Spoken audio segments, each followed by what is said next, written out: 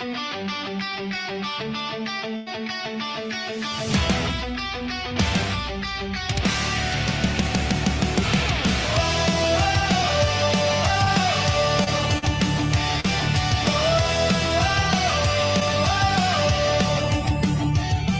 okay to be proud of the UK.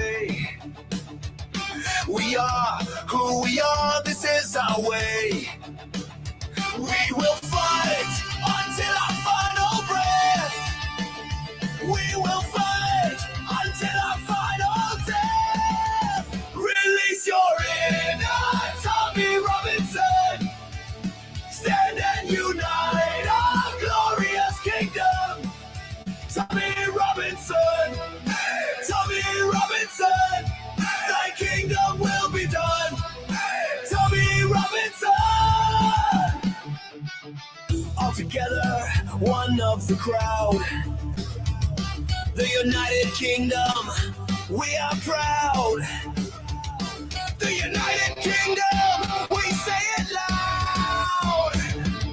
The United Kingdom. Release your inner Tommy Robinson. Stand and unite our glorious kingdom. Tommy Robinson, Tommy Robinson, thy kingdom will be done. Tommy Robinson.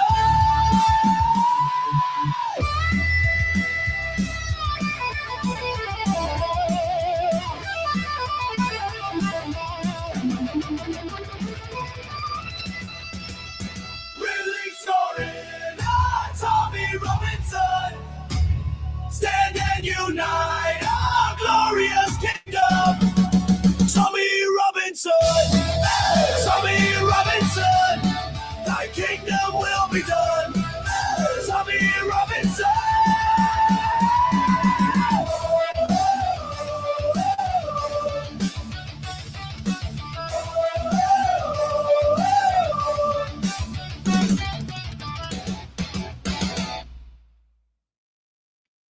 Boom!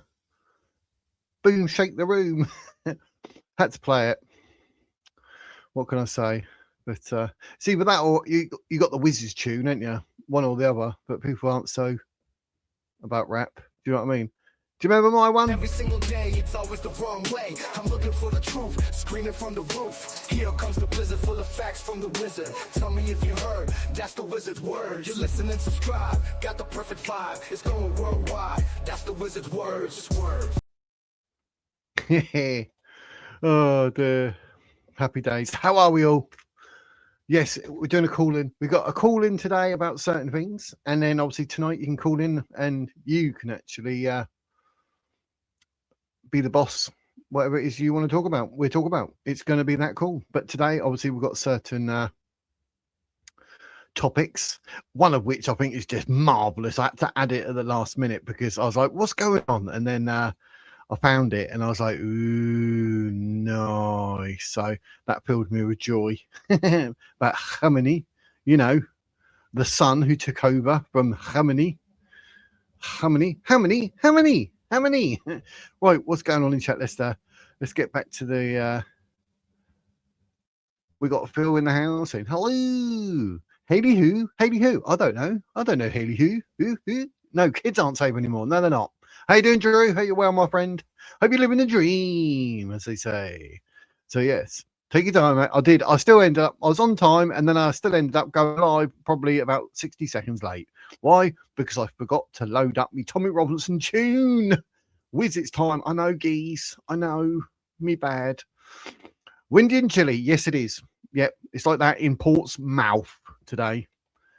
Right, Wizheads. How you doing, Michelangelo? You should be busy painting, mate. Just saying. Afternoon. Hey, how you doing, YT? Or Ace, I should say. Hope you're well. Afternoon, everyone. Hope you're all well. British and proud in the house. Happy days.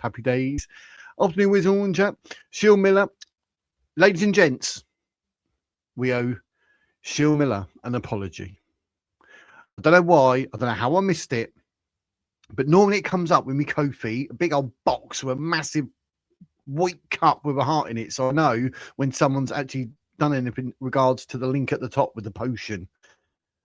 And she'll done it. And I was going to mention it last night, and I thought, oh no, I'm interviewing Nick Buckley. But during the show, she very generously supported the channel, done a potion through Kofi, and I completely missed it. Didn't say a word. How rude is that? Come on, Wiz. Come on, Wiz. So, Shill, one, I apologise, and two, thank you for supporting the channel. I appreciate it, even though I did miss it. That's my fault. I like to blame someone or something, but I can't. I don't know why. Normally it comes up. And then it says in the chat as well, like the Kofi bot then posts and says, oh, Kofi, blah, blah, blah. So I can see it all, but I didn't see it. I did not see it. So I am so sorry about that. But thank you very much. I really do appreciate it. And I'll do my best not to miss them, but they should come up in the chat. So I'll have to see and make sure, like, if anyone else like does a potion or something, I'll have to make sure it comes up, because I don't know why I missed it. I have no idea why I missed it. So my bad. My bad. Who is it? I made you a song. Oh, Mad Monkey Sees. Oh, he made me a song. Oh, cool. Cool. Cool. Everyone's saying hi. Everyone's saying hi. Hi, wasn't everyone? The Will Bobby Girls in. Yeah, Earworm is playing. I have it in my head in the morning, and I'm like, oh, mate, I tell you, it's one of those songs that just like it just. And I was like, I need to listen to it. I need to listen to it just to let it all go. Love a good earworm, an earwig. How's everyone doing today? Hopefully they're doing well and they're living the dream. Have no fear. Zardoz is here. Who's Zardoz? Who's Zardoz? Is that Montgomery's secret name? What's today's topics? Wow, we got. I'm starting with the marvelous news. Marvelous news about the new Supreme Leader and his condition. It's hilarious. Then I thought it's hilarious still that BBC think they can charge us £15 a month for their lies and biased broadcasting. I want to discuss with that what happened in the Norwich school. So it'll be worth talking about whether schools are safe, and if they're not, what can we do, and our children. And then there's two videos that I've got from X. One, we have a takeaway man offering free food to 13 and 14-year-old girls. Free food? What for, mate?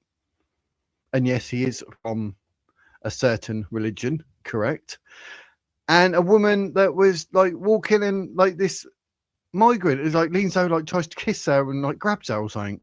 So I thought we'd discuss that. And obviously, you know, people can call in and have their say, basically. Simple as, isn't it? I think that's the best way to do it. Best way to do it.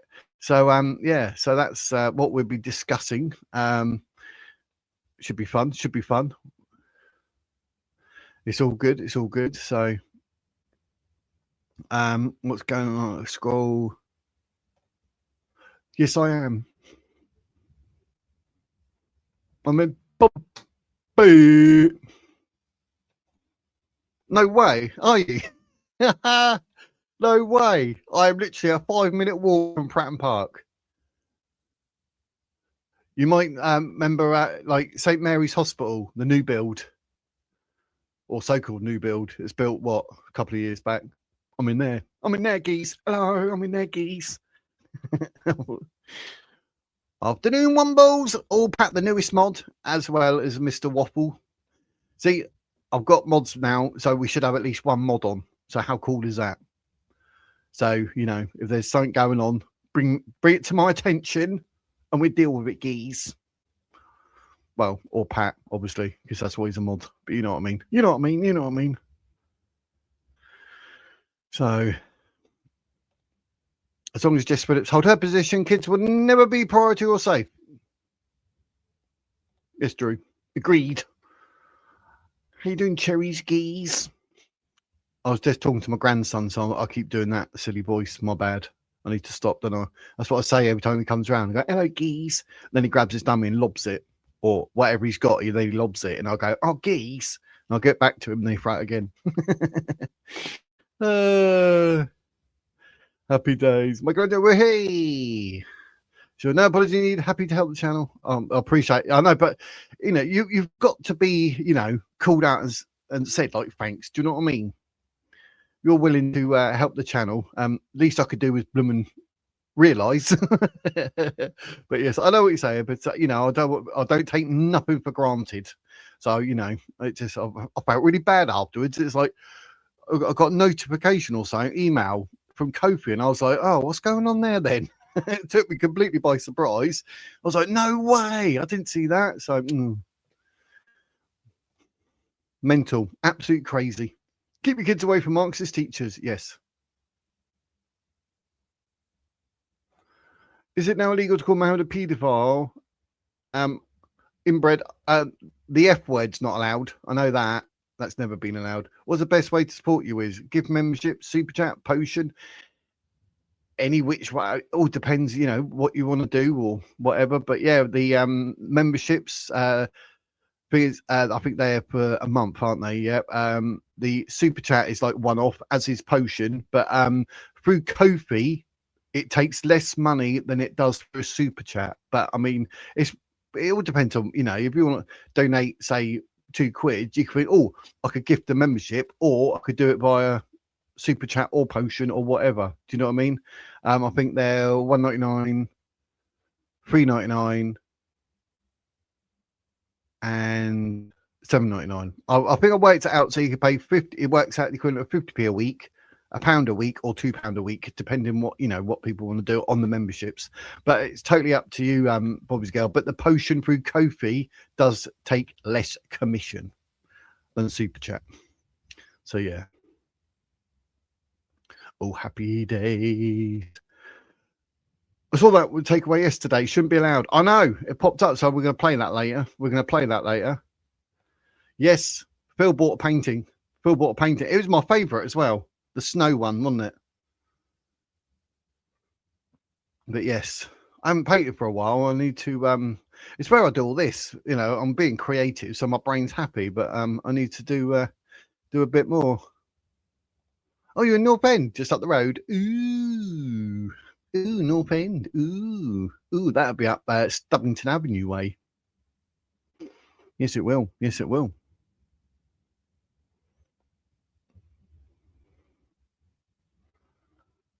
What's that? You bought a sword?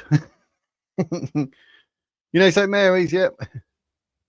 Oh, happy days. Oh, Phil's on the gifts. He's gifted the Wizard Words membership. Let me upload the other screen so I can see who's got it, because we've got to give them a shout, haven't we? Thanks for that, Phil. Appreciate it. You're very, very generous. You are indeed very, very generous.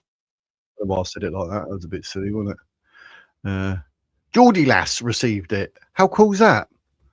And Geordie Lass is here. How cool. What a shot.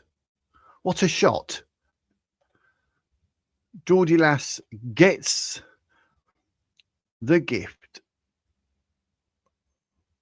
Can't find where. Oh yeah, it's further ahead in it. I jump to them because obviously they take precedence when people are willing to do memberships or whatever they do. I take, you know, I'll stop, go to that, then come back to chat. So, you know, got to keep it fair. But what a shot. So that's received by Geordie Lass. How cool is that? I bet Geordie Lass like, way, quick, buy a lottery ticket. Happy days. But yeah, appreciate that. Yeah, I know. What are the odds, eh? What are the odds? We can rendezvous. So, yeah, it'd be funny actually. It'd probably work out that you probably knew my sister. You have to let me know if you ever knew anyone called Charlene, but they called her Charlie. If you ever known anyone like that, let me know, because that's my sister who passed away. You might know her. I don't know, but it's worth asking. Someone else knew my uncle. Couldn't believe it, in London. That was who was that? Chloe Celeste, I believe. It's a Smurf out. No, it's not, mate. Leave my Smurf alone. Yeah, literally down the road. I saw a takeaway video. Why would men in takeaways give free food to young girls? We all know why. Yes, because there's other videos saying that they do it for favors of a certain nature. Do you know what I mean? So you tell someone from Pompey when you hear din low. Yeah, well, I'll do that. Din. You din. Like the stream. Yes. How do you do, Electro Doc? And vape shops. Yes, that come up as well. Yeah, crazy, crazy. Memberships. Only $1.0 income from this channel. Yeah. You should set up Buy Me a Coffee. I think it's got the lowest charge for them on the donation. I had to Buy Me a Coffee, but it actually works out more than Ko-fi. Ko-fi is the cheapest. And there's a video of a bloke explaining why. Because you don't have to donate anything, but you can opt for 5%, but you get better whatever, but better options. But yeah, the Ko-fi, KO little dot FI, that's the cheapest, so that's what I went with. I did have Buy Me a Coffee, but I got rid of it. So because it's all linked to the same Stripe account, but spent all mine drafting an email, like you do. But this is just marvelous news, ladies and gents. Remember, any of this that's coming up, if you want to talk about it, then you can request the link and you can come up and you can discuss it with me. We can have a chat, and you know, you can get your views. So that's cool. On any of the stories today. So, you know, come up, have a chat. So yeah. Oh, you're not far from the Stumbling Avenue. I thought I'd say that because it's a main road, isn't it? We'll have that Welsh soon. You're becoming too popular. And Geordie Love saying, thank you. Welcome to the Wizardians. I was about to say Wizfam, but people in chat have said, no, it's not Wizfam, even though, you know, it's my channel. What it goes, mate. But apparently not. Everyone go, no, Wizardians. So you are now a Wizardian. And you get the alien type emojis. So cool. I know what you meant. I know what you mean. You're not far. You're not far. From it, you can only get a gifted membership. We are on the live when it's donated. Apparently not. It comes up. Even I'd done it. I gifted 5 before, but someone done 5, and it went to people, and 2 of the names we didn't recognise. They are subscribed, but they weren't on the live. It's quite random. We've done it the other day actually, and I read it out, and I don't think any of the I think 2 or 3 were donated, but they weren't live. Phil confirm it, because obviously like here, like Geordie Lass, straight away it's like, oh thanks, happy days, and then you see a name in green, but not the others. They weren't here at the time. So you know a few female Charlies, so possibly. She did. She passed away, but she was married to a girl called Michelle, and then obviously wasn't, and then she was single. She worked. Where did she work? As a factory, they do the smellies. I can't think where it was, but yeah, she worked there. But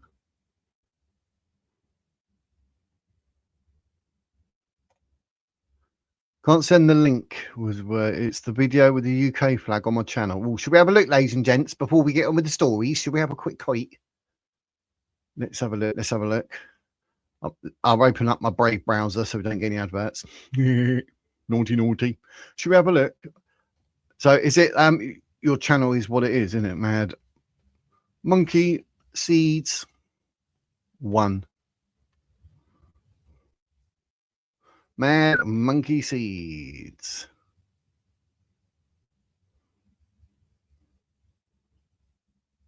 Is it the one that was uploaded 6 minutes ago called Albion of Old? Is that the one?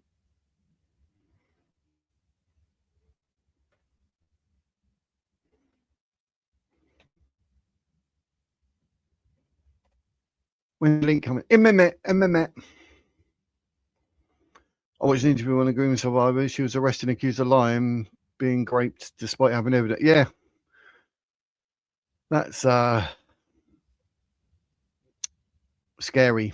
It's but the thing is though, in the world of Islamic law, Sharia law, a rape victim, she has to have at least 4 witnesses or it never happened, which is ridiculous. Because it's like when they've been beaten, they got to show the bruises, but they're not allowed to show the bruises because they've got to remain covered and not allowed to show skin. So you got to try and prove it without showing.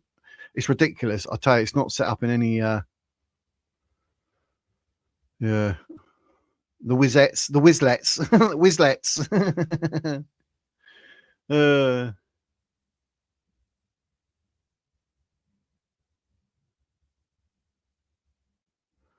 So I'm going through. Oh, we need to see if it is that. Where's yep, Sharia law. That's the one, is it? Albion of old.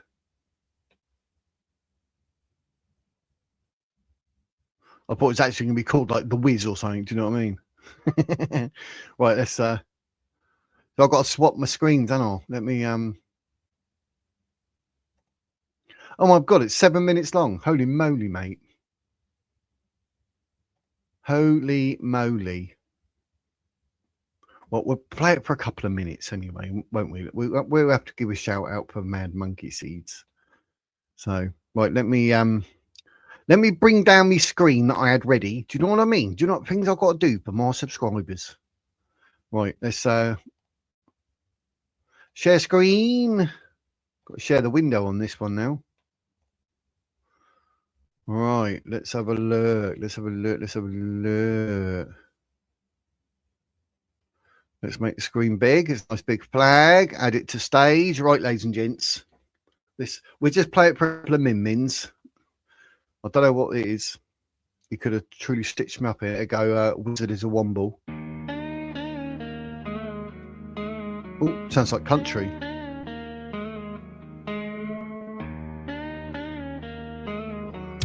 Here we go. Ooh. Ooh. Ooh. Oh, Albion, once the cradle of empires vast, where the sun never set on our dominions cast. From dawn's first light in distant eastern seas to twilight's hush over western colonies, we sons of soil where ancient oaks entwine. Christian cross forged in fire divine. Yeah, Estee Lauder. That was it. YT. Yes, Estee Lauder. Roadways with iron will and steadfast heart. Built drums where freedom's flame would never depart. But now behold our shifted out in chains, ensnared the shadows from where evil reigns. Yet hope flickers in our weary breast, that one day. There you go, ladies and gents. How cool's that? That is courtesy of Mad Monkey Seeds. He's got a few tunes on there by the looks of it, so get over there. Subscribe to his channel. He's got 30 subscribers. He needs 30 more. Or 300 more. 3,000 more. But yeah. I've subscribed. Just subscribed. I've literally just subscribed, geez. I'll go through some of those songs, actually. Yep, I do like a bit of tunage. I do like country music. I like rap. I can listen to anything. That's why I like songs, apparently. I was told, yeah, I'll be a good songwriter because I can listen to any type of music. Strange but true. But yeah, I don't get why they don't let you. I mean, it's a bit weird, isn't it? You think like, oh, like there's someone on the live stream, and you think, oh, you know, they're good. I've enjoyed talking to them. Let me donate them. Yeah, definitely. Yeah, it would make much more sense, and I think more people would do it. Yeah, because I would. Because I'd be like, oh yeah, there's a couple here. They're always here. Do you know what I mean? They haven't been bothered to actually get their own membership, so I don't need one. That's how I roll. Do you know what I mean? Just to say thanks to, they're always watching. I'm like, yeah, actually, I'm going to get you a membership. Do you know what I mean? It'd be really good. I know exactly what you're saying, Bobby's girl. Even Phil's there, like, yeah, definitely. So, but yeah, can't be helped, YT. Can't be helped, Ace, I should say. But yeah, it was their stay lauder she worked at. So, stick around for that, mate. Everyone, welcome to get involved. Yeah. Penetration also must be, otherwise it hasn't happened. yeah. But this is apparently he's in a coma and has lost a leg. And this is the man, the one that came to Britain to get his issue sorted so he could have a baby. But it's Iran's new supreme leader, Mojtaba Khamenei, has lost at least one leg and is in a coma. And it's also saying that the 56-year-old has also suffered serious stomach or liver damage. Can happen to a nicer bloke. I just thought it's worth throwing in at the last minute because it's only come up and I hadn't heard nothing. But they're saying one or two of his legs have been cut off. His liver or stomach has also ruptured. He's apparently in a coma. Oh, I was trying to highlight it there. That wasn't a very good job. What? As well, he's currently not believed to be directly the strategy currently fueling turmoil in energy markets. The source said to be in the Iranian capital, Tehran, provide details about the new leader's condition, treatment, location, and security arrangements under intensive care, whatever. Could happen to a nicer bloke. He's actually himself, is even when his dad was alive, was like, yeah, you can go out and just I know there are citizens and, we don't do arrests and have a court of law. We just shoot them where they stand. So it's ridiculous. Yeah, YouTube did it. He actually, I think it hit Slim and someone else as well, wasn't it? We're like, yes, what a target. That's why I was surrounded by women in public. When they do it, it has a name, but I can't remember it. They do it to the G, whizzing me boobs off. They did to a journalist at the Arab Spring in Egypt, I think it was. Yes. And there was a woman who's doing a motorbike thing, YouTube channel, going around with a weird Paulo not trolling today, mate. I can't see. Blocked him. I've not seen him. But I only started on that one because I just thought it's good news. It's good news, isn't it? The man is a lunatic. So, but yeah. So I don't know who wants to talk about what, but I'm going to show I'll show the two videos that were on X. And then obviously if anyone wants to come up and we talk about the other stuff, that's not a problem. So let me just open the links for the YouTube. X videos, because we show them. And then obviously we've got the discussion about the schools and whatnot. So if you want to discuss it, let me know. I will be putting the link in the chat. So the first one is the woman being grabbed. Let's make it nice and big. This is the lady in question. Need me headphones.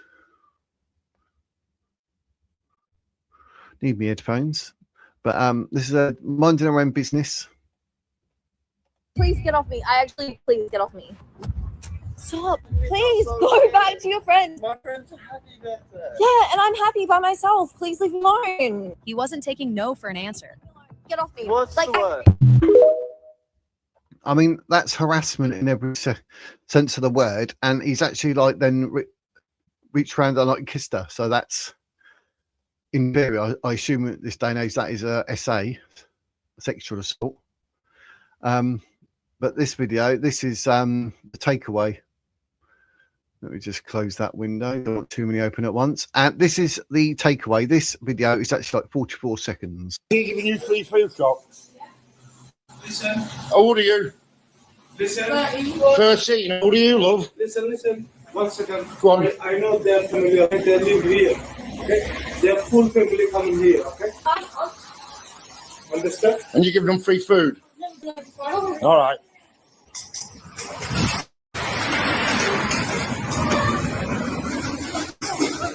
Should be going home, girls. This time in your fucking Don't come back, girls. Don't be giving fucking children free food. Don't be giving children free food. Fuck off. Ryan, Indian, Farmworth. He giving you free food. Did you notice? He said like, "Oh, the family come in and blah blah blah," and then the girl goes, "I've never been here before." So he's basically lying there and then. So absolutely nuts.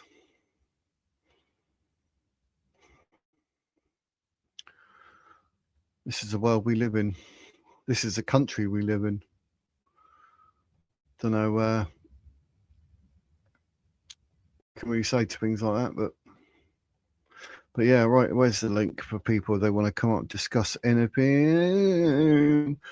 But the BBC charging 15 quid.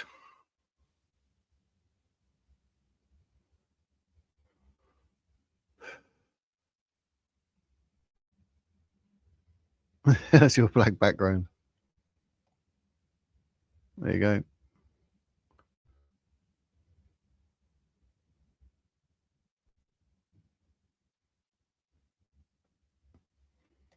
Yeah, that's it. It's set up Sharia law for the man, isn't it?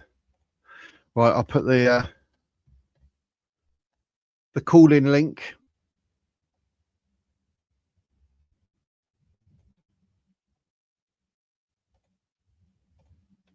Post that up so people can call in and discuss whether you want to discuss like whether schools are safe.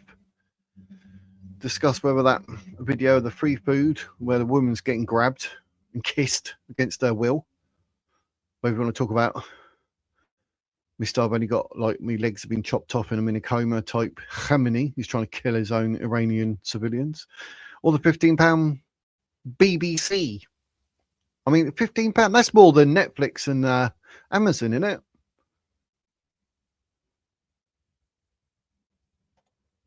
Yeah, cheers for that, Waffle. I did see that. It was a bit dodge, wasn't it?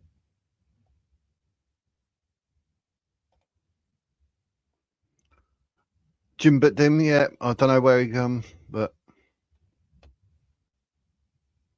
yeah, the interview went really well with Nick Buckley last night. Did you see it? I think when I closed it down and that, obviously, because then I look at the back end, it's like 2,400 views. I was like, blimey.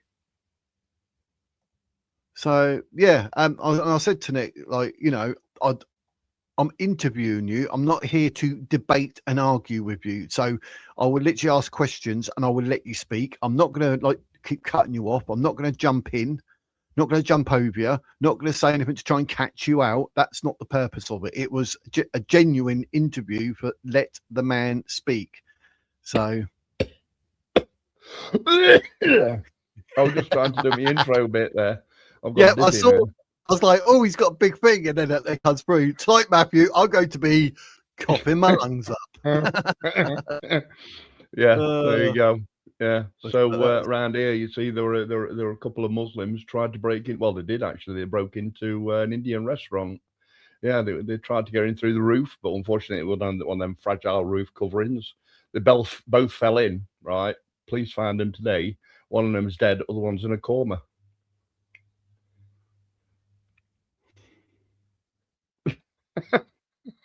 Mate, what's up with that one? Yeah, so I've drafted an email up. I've only sent it to you at the moment.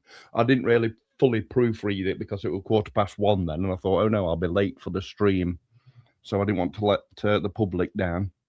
So yeah, so and then I just sent it to you. I mean, terrible.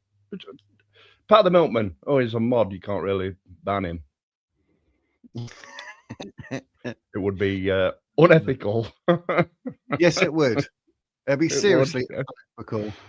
Yes. But yeah, it's all good.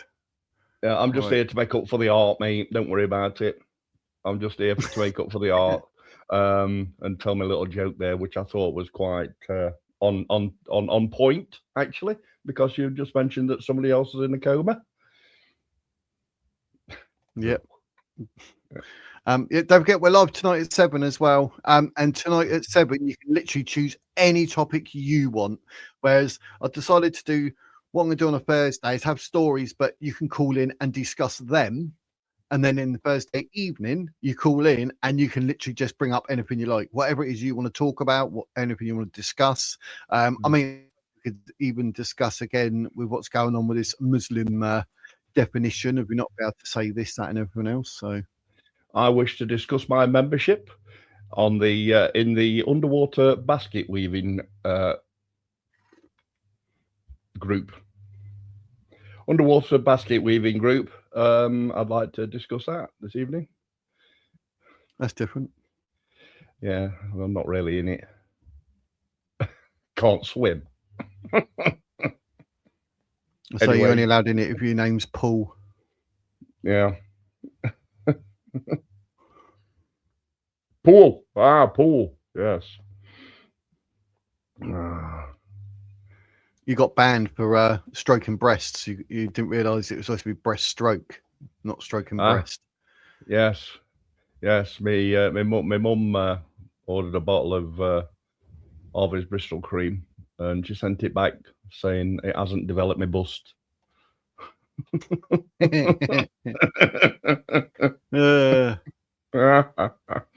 There you go. Yeah, call in. Someone call in, please. I thought that said Muppets there on end. It doesn't. It says Mupp Jigaders. 28 Muppets. At the end of the link. 28 Muppets. I read it as. Due to my terrible, what's it? You know, that way you can't make words out properly. Or think about properly whenever it needs to be. Dyslexia. Yep. I'll tell you one thing, for £15 a month, I'm not renewing anything to do with BBC. I'm not paying that. I'm literally, I'll just ban it. My missus was like, what? I said, yeah, we have to just get rid of it. 30 years, just get rid of 30 years. Don't even watch it. It's shit. Yep, it is biased and everything. I'm not paying £15 a month for that. Way. I only pay $6.99, I think, for Netflix. I watch wonderful channels on YouTube, such as this one, Wiz. There you go. I sometimes even participate, as I'm practicing right now. Yeah, so if we can get Ben Habib on. So we've already discovered that Nick Buckley is up for running as a leader, right? And because of all the racial slurs that that Ben got over on Twitter or X, we really ought to change the leader over and then see what moanings they can do about it, as like some kind of a filter to find out what exactly is wrong with Restore Britain in accepting Advance UK in. So if we change the leader over to a truly British bloke who's also known for a lot of work for charity, you know, right? Then I don't see what they can moan about. If it's then the college that they're moaning about, then maybe keep the college as a think tank and as a communication route it already is, yeah. And then have our half of the party discuss with Restore due to having a little red phone line. I don't know how it works, right? A little red phone line straight up to Rupert Lowe saying this, that, and the other. You know, and also coming up with policies like they're already doing. Just as well. Anyway, I wrote you that email. I think that explains what I'm getting at. You know what I mean? And then I'm going to send it off to Paul. I'm going to send it off to Paul and Nick Buckley as well. Right? When you've had a look, tell me what you think. Please read it properly. Don't say I got bored halfway through. It's not that long. I've put it into little paragraphs, right? So you only need like a 5-second attention span, right? I would dance to it like I would do on TikTok, right? But I can't read and dance at the same time, right? But it's a dance song. I'll listen to it. If that, yeah, like TikTok does, yeah. Just to keep your attention. Like you do. Helen, that's the first I heard of it. Actually, it was on 2C, and I googled it, and it was saying like, "Oh, this is fake news. It's been debunked and all that." And I'm like, "But it's only literally just come out. So how come all that's going on?" But yeah, it seems 2C was correct. Yeah, hit in the early bombs that killed his dad, so he's not been conscious from the start and is likely dead. Ah, well, there you go. Couldn't have happened to a nicer bloke. Which Iranian leader?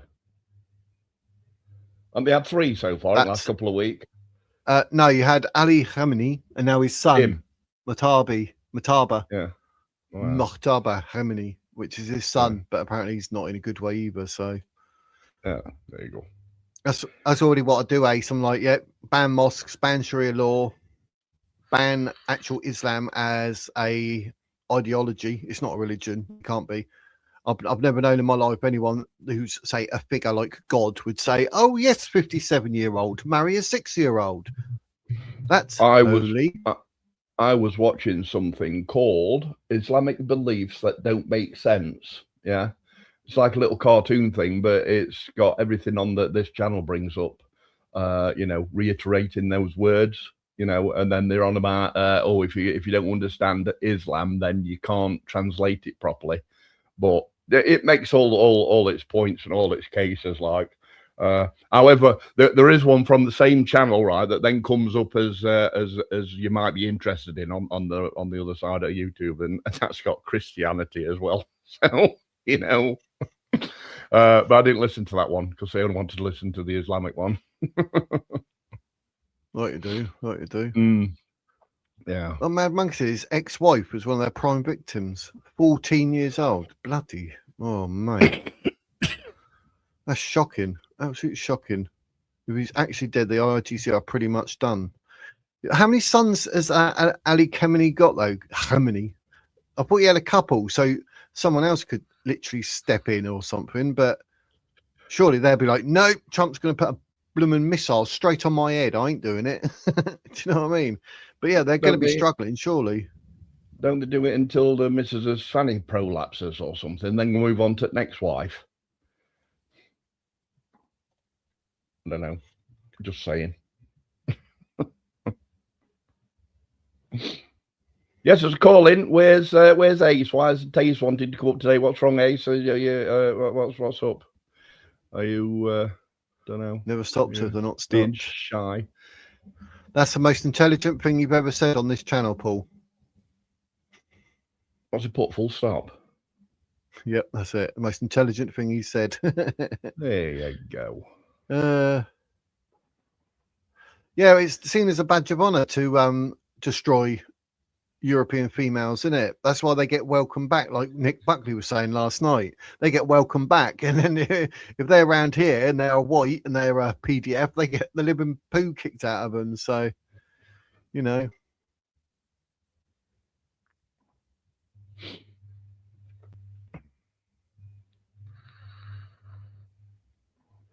I can say with, I saw it with my own eyes. Paul Ladd was in at the same time as someone else was masquerading as Drew Lang.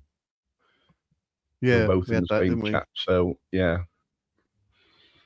So, not guilty, Your Honor. He's not guilty. Drew did say last night, that he wouldn't, or, he'd do whatever was necessary for the benefit of the party, because it's about the party, not him, which is the same sort of thing that Ben says, the same rhetoric. But I mean, as it stands at the moment, I think Ben should stay where he is, do whatever. Things need to settle, but there's been a lot said about him because of his videos and airing it in public and all that. That just needs all to calm down because it's politics. Things are going to be said. So but you can't. I'd say not right now. Well, even so, I know, but it's going to take a while for it to get the voting done and stuff like that, isn't it? So I think if we can oil it up and get it ready for that and put that idea out there, you know what I mean? Yeah. I don't think. I mean, I'd say, something sort of maybe depending on the actual scenery of what's going on and how people have reacted, and once it's been sort of seen and digested a bit, then maybe at least 6 months, and then start actioning it. I think that would be right, because then we'll be able to gauge what the Ben Habib situation is, and all this ethno-nat British English rubbish, that rhetoric can stop, and then we might be able to all move forward and see, what's going to happen with unity and that, or whether even Restore will then turn around and say, right, we can merge with Advance or whatever, whether that happens. Pigs can fly. But Mod Phil, I like Nick, but what about Howard Cox? So if Howard Cox wants to come on the channel and we can put the same question to him, then we can leave it to the college to vote whoever in. If we decide that both of them have got similar kind of moral values, which I like Howard Cox as well. He is in the college, isn't he? Yeah, he is, I think. Yeah. And I didn't know there were 50 members now, according to Nick last night. 50 members in the college. That's halfway up to the 100 total, isn't it? That's very good. I didn't know that, Helen. I didn't know that. Ben already offered to become the college chair. I saw that bit, yeah. Yeah, he did. Separate the college and remove the ability of the college to remove the leader, and that didn't work for Restore. So literally remove the ability of the college to remove the leader. But I mean, that's like an important part of it, really, isn't it? Because the leader could be what's, the beginning of the sepsis, so to speak. But it's whether or not, so that'd be put out there to feel whether or not that's what Rupert's problem was, because he might have had a problem with the public and being able to vote him out, midterm or however it works. I'm unsure about that. They've got to stay in for 5 years or something. I don't know, but I suppose really that's down to a normal come and gone vote of the public. Do you know what I mean? That's just here. Look. Yeah. How you doing, Ace? You good? Yeah, not bad. I was literally in the process of turning my PC on when Electro asked, "Where's Ace today?" He read your mind. Literally, yeah. I had YouTube on via the app on my TV, and then I thought I might as well join in. I've got nothing else to do, so. Oh, I'm on television as well. Oh yeah, of course I'll be on television. What am I talking about? I'm on my own television. Oh yeah, I'm famous. Hey, I'm famous. But yeah, interesting times. I really, really hope that his second son won't make it, which is not a very Christian thing to say, but in light of him surviving what that means, I think it's better for everyone that he doesn't survive. So that's my rhetoric. I mean, the man's evil. He was behind, like I said earlier, like his dad would be like, saying whatever. Then he'd go out on the streets and get people shot. And it was his idea to do this, that, and everything else that involved a lot of deaths. So, do you know what I mean? You practice what you preach, then, there you go, karma.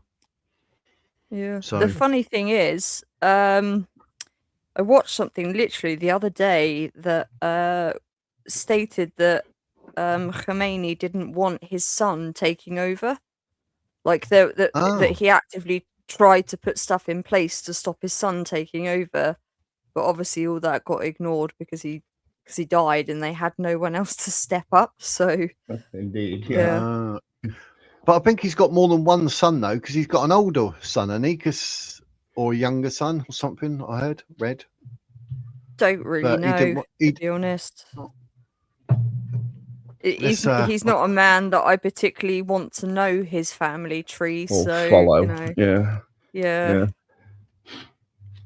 I just like the term that Tusi came up with, which was "ire toilet." Yeah. So yeah, the states need to keep flushing that ire toilet. Do that.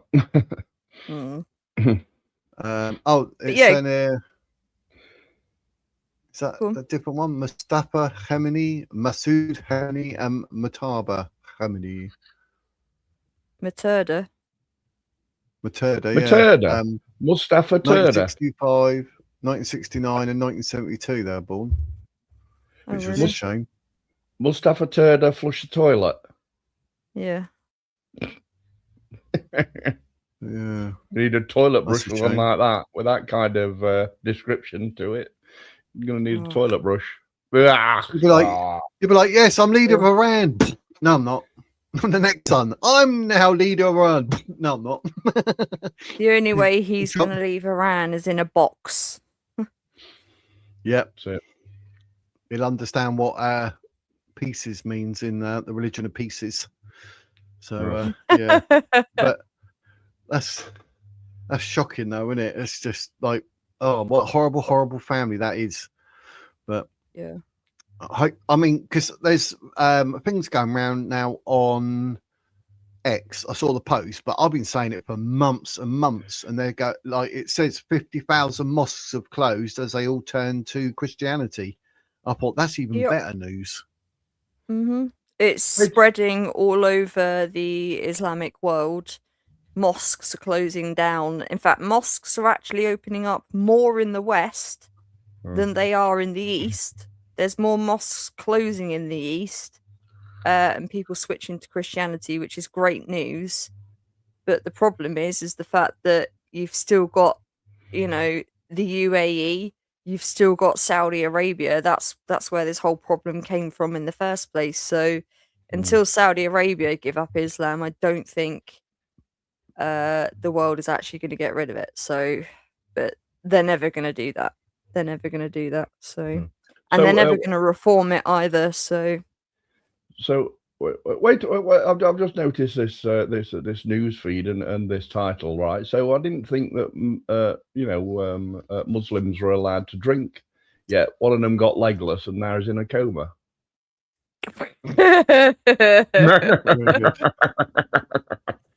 That's brilliant.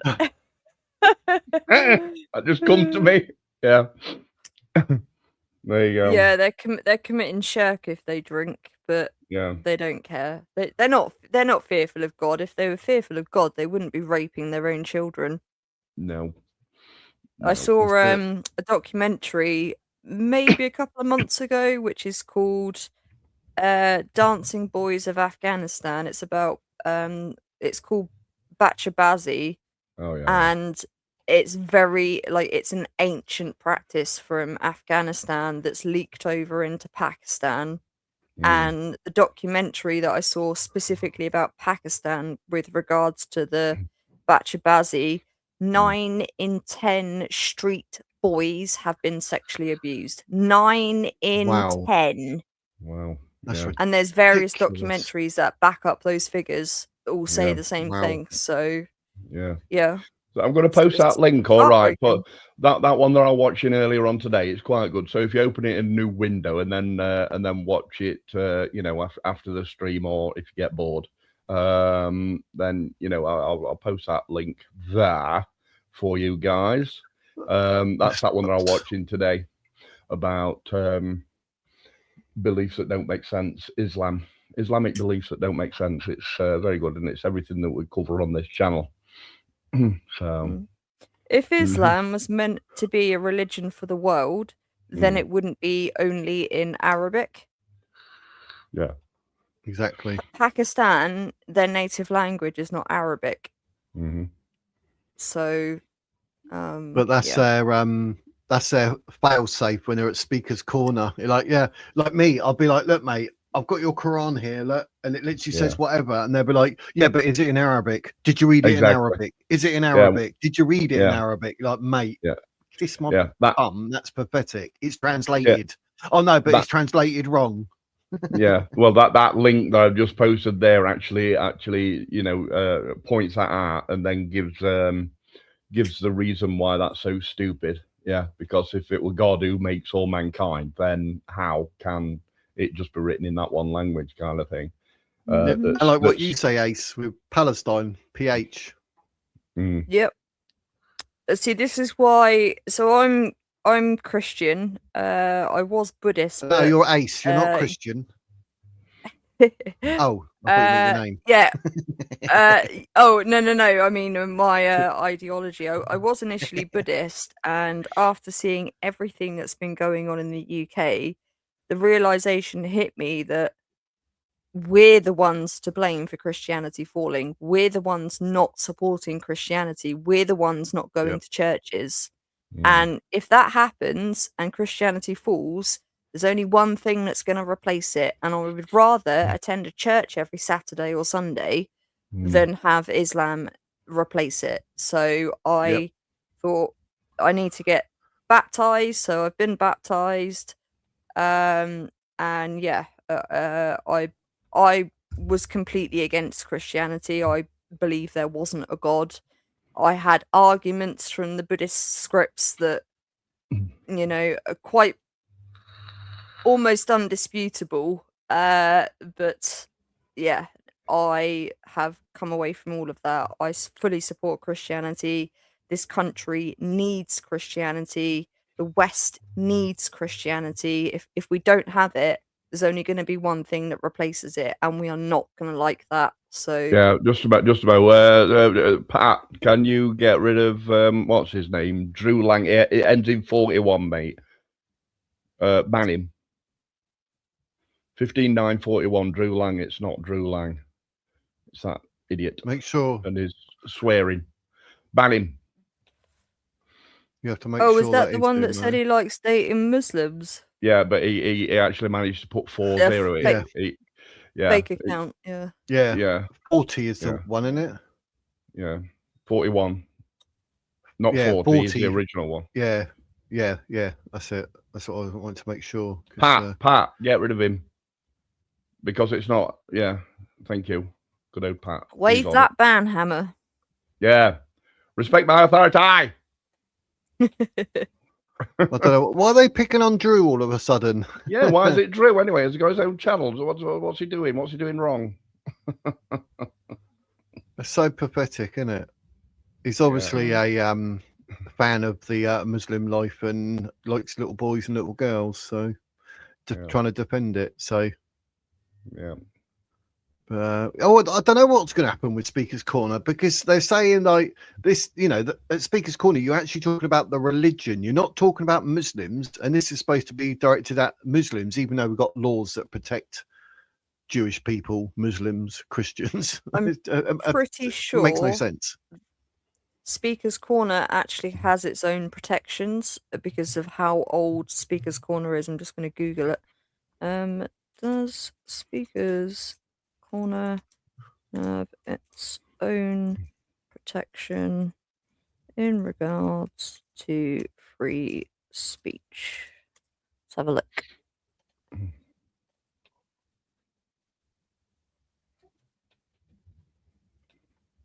No, it doesn't. But that needs to change. Instead, it has status derived from a long-standing tradition cemented by the Parks Regulation Act 1872 that designates this specific area of Hyde Park for public speaking, allowing it act as a symbolic rather than an immune space for free speech. They need to change that. This is the one thing I really liked about the advance, was that they were planning on putting in specific protection for churches. I think that's something that Restore need to consider doing as well, because the churches need protecting. Yeah. Mm-hmm.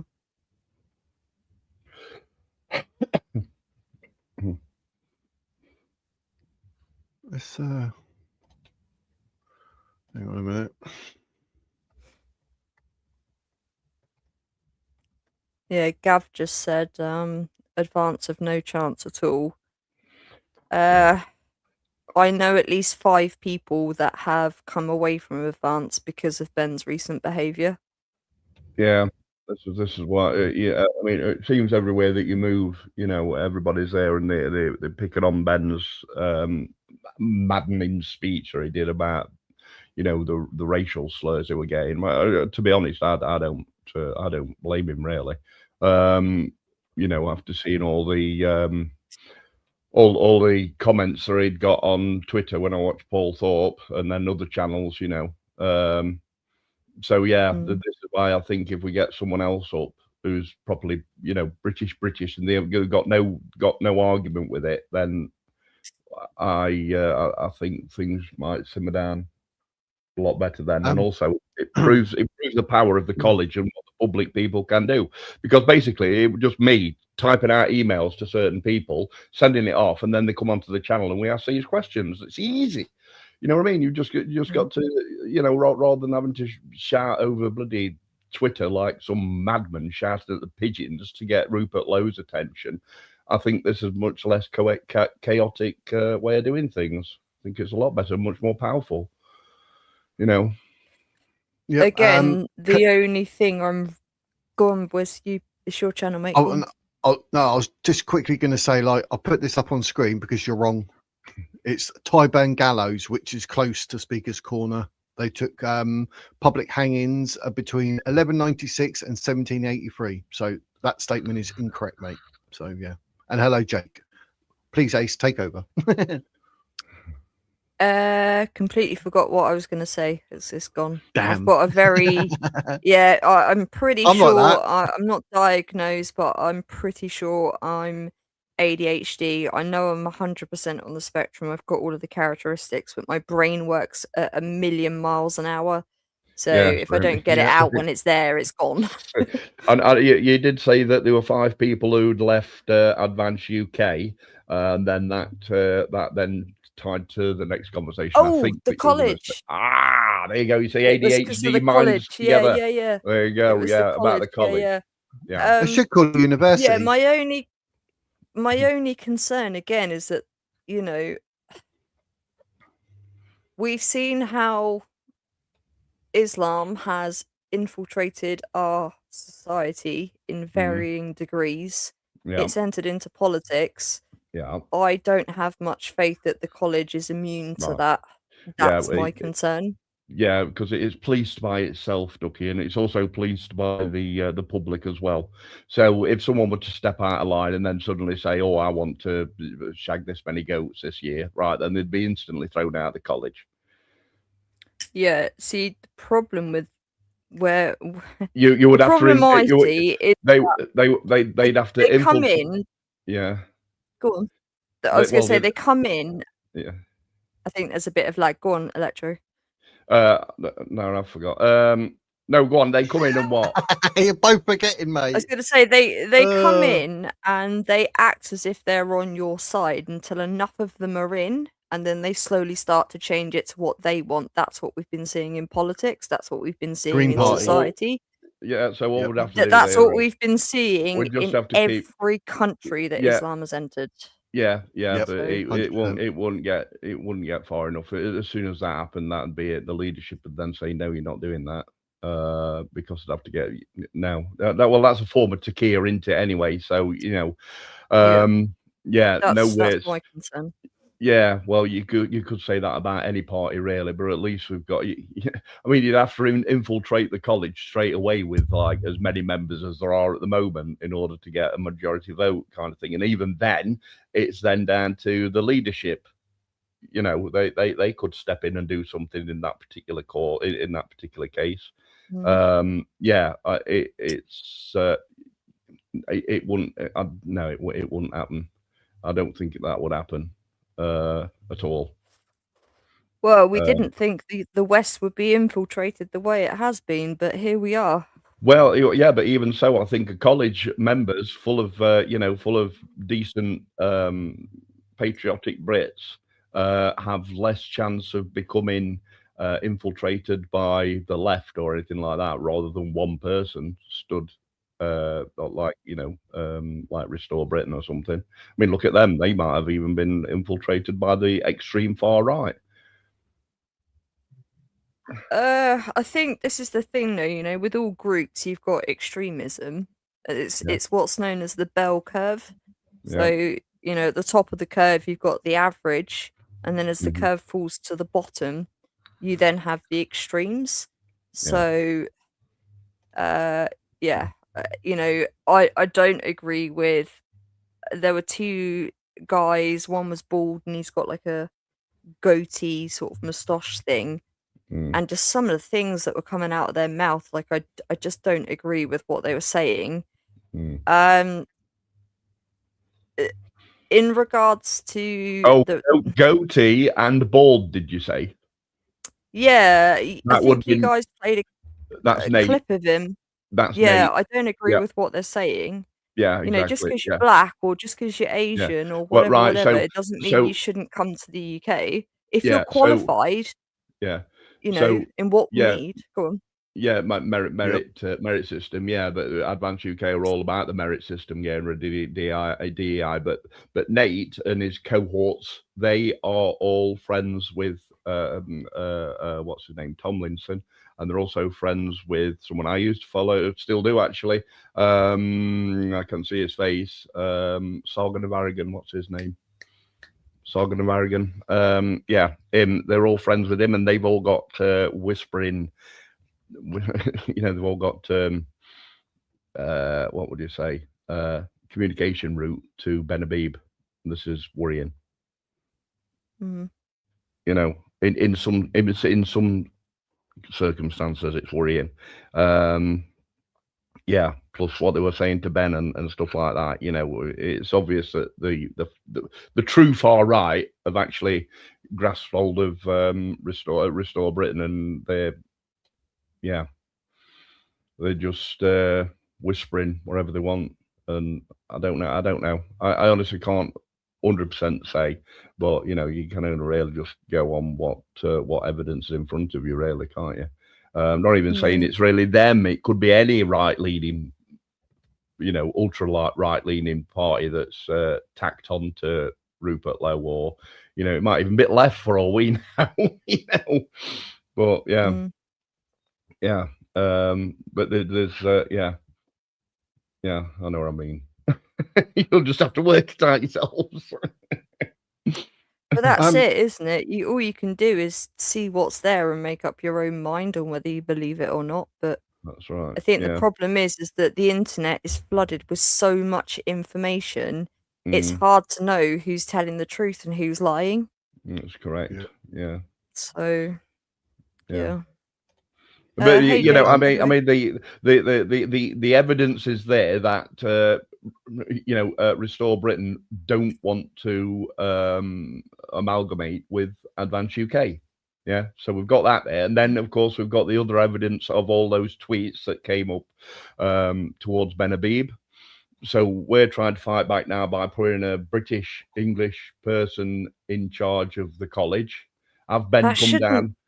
That shouldn't have to happen, though. I know it shouldn't have to happen, but Ben put all the work in to set up the party. Yeah, and you know, if it got to the point where he was voted out, that should be enforced because he's been voted out. But he shouldn't have to change because of his even Ben said heritage. it. But indeed. But Ben's even said, you know, he doesn't mind dropping down to being something else, such as the I don't know, chairman of the college. That'd be a good idea. Could get the college into more of an organised structure. Yeah, that'd be good. Yeah. And then just have Nick or Howard Cox, if Howard Cox is interested in that. But we do know for a fact from yesterday's stream that Nick Buckley would be interested in becoming leader of Advance UK. We need to take that forward, I think, because we ain't got that much time left. You know, you've got 3 years now into it till 2029 next elections. A lot can happen in 3 years. A lot can happen, yeah, but I still think we need to get our feet under the table and see what's happening there. You know, and do some kind of merger with Restore Britain, because there's no one party who's going to win it themselves. It's going to end up being Greens, if you ask me. I mean, we've given up on reform as being, you know, just a dead horse. Really, it's not good at all. The Nigel Farage show. The Nigel Farage party, yeah. So we need to make some legwork and look for the winning horse, and then hopefully amalgamate with that winning horse. And you know, even in my mind, it's looking like Restore Britain, even though Restore Britain aren't actually a party yet, but they could take ideas from Advance UK and see that, you know, and just amalgamate. And because the Greens would never have this chuffing issue, they'd never have this, you know, seeing eye to eye issue. They'd just hold the nose and jump in. But yeah, I know Restore are on the way to registration because I looked up the electoral commission a couple of days ago, and they are on the website.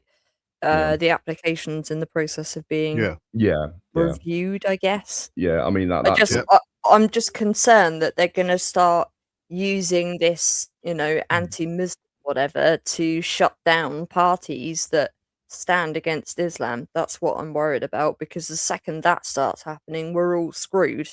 Who's that? Yeah. Who? Greens or Restore? Just anyone that, you know, is pro-Islam. I'm genuinely worried that they're going to start using the anti-Muslim hatred in ways that it's not designed to be used. In fact, there was actually a couple of days ago, there was an MP who's from Pakistan or Pakistani heritage, He was actually caught saying, "How can we use this to shut down conversation about Islam?" And it's on YouTube. They've got video of it. So they're already trying to consider how they can shut conversations down using this law. Yeah. Well, if Greens get in to proper UK government, as in Jack Polanski as the MP, that's it. I'm off. I mentioned this on every single stream. I'm off. I'm off. Good to live with his sister in Germany. Not that that's far behind us, but yeah. Well, at least Germany are now starting to vote right. Yeah. Yep. And but they had issues, didn't they? They're all getting shot. Yeah. AFD, was it? About eight in a row was shot or something, or died mysteriously. So there's always something going on. France is starting to move in the same way as well. Obviously, Le Pen got banned, but there's another group that are starting to rise in popularity. I can't remember what their name is, but pushing the same message as Le Pen. Yeah. Well, I've learned from Cyberpunk Dingo this morning, just before stream, that EU are even, waking up to it now. The EU are, as in Brussels. Yeah. Belgium. Belgium. The native Belgian population are now the minority in Belgium. Wow. Yeah. Didn't know that. And the whole boats thing that they've now started pushing boats from Belgium as well as France. So, yeah. I don't know why they don't just declare a national emergency, put the Navy in the sea. The charities, they need investigating for helping to support this. I've donated to the RNLI. My donation was not there or donated to be used to help migrants get into this country. I know someone who had whose husband used to train with the RNLI because they were a big sailor. He liked sailing, and he had he had ties with the RNLI, and she said that they hated it, just like the police force are really, about all this anti-hate crime stuff that I learned was in when I were in Benidorm. And just so happened I was talking to a female police officer from Ireland, and she said, "Oh, we hate it. We would not believe the conversations that we have behind closed doors." So, right, okay. Would you care to share that with me on camera? She said, "No." All right, then, fair enough. So you just have to take my word for it. But yeah, that happened. That happened. What's Jake saying? My issue with Advance is how they treat after their hard work. What you're saying there, that is what bugged me, because obviously you know how I met Richie and Rogue when I think it was someone like Paul Morris said that I said something or whatever on a stream about them, which I never did. So that's how I met them. And they are really genuinely good, happy, honest people. And this did irk me a bit, because when they turned around and said like what they said, I was like, how is that fair? I mean, it makes no sense to me, but it's sort of something that I still hold against Advance at the moment, because I don't think it was right. They got the new Welsh people doing whatever they're doing, and they're just rubbish compared to Richie and Rogue. They did not deserve to be treated like that. And the fact they were, and people felt it was okay to treat them like that, and then make accusations, even though they got locked out of this, that, and everything else. I mean, there's no excuse for that. So yeah, this would be another question to ask. Really annoyed. It would be another question to ask Ben if we get Ben on. Don't tell him that you're not going to have him as a gotcha thing. Pre-warn him of the questions if you want to with an email. But ask him that. So we want to know what happened with Richie and Rowe. I did catch that they'd done some kind of a conference, hadn't they? And then they were expecting Ben there, and Ben didn't turn up. And he just informed them by text message or something. You know what I mean? Yeah, then they got locked out of all the emails and everything. So yeah. So we'll find out what that's all about. That's another question to ask. I don't know what that's supposed to mean.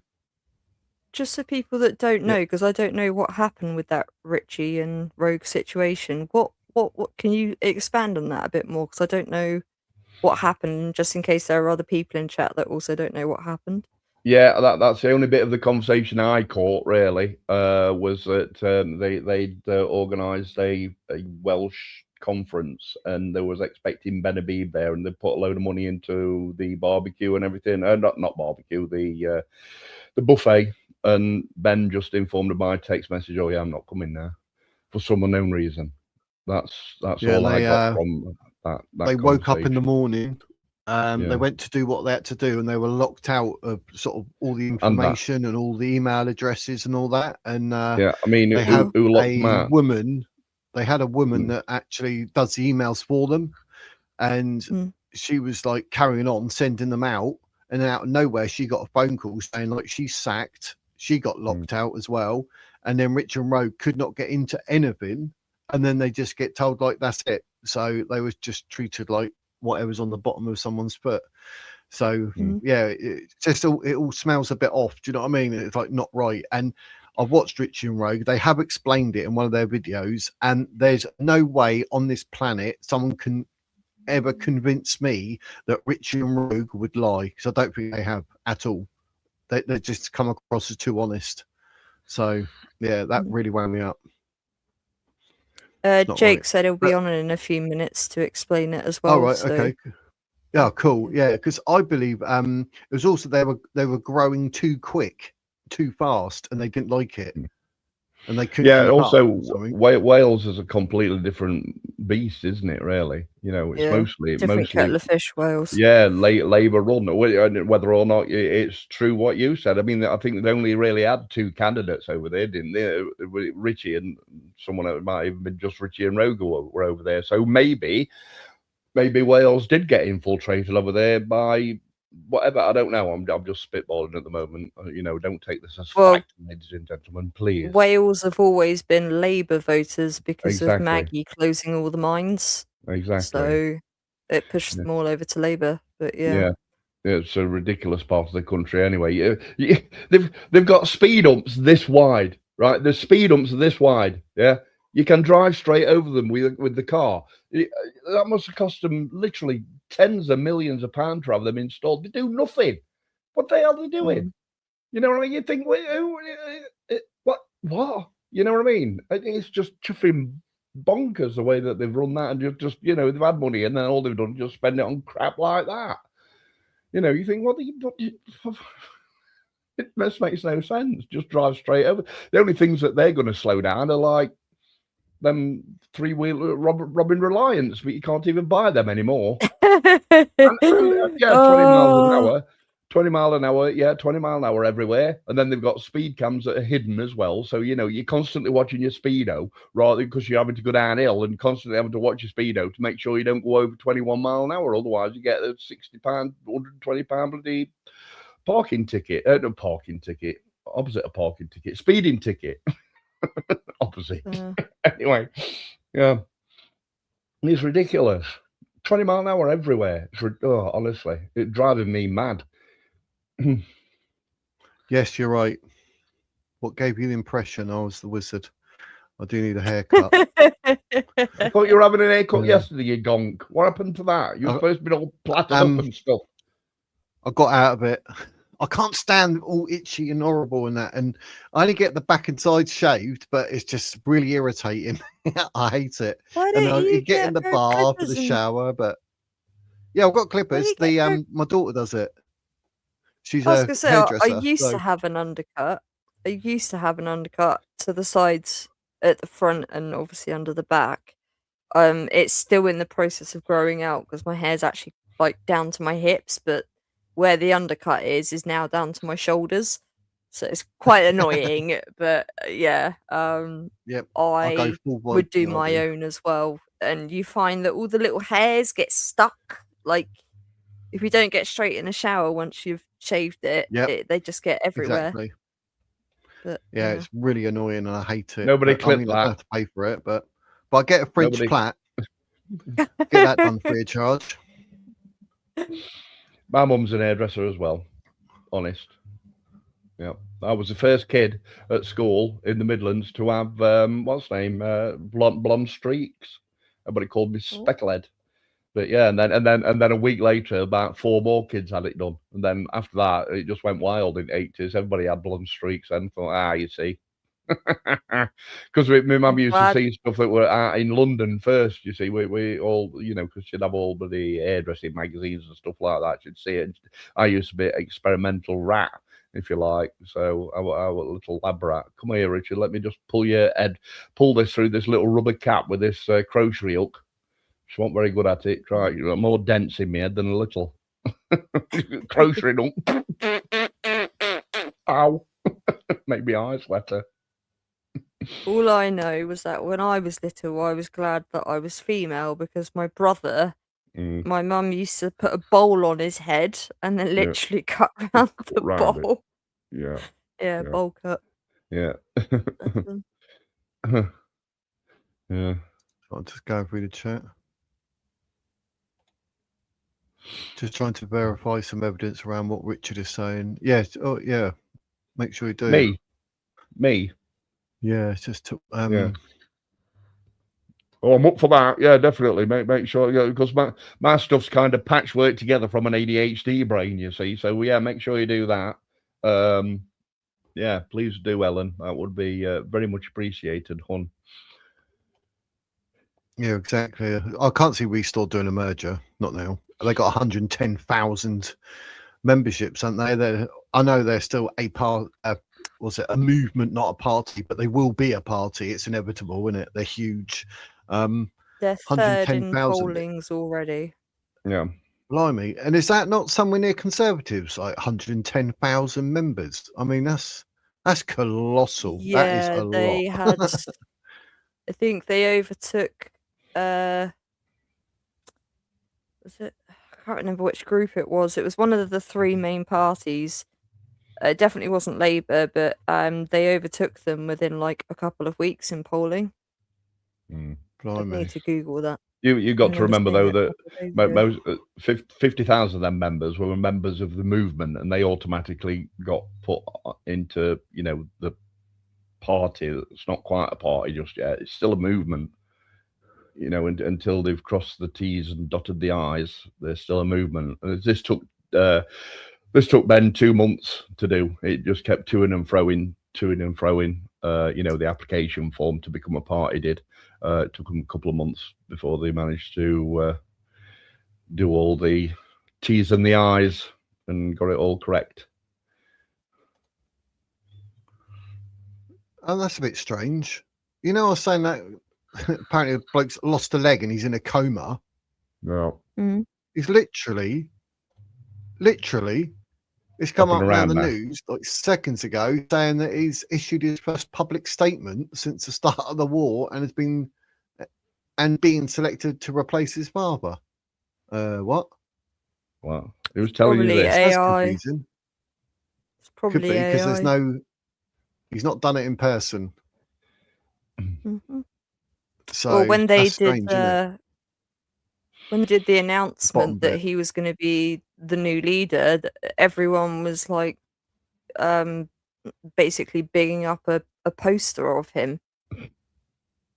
Yeah. He wasn't even at the celebration of him becoming the new leader. So yeah, who's releasing this? Is it the IRGC that's releasing this news? Well, they had a video of it. There, isn't it? Well, they had a video of it on. I've noticed Sky News Australia seems to be more right wing than left wing. Damn right. But yeah. Sky News over this side of the world is definitely more left wing, which is odd. Yeah. That black guy. I saw that black guy seems to be waking up now. What's it? I can't remember his name, but he's waking up to it. He's a Sky News presenter. He's waking up to it and is letting it be known as well. But they call it Sly News over here, don't they? Yeah, damn what it is Sly News. Yeah, Sly definitely News. Sly News. Yeah, without a doubt. But how is Zach a great guy? He's got a false name because he whispers to tits. Anyone who can tit whisper is a great guy. Yeah. Dean Paulden. So you actually think it's okay to teach primary school kids how to take drugs safely rather than not actually take them and educate them to stay the hell away? You think crack and heroin should be legalized? I mean, I know why they want that done. By the way, tax the rich, the Marxists, the communists. Yeah. So you've only got to look at Afghanistan. Yeah, you've only got to look at Afghanistan. Afghanistan has like some of the highest heroin addiction in the world, and as soon as kids are addicted to heroin, if they can't afford the drug, they start selling their body. That's why they want it legalized over here, because as soon as everyone's on drugs, well, they've got you, haven't they? Yeah, not only that, but it's also a submissive state. You know, I mean, we know that from China, and now we used to, you know, peddle all heroin to them just to make them a submissive state. And that's basically why China have got a bit of a bee in the bonnet about us now. Hi, Jake. Hello. Hey, Jake. How are you doing? Yeah, not bad, mate. Yeah, I'm a lot better now. My package has arrived. I can tell you, happy days. But I won't explain what it is. As long as your package wasn't ticking. It wasn't ticking. No, it definitely wasn't ticking. No. Yeah, I was listening into a lot of what you've been saying for about the past hour or so, and there's been some really interesting points raised. And there was one thing that I wanted to bring up about Islam that I think is really important for people who are not Islamic, and also for people who are Islamic. And that is that the real problem, if we can boil it down to one issue, is that the starting point is somewhere completely different. And that from there, everything else then moves outwards. So for us, we've got a secular liberal democracy. So we begin from a point of skepticism, where you can question things. Whereas Islam begins with, this is a command from God. And so that then takes over all of their thoughts. Whereas ours begins with questioning, theirs begins with an authority commanding things. And it moves further on from there, because you've then got, it's not just the word of God, you've then got the book that's there as well, which has got everything written in it and which cannot be changed because it's the word of God. And that word of God, that book was delivered through the prophet, who is the perfect man. And the words of the prophet are interpreted by scholars, and then those are the teachings that people in Islam follow. So in order for people to submit to and believe in Islam, they have to take on board all four of those things. So they have to believe in God, in the book, in the prophet, in the scholars. Now, that makes perfect sense if you're in Islam, because all of those things are interconnected. And so what that means is it gives rise to, I've mentioned this before, but some people might not know the term, it's called identity fusion, which is where your belief system becomes meshed with your own identity, and it becomes one and the same thing. And so this is why, for example, because all of those four strands fit together, you cannot then criticize teachings from Islam, because it's gone through all those different channels to get to where it is. And that's why you see, for example, Muslims going crazy when somebody insults their prophet, because it's not just insulting their prophet, you're insulting them on a personal level as well, because it's the same thing. Now that's really very different system from us, because we begin with doubt or skepticism, and then our next movement isn't to rely on some book that tells us everything that we need to know. For us in the West, what we do is we go out and we investigate, and we look for ourselves. And then once we've investigated, we then look for the evidence to support what we're saying, so that we can say, right, I've looked into this, this is what I have found. And then from that evidence, you make an informed conclusion. And that is what you base your identity and your authority and your command structure on. So if we think of it in that way, the way of thinking that we have and the way of thinking that Islam has is completely and utterly different. And it comes from two completely different foundational starting points. And so there's no way that you can ever reconcile that. There's no way you can resolve any of these arguments either, because if you get into an argument with somebody who is an Islamist, then they just get into a circular argument. You know, this is the word of God, it's in the book, therefore it must be true. Whereas for us, we'll be saying, no, you need to show us evidence that this comes from God to prove that it's true. Not only that, but we can change our beliefs, from what you just said there, we can change our beliefs in order to to modernize it with how time moves on. Yes. The Islamic, literally, this is what I learned today from that link that I posted up. That Islamic beliefs that don't make sense. They have a way of interpreting their verses in order to understand what's going on nowadays, but they're unable to change those verses. Yes, that's a really good point you've just mentioned there. Yes. And that's also Bobby D. When Bobby D was on, he was mentioning that, and he was going on, you know, about, oh well, I can see into the future because it says this in my book, therefore this COVID's come out. You know what I mean?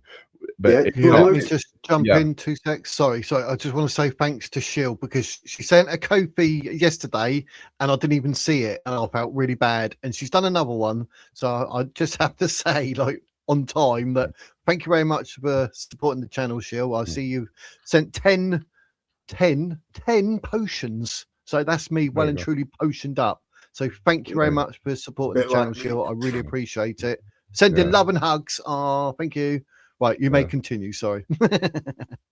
Yeah, I think what you were just saying is exactly right. If you ever watch any debate from Speaker's Corner with a Muslim, what you'll notice is that they will spend about 10 hours just going on and on and on. It says this, it says that, it says the other. And this has happened and this has happened. Yeah. For us, it's so frustrating because all you want is a yes/no answer. You want to see the evidence shows. But for them, what's important is to show the chain of evidence so they can then make sure that their statement is proven by what scholars have said. Yeah. But really, all the scholars are doing, like you were just saying quite rightly, is they're trying to sort of retrofit today's attitudes onto something from 1500 years ago. Yeah. And it just takes so much mental gymnastics for them. They cannot keep that up. No. Mm-hmm. And that's why the conversation is so difficult, because we're coming at it from two completely different perspectives. And so you're never going to agree because you're not agreed on what the starting point actually is. Yeah. I'll post that link again for you guys. Just if you didn't get it last time, open it in a new window and then check it out after stream. All right.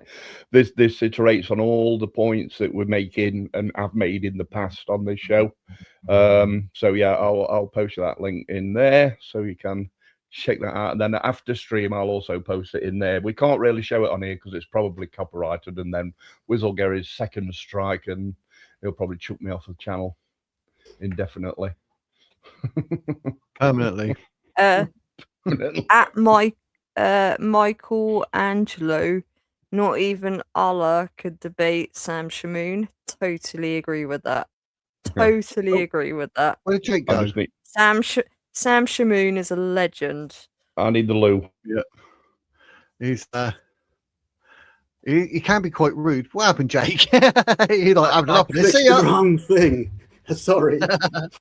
But Sam Shamoon, I find, like, sometimes when he talks to it seems like he does talk down or talk at people at times. So I did used to watch more of him, but sometimes his attitude, it rubs me up the wrong way. I'd rather watch Christian Prince when he calls people a potato and God Logic and that. But I do watch Sam Shamoon now and again. But I know what you're saying, because the man knows everything, doesn't he? Yeah. So. Yeah. I mean, I'm interested in some of the aspects when it comes to religion, but ultimately I find a lot of it quite boring because it ends up being my religion is better than yours, and that doesn't interest me. What interests me is the actual content of it, because I have a different opinion about religion to other people.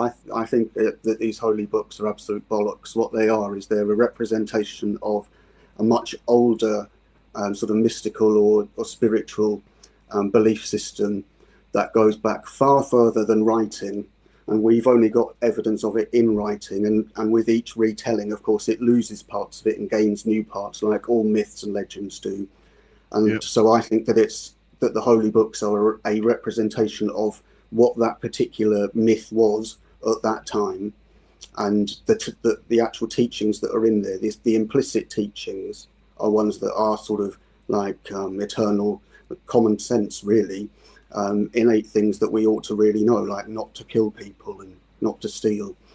So I would say that I do believe that there is a higher power, but I certainly do not believe that it's some sort of human-like God that we seem to think that it is, because it would be something that doesn't think like humans do. It's something that would be completely beyond our comprehension, and it's more like, I would say, something that holds everything together, like an energetic force or something like this, than it is more of a person who sat there making commands, because that's just a very human way of thinking it. And that's why I think in the religious books you see that sort of figure being there as an authority figure, because it's just us trying to make sense of the world around us. And the way that we do that best is through story, which is why I've spent my life reading lots of stories. Yeah, The way totally valid point. God, yeah, I totally agree. Personally, the way I see God is that God is space-time itself. Yes. God is all possibility itself. The seen, the unseen, the possible, the impossible. That is God. Yes. Yeah. God is reality itself. So, well, I see God as nature. See God as nature. Yeah. Yeah. Even the universe, you can say that. Well, that's natural. So I think that's a good point about nature, because as I keep mentioning, I do live in a rural area, and you do tend to notice it far more in the rural areas. You know, you see the golden fields in the summer, and then it's all brown and stinks of shit in October and February. I can really understand and empathise with quite why people would have worshipped nature in that way, and I think that to me is a far more pure way of doing things. Yeah. I mean, even you know, even your afterlife. I mean, when you've gone, you've gone. If you ask me, all right. I mean, it's nice to think while you're living that, you know, there's going to be something that's all you know, all lovely and stuff. But yeah, when you die, you're gone. But when you agree with that. Okay, so but when you're married, when you're married, yeah, when you're dead and you get put in the ground, then obviously your energy comes back in the earth. They're married to the same thing, aren't they? Earthworms and things like that, and then earthworm will come up and then it'll eat that, and your energy comes back as birdsong or whatever. You know what I mean? I'm happy with that. You know, because I think that isn't actually that far away from what I would say. I think it's very similar, because it's the energy cannot be destroyed. Yeah. So you know, in ways, the Bible is correct. Your energy lives on, but what you need to do is if you can make a decent package while you're living, right, a legacy package while you're living, which is what I'm trying to do in like changing politics, believe it or not, for a better Rich, can you turn your mic down a little bit, because it's quite loud, and when you say something, it literally drowns Jake out. So I am very quiet. No, I can't. Get your voice out there, Jake. Go on. See, I would agree with a lot of what Richard just said. Then I would use a metaphor for the energy. And I've only recently come to this conclusion, so it's still very much a work in progress for me. But I think it's best to use the analogy of the sea, and that we are like a wave, and the wave then folds back into the sea. And so the sea never goes, it's always there. The water is always moving forward. Our energy is somewhere in that water, but it just gets refolded and remodeled. And what that actually means in terms of reality, I'm not going to tell you because I don't know, but that is what the basic essence is from my understanding. And of course, I appreciate a lot of people won't agree with that, and a lot of people believe in Christian values. And I was brought up as a Catholic, but when I was about 7 or 8, I thought to myself, this is bullshit. People don't walk on water. Once you're dead, you can't come back. You know, this is absolutely ludicrous. Why do people believe this? Because I was quite bright as a child, you see. I used to have these thoughts, which used to constantly get me into trouble for querying everything. So, to me, I can appreciate it as a piece of literature and as a piece of legend. And I can see how it fits in with that. I can appreciate its teachings. I think that there probably was somebody called Jesus, but what they actually said and did is something that we will never actually know, because there is no first-hand account of what happened. And if people want to believe that message, it doesn't really matter whether it's true or not anyway. It's what the message actually means. But even though I don't agree with Christianity, I'm not going to say that I disagree with its values, because of course that's what our society is based on. And in comparison with Islam, well, there is no comparison. And Islam just seems so. It just seems so backward in comparison with Christianity. It can't progress. No, it can't. Right. My view on that, Jake, is like I understand what you're saying. I mean, I'm not going to, say anyone's belief about anything is wrong, because that's wrong to say that. But everything in this world, everything seems to have an opposite. And to me, I think because there was somehow a formation of the Abrahamic faiths, the Judaism, Christianity, whatever. Well, there is no opposite, because that's just religion. So, look, now we've got Islam, which seems to be everything that anything and everything that a religion could be, if it was bad, would be Islam, whereas the good. So there's an opposite. Do you know what I mean? So I see it as that. Well, there is an argument that I've heard. I mean, I'm not saying I'm putting this forward. It's something that I heard on. I'm trying to think which one it was. It might have been Council and Might channel with Pastor George. Very good chap. He was on Lubna's channel a few times as well. But there is a belief that perhaps it was actually Satan who Muhammad met in the cave, and that the whole story of the Quran is actually coming straight from Satan himself. Now, obviously, that would be considered deeply blasphemous by Muslims, but it would fit with what you're saying exactly, because the whole point of Satan is that he doesn't have any power. All he can do is tempt people away from God. And what better way to tempt people away from God than by creating a religion that is effectively sort of mocking God, or mocking the Christian. One thing I did see. Sorry, Ace. Can I? Let me just quickly say this, because it's relevant, and then you can say your bit. It's funny to me that people in life in this world, I can't remember who said it, but I've never forgot it. And they said, like, people seem to fear God, who is the creator, but they don't fear Satan, who is the created. And I was like, I've never forgot that. And it just, as you're saying what you're saying, it just struck me then that for some reason I had to say it and cut Ace off. Sorry. No, it's a very good point. Yeah, I agree with that. I don't fear God himself. I fear God's opinion. There's nothing to fear about someone who created you out of love. God clearly loves us. Otherwise, why would he have created us? So there was love. I don't see that as something to fear.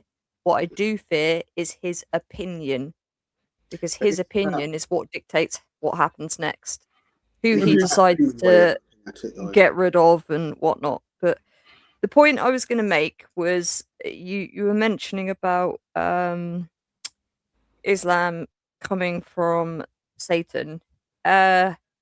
Muhammad being approached in a cave and leaving that cave wanting to kill himself.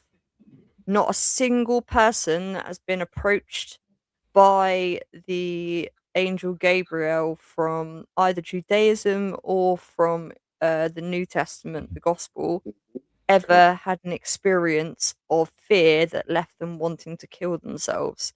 And when you look at everything in Islam, it presents itself as a religion of the Antichrist, because they specifically state that Jesus is not God's son. That puts them in the position of the Antichrist. The Antichrist denounces that Jesus is the Son of God. Yeah, and Gospel as well is what it teaches. Yeah. So I'm not saying that is what actually happened, but it's certainly possible. And I don't know if any of you have ever seen the cave where he apparently saw the angel Gabriel, but it looks like a pretty scary place. I wouldn't want to be there. It's this tiny little. Have a look for yourself. It's just this. It looks pretty scary. You wouldn't want to be there on your own at night. Put it that way. And again, it goes back to what I said about Jesus. If somebody came up to me and said, "Guess what? I was in a cave, and there was an angel spoke to me, and I shit myself, and I was going to kill myself because I was so scared, but I actually think it was God talking to me. So can you write down all these things I'm going to say, because everything I'm saying comes straight from God." And I would be sat there thinking, That's a very plausible thing to have happened, isn't it? It sounds stupid when you saying it, to be honest. It's like, what? Do you know what I mean? It's like, I don't understand how 2 billion people can be wrong. It's crazy. I don't understand. Obviously, I mean, someone in the comments put just a moment ago, I can't think who it was, but they put in there that it's about faith. Religion is all faith-based judgments. Yeah. And that's something that we've gotten rid of in Britain, and that's why it seems so strange to us. Yeah, that's the one. That's the one. Yeah, about faith, not fact. We're about fact and not faith. But you see, as long as you treat people with the what's the word? You know, it's lacking nowadays in most of these kids. You know, you're pleasing, you thank yous, and you're opening your doors and stuff like that for people, and just being a generally nice and decent citizen. Yeah, and also understanding the ground that we've got foundations on in this country was was fought for under the Christian faith. Then I think, in my mind, I'm following all the rules of the Bible. You know, do unto others as you would have done to you, or whatever. You know. Yeah. Do unto others as you would have done unto thyself. It's probably one of the cornerstones of Christianity. Yeah. I would taught that at school. You know, I weren't really into RE, but that shone a light on me. You know, not really the word I'm looking for, but that. And then I was brought up, you know, quite strictly to follow that. Yeah, I think that there's also this sort of ritual and tradition that's important as well when it comes to religion. So when I used to teach at 2 of the schools I went to, once a year we would go to Rochester Cathedral. So one was for a leaver service at one school. The other school, they used to do an annual carol service. Yeah. And part of the tradition was you'd have to walk the kids from the school to the cathedral, which was about a mile. Keep an eye on them and all of that. And obviously they'd have to be on their best behaviour, and they'd all moan about it, and they wouldn't want to sing once they were in the cathedral. But I would always think to myself, yeah, okay, this is boring, but this is part of a tradition. This is something that's going to be going on year after year after year. And just to show how tradition can break very, very easily without us noticing. The first school I worked in, which is the one where I used to go to the carol service, in the December, was called, or it still is called, Fort Pitt Grammar School in Chatham. And it was the first women's college to open in Britain in the 1920s. And because of declining numbers, as of next year, it's now going to be a mixed school. And from my experience of having taught in mixed schools, that's the end of it as being an elite school, I think. And it's the end of that tradition of somewhere that was specifically a technical college, and then a grammar school for young women from a very, very deprived area. And I think it's just such a shame that is going to be lost. Yes, it will be continuing, but it's not going to be serving its original purpose. Yeah. In the back end, but he's eating his hot soup by the looks of it. So I don't know if are you ready to come up, Michael, or are you going to eat? Or well, I'll bring you up. I'm going to go and make a coffee. I'm going to bring Michael up. I reckon what Michael's going to discuss, what he's going to say, Jake, I think you two are going to have a very good conversation. I think Ace might have things to say as well, because this man knows a lot, but I'm not knowledgeable enough in a sense to sort of not debate him, but just question some things. Do you know what I mean?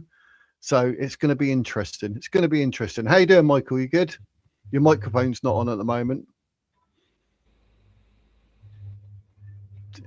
Hey, Michael. Bad as you, Rich.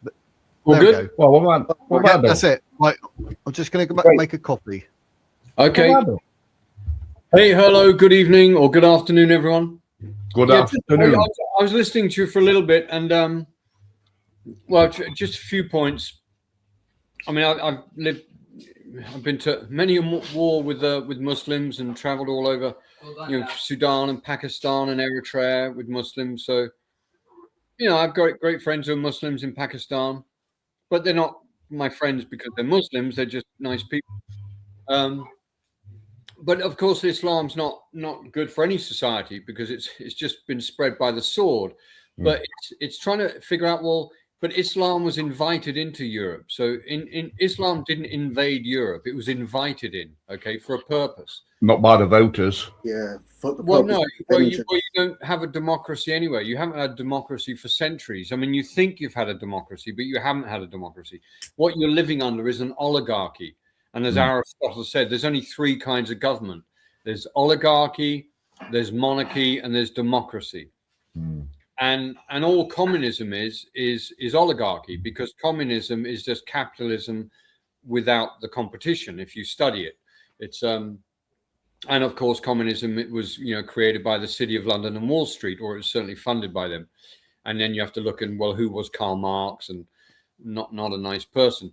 But his critique of capital was interesting, because capitalism got infiltrated by the oligarchs. And that goes back centuries, and they had to I would say capitalism defeated communism.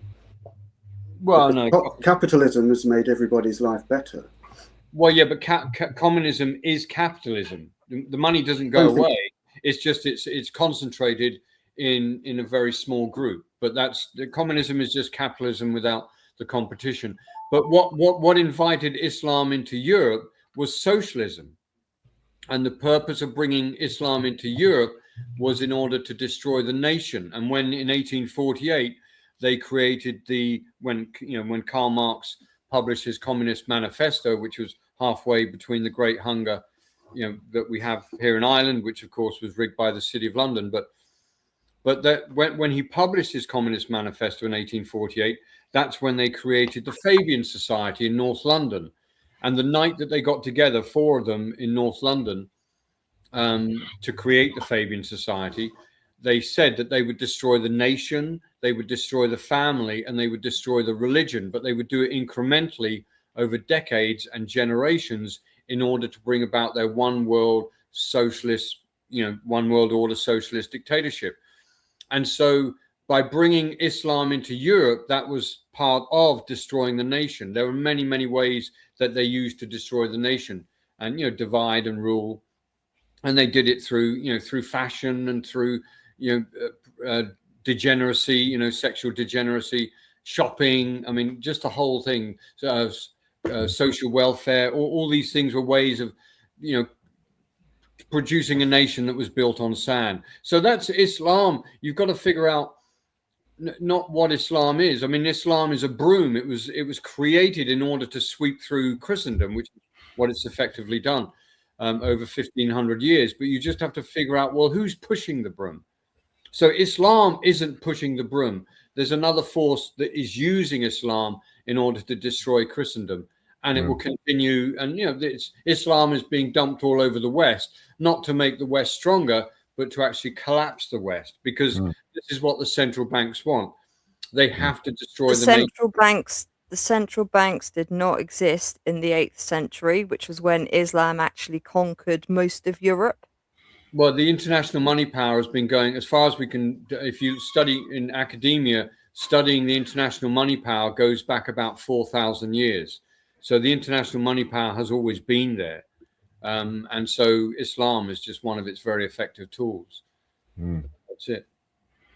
Yeah. I mean, Islam is very right about some. There are some gems and there's some beautiful things in Islam, and I've lived amongst it. But all the wonderful things in Islam were, I mean, if you read the Quran, I mean, the Quran is really just a cut and paste job of the good things in Christianity and the bad things from the Babylonian Talmud and from the Old Testament. So I would agree with you there, Michael. There's nothing original in Islam. It's just a cut and paste job from all I of would these. agree with that. I think that is a result of its creation, of it being part of, it's on the Silk Road, it was on the trading routes, and so I think it picked up a bit here, a bit there, and then it put it all together, and I think that very much is true. Where I would push back a little bit, though, is if we go back to the communists and the Fabian Society and the undermining of the nation and all of that, that is something, yes, I very much would say that there are people who do believe in that. But what I would say where it becomes a bit more difficult is, where is the actual evidence to show that? Where are the texts where we've specifically got, we are going to do this? And then where is the actual evidence that is what they plan to do? because I think it's all very well and good saying they had an aim to do that, which they obviously did. But when we look at it in actual practice, some of what we see is the result of policy convergence more than it is an ideology orchestrating it from above. And it's really difficult, I think, to try and ascertain what is actually some sort of master plan and what is actually just policy convergence over decades. Well, look at the UN. I mean, just go. You can join the Fabian Society yourself. Yeah. Go on their website, and if you look at how the Fabians, if you study the Fabian Society, and it's a very important subject because you're living literally you're living in the death grip of the Fabian Society. But they created the European Union. I mean, the European Union came out of the OSS after the Second World War, but the purpose of the European Union was to really destroy the cohesiveness of European nations. It's where George Orwell actually got his idea from 1984. He was handed a pamphlet about the Fabian Society. Well, he called it 1984 because it's really 1848. And his wife wrote poetries about the Fabian Society. So he was an insider, just like Aldous Huxley. So they knew what was going on. But I would agree with that. But what I'm saying is, in order for it to be orchestrated, then there would be a paper trail, and something like the United Nations is an example of an institution. It's not an example of evidence. And also, the things the United Nations puts forward aren't statutory either. They're not obligatory. Anyone can opt out of them. So I don't think it shows a master plan. But I do agree that there is a mindset that wants to do that. Absolutely. Of course there are, and it's the your billionaire class, which the billionaires never fall out because the billionaires are the public face of the trillionaires, and so it's the banker, the international money power, the central bank system, is not good for humanity. It's really against humanity being symbiotic with itself and with the earth. Because it's about debt farming. You have to create debt. I mean, the central banks need to perpetually create debt, and of course, wars are very useful. There's the esoteric aspect of war, and like abortion, is this sort of perpetual blood sacrifice. But it's also very good for creating debt. So there's always a winner in war, and it's the central banks. They never lose. The central bank system doesn't lose in war. It just creates. It creates debt. So it's just about debt farming, and what the national debt of America, I think it's $40 trillion. They actually borrow money to pay interest on the loan. So the creation of, I mean, after the American Civil War was really when the City of London kind of got back and took over America again, and of course with the creation of the Federal Reserve, which was necessary in order to get America into the First World War. But the debt creation and the power of the central banks is a massive issue, and so there has to be a global conference on debt, because it's you can't get out of debt. Who would form the core of the global conference? Who would those people actually be? Would they be, for example, the sort of legacy family banking people? No, you would just get the good. I was about to say Rothschilds. It's in my 26-point plan. Or every nation of the world, and there's at least 650 countries in the world, but we're only allowed. No, there's not. There's 195. Well, officially, but I mean, there's 40 million Kurds, and they don't have a nation, and there's not one nation in sub-Saharan Africa that had its borders determined by the good, wise, and virtuous African people. But if you had a global conference, what does that have to do with anything, though? Well, because the good, the wise, and the virtuous people aren't good, wise, and virtuous people won't be criminal.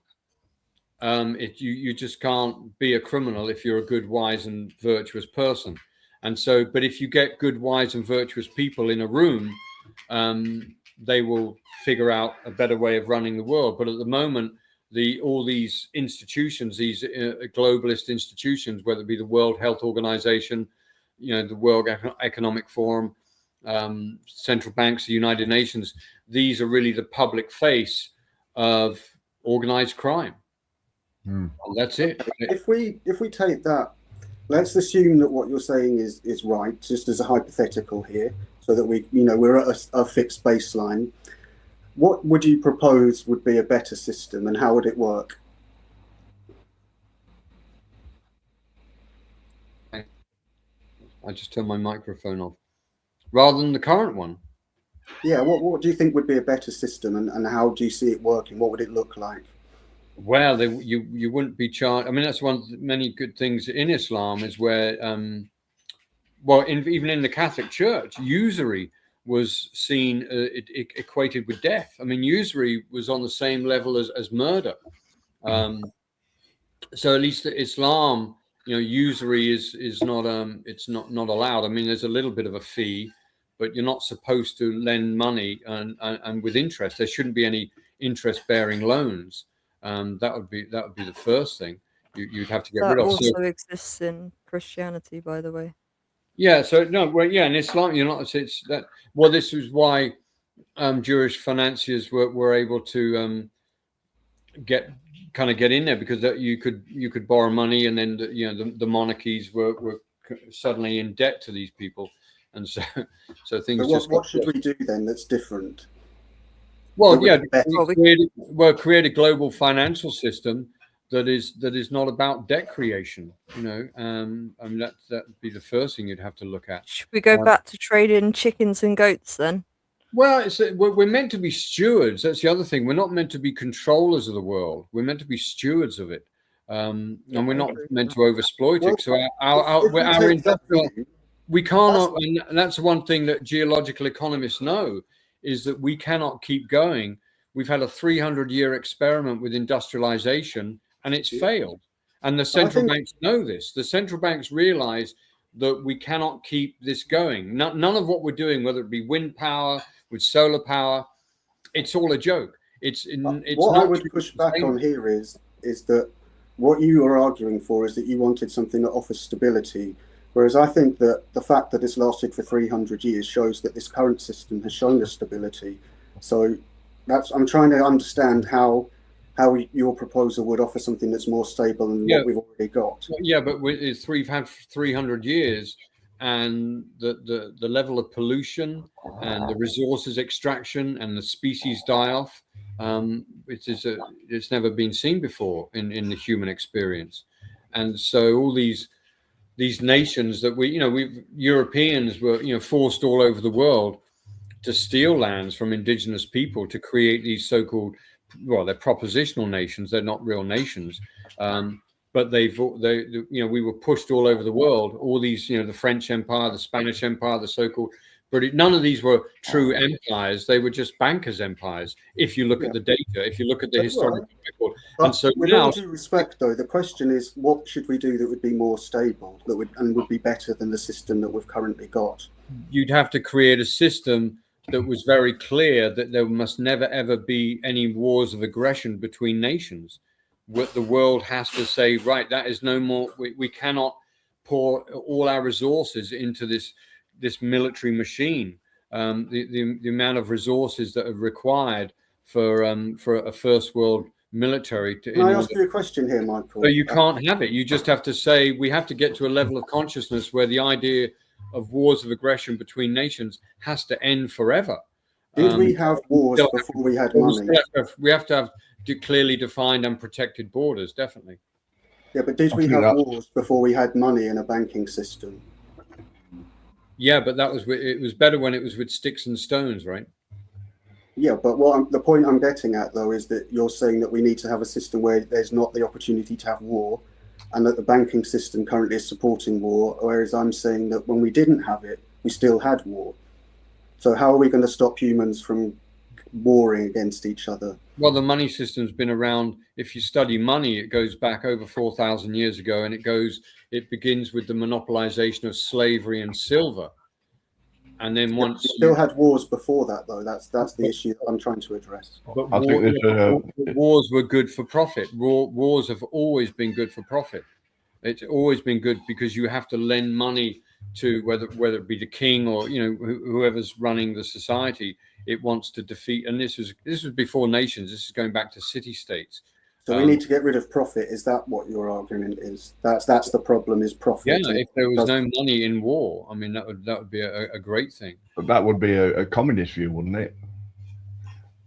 Well, no, communism is, throughout this Cold War. If you look at the technology, was always being transferred to the Soviet Union from America throughout the Cold War.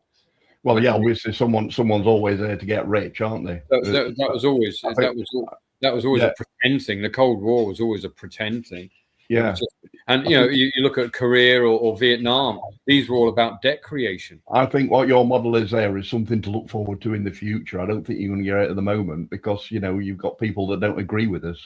Well, of course. So and then we're seen as people that don't agree with them. You've got to plan for the future. Well, that's why when you if you create a multicultural, which is what the Fabians wanted, was to create. If you look at how immigration was changed in 1965 in America, when it was no longer Europeans being put into America. It was the whole world was dumped in America, and it continues to this day.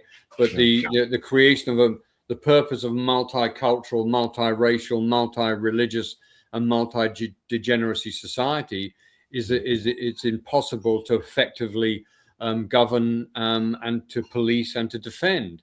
I agree that is the outcome. But I'm not, civilization. Where I would query, though, is the outcome. Yes, that is what has happened. But where is the actual evidence that says this is what we wanted to happen? Well, just go onto their website. The Fabians are very, very committed. Like the UN is meant to be the model of a one world government. No, I appreciate that. But the United Nations is against nations, particularly the Western nations.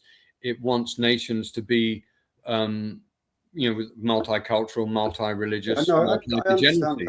Because not all governments have supported the Fabian ideas, though. It's not something that's universal throughout governance. Right, but their main concern is the West. It's the West they have to completely destroy. They're not.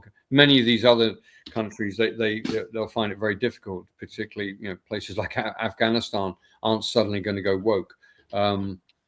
But it's the West is the biggest threat to the money powers, really. And then you've got Slavic nations and Scandinavian nations. These are the nations that are really being having the kind of the whole woke Fabian model forced upon them. But the Western nations within Europe, or where Europeans have created them in Australia, Canada, the Five Eyes nations and the European nations are really where the whole Fabian focus is primarily.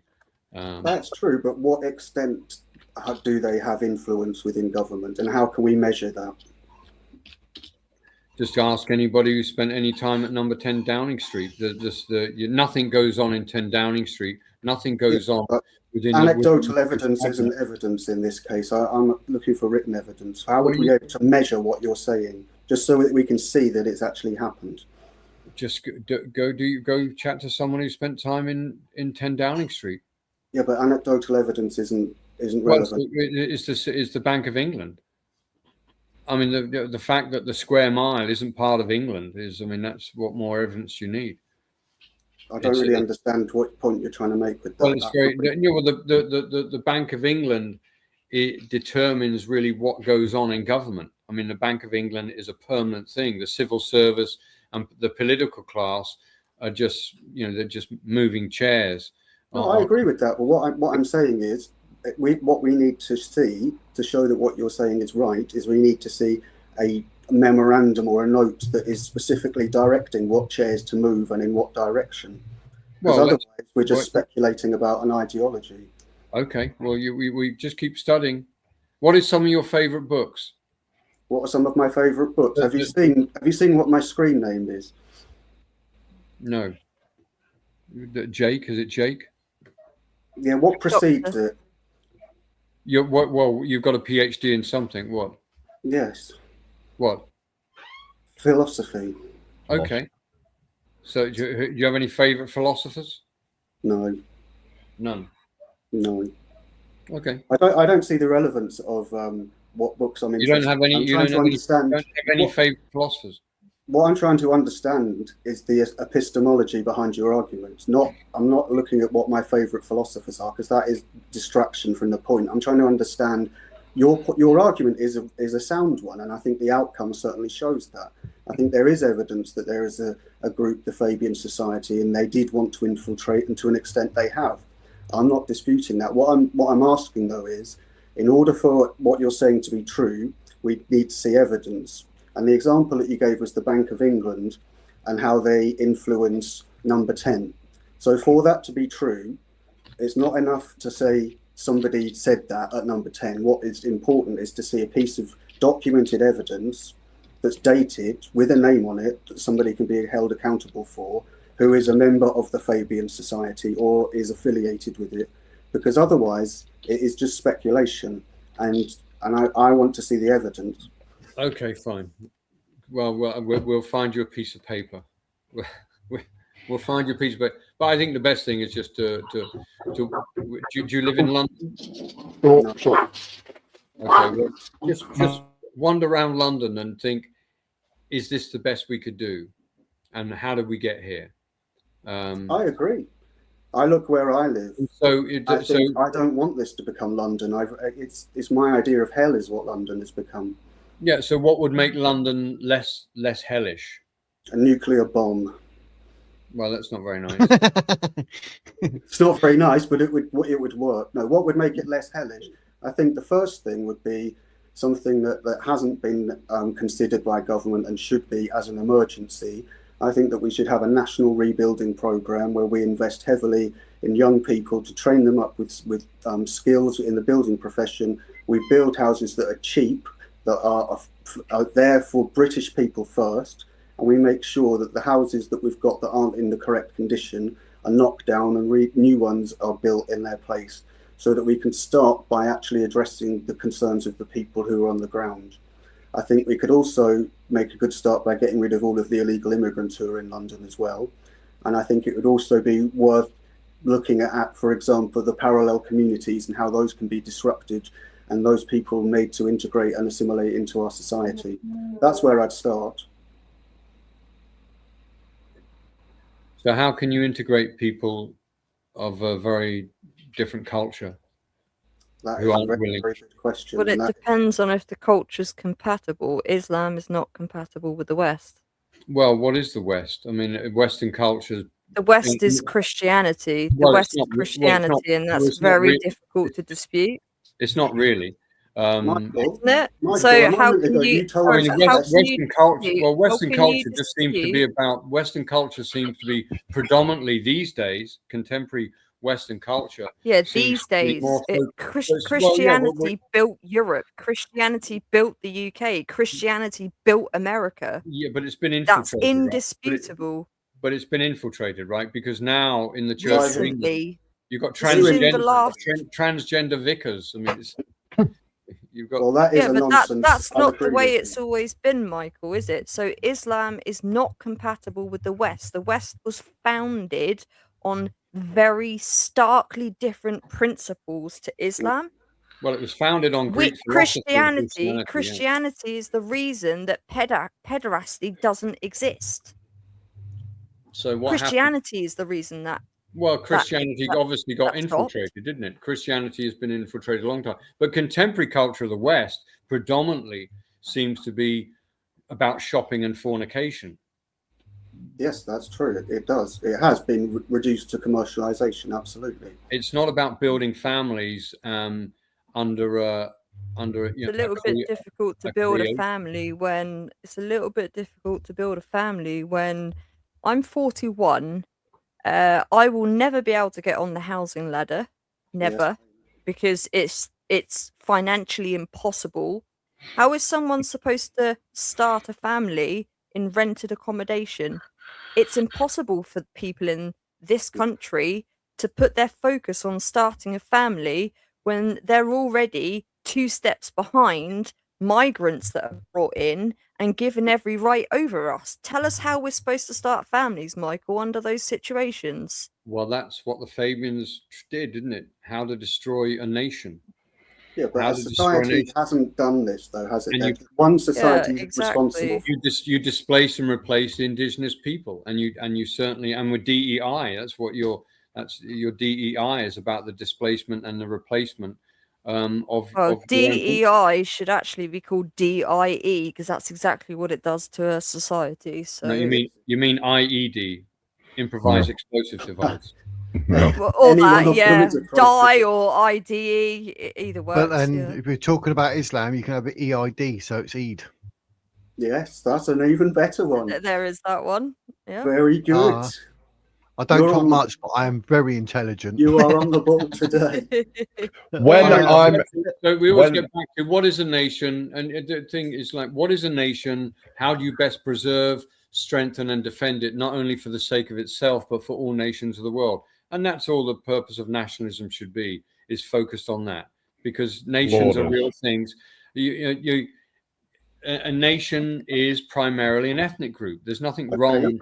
I lived in Japan, I lived all over the world, but it's like if you think that a nation is kind of a melting pot, then you're deluded. Well, what I would say is, it's here, not. Michael, The West you mentioned didn't vote profit for earlier. this. No, we didn't. No, we didn't vote for this. You talked about profit before and how we should try and get rid of that. If a nation is about the collective of people, then surely the leadership of that nation, it would benefit them to try and profit from other nations and to get one over on them and make sure their technology is better so that their people are treated better and get a better standard of life than other nations. So I'm just a bit confused there, because that seems to contradict what you were saying before about wanting to get rid of that sort of competition. Well, no, that's my view of nationalism. Nationalism, that's how I get back to, well, what is a nation? How do you preserve it? How do you strengthen it? And how do you defend it, not only for the sake of itself, but all other nations? So nationalism, to me, not only has to be about love of your own people, of your own nation, but it has to be about love and respect for all other nations as well, in order for us to be symbiotic. And so I don't think it does. Nationalism is not about competition.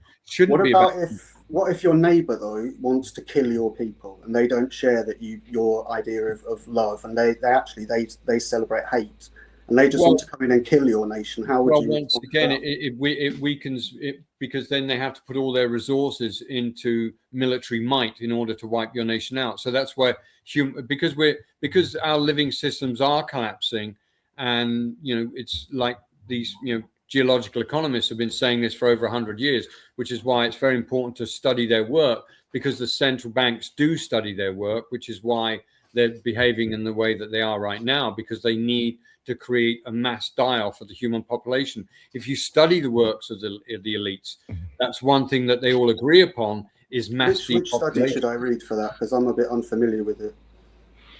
I think George Bernard Shaw and some of the stuff he was saying. He was a Fabian. He was a Fabian, weren't he? He was the one who says, people should be judged every 5 years. What have you done for society? But they do all. That's one thing they do agree on is mass depopulation. Nations can't survive unless they've got a certain. Yeah, if you look at what the technocrats were talking about over 100 years ago, they genuinely believe that, and whereas I believe we don't have to depopulate, we just have to live in a lifestyle that is more symbiotic, not only with each group, each nation, but also with the earth. We're meant to be stewards, and we're not meant to be controllers of the earth. And that's what geological economists have been crying out. We've gone too far, but they were saying this in the 1920s. We've gone too far. So we cannot, an industrialized, all the studies are out there. We know that the future for humanity is really a post-industrial world. And you've got to get your head around that. And it's regardless of your philosophical or religious or cultural bent, it doesn't really matter. You have to live in the real world, and the real world is the natural world. And they're not making any new planets, right? There's no, as far as we know, I've got one friend who works at NASA. There are no other planets out there that can sustain human life in the way that we experience it today. That's not true. We found several planets that are in the what they call the green belt. We found several planets. One of them's called K2 something or other. We found several planets that are inhabitable for human life. The problem is whether they contain liquid water. Right, but we know this one's okay, right? So let's try and preserve this, because it is the living systems of the planet are in decline. We can't maintain this kind of sustainable industrial world with your though, Michael. That would involve everyone having the same mindset, wouldn't it? Yeah, it's never going to happen. So, well, let's try and make it happen, right? Let's try and make it happen. You want everyone to have the same mindset. Well, for that to happen, you'd have to erase all nations, because nations hold their own points of view on certain subjects. Well, for that to happen, you're going to have to wipe the slate clean. Every nation is going to have to believe in the same thing. That's the only way that you're going to be able to eradicate nation against nation. And on top of that, it undermines a core fundamental democratic principle, which is individual autonomy. Well, that's not going to get you out of the future. Individualism is not quite going to work, and that's sadly what the West has been given. They've been brainwashed into individualism. So the solution is that we all think the same. Being a nation, individualism itself. Well, if you want to be successful on the rugby field, you can't be an individual. If you want to be not talking about rugby. Or in an orchestra, if you want to be successful with the Royal Ballet Company, you can't dance as an individual, right? But society isn't a ballet company or a rugby team. It's very different dynamic. But it's more effective when you're stronger together. It's more effective when you think of yourself as a collective. There's a collective responsibility, Can I just clarify at this point that what you're proposing then is that everybody has the same mindset, that we don't have nations, we don't have profit? No, I believe it's very important we have nations. It's just that for nations to exist, Michael, you're kind of missing the point. For nations to exist, that means that those nations have to have separate points of view. Otherwise, they're all the same, meaning there aren't individual nations. Well, nations can't exist unless they have their own points of view. So if you just say, we all need to believe in the same thing, then there is no individual nations. There's just one nation of the world. No, we have to have a shared. The nations have to have a shared vision. Exactly. The nations need to have a shared vision. But the world doesn't need to have a shared vision. Well, the vision should be to restore and to steward to take care of the natural habitat of each of our nations. And that's a really good point you've just raised there, because I'm glad you used the word should, because that's really important. But what we should do and what we actually do are unfortunately not the same thing, are they? Well, when things fall apart, it does go tribal, and then it gets ugly. So I don't want it to fall apart. No, who does? I think once you've got a shared vision of the things that once you understand that all wars between nations are actually rigged, and there's an awful lot of historical record and contemporary evidence to prove that by the central banks, and there are a few people that are beginning. I think people like John Mearsheimer is quite good to study. He's from the realist school of government of geopolitics. Are you familiar with John Mearsheimer? I mean, I've been reading. Anyway, John Mearsheimer is okay, and I think he's at John Mearsheimer. I think he might be in Stanford. He might be at Stanford, or maybe at Chicago. I'm not sure. But John Mearsheimer is from the realist school of geopolitics. Is quite good to study. But we do know that we have to come up with another vision and agree to that. And I think that a great vision is that we will trying to figure out how to isolate and restrain the central banks and the secret societies and the criminals that are ruling over us and stopping us from realizing a vision that is actually genuinely more sustainable for all of humanity. Yeah, I agree with that. I'm sorry to interrupt you there. I didn't mean to be so rude. But what I would suggest is that how is that any different from the system that we've already got in place? Because that has already got one worldview and it's already got one idea towards global governments, according to your hypothesis. And it also is trying to improve the environment as well through things such as net zero. So it's difficult to see how your proposal isn't just the same thing, just done a bit. Yeah, but no, I mean, there's a lot of good things. Well, net zero, the whole green thing is just about it's wealth transfer. It's all about it's about wealth transfer and control. There's a lot of seductive ideas in the whole the new Green Deal. Of course there are. That's why it's like when you study Marxism, it's seductive stuff, but it's a bit of a trick, because if you look what the new Green Deal is doing, it's not really it's not genuinely. I mean, they're trying to make lab formed milk that's made in the lab, meat that's made in the lab, and all these things will be patented. They're trying to genetically engineer everything, because once you can prove that genetic piece of engineering is yours, you can claim that. So that they're literally trying to own nature. They want the paperwork on nature, so it's actually owned by a corporation, and all the pharmaceutical companies, all the food companies. So it's the new Green Deal is the enemy of nature. They're actually just trying. It's about wealth transfer, and it's about control, and it's about possession of the kind of not only the human genome, but in fact I would actually add one other aspect to it, to sort of consolidate what you're saying, which is that having climate in the background serves as a perfect base to have a permanent crisis. So then you can bring in emergency measures without any need for the usual sort of constraints in place, and so it's a very, very effective tool. Well, also with 9/11, as a lawyer, after the I shouldn't even mention the word 9/11 because it gets. But anyway, that terrible thing that happened in Lower Manhattan and that field in Pennsylvania. After that, they were able to push through the never-ending war on terror, and so now after that, that medical experiment where everybody had to stand in lines and get that needle put in their arm. Now what you're seeing through in Britain, and I'm sure in Ireland soon, and other places in the West, your opinion, whether it be a tweet or just an opinion you hold, in your school, that opinion can have the police banging on your door because your opinion is a threat to the public order.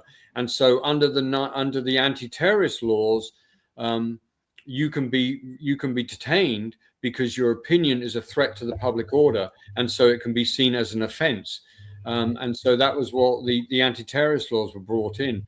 So that's how now we passed the Islamophobic law in England. I think if you have some concern and criticism of Islam, that you're now committing an offence, and your opinion, of course, is a threat. Michael, that you think that the government, in its current form and with its current policies, you think it's actively undermining the principles of our democracy and actively engaging in interests that are not those of the British people?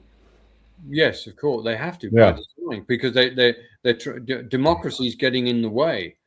I mean, they don't want democracy. What's it getting in the way of, though? Well, it's getting in the way of a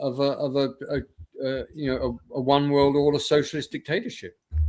You don't want democracy is a terrible thing, which is why the Greeks rejected. We haven't got a one world system though, because China and Russia aren't involved in the decision. Well, I mean that's why the Greeks kind of rejected democracy, but nothing successful is democratic.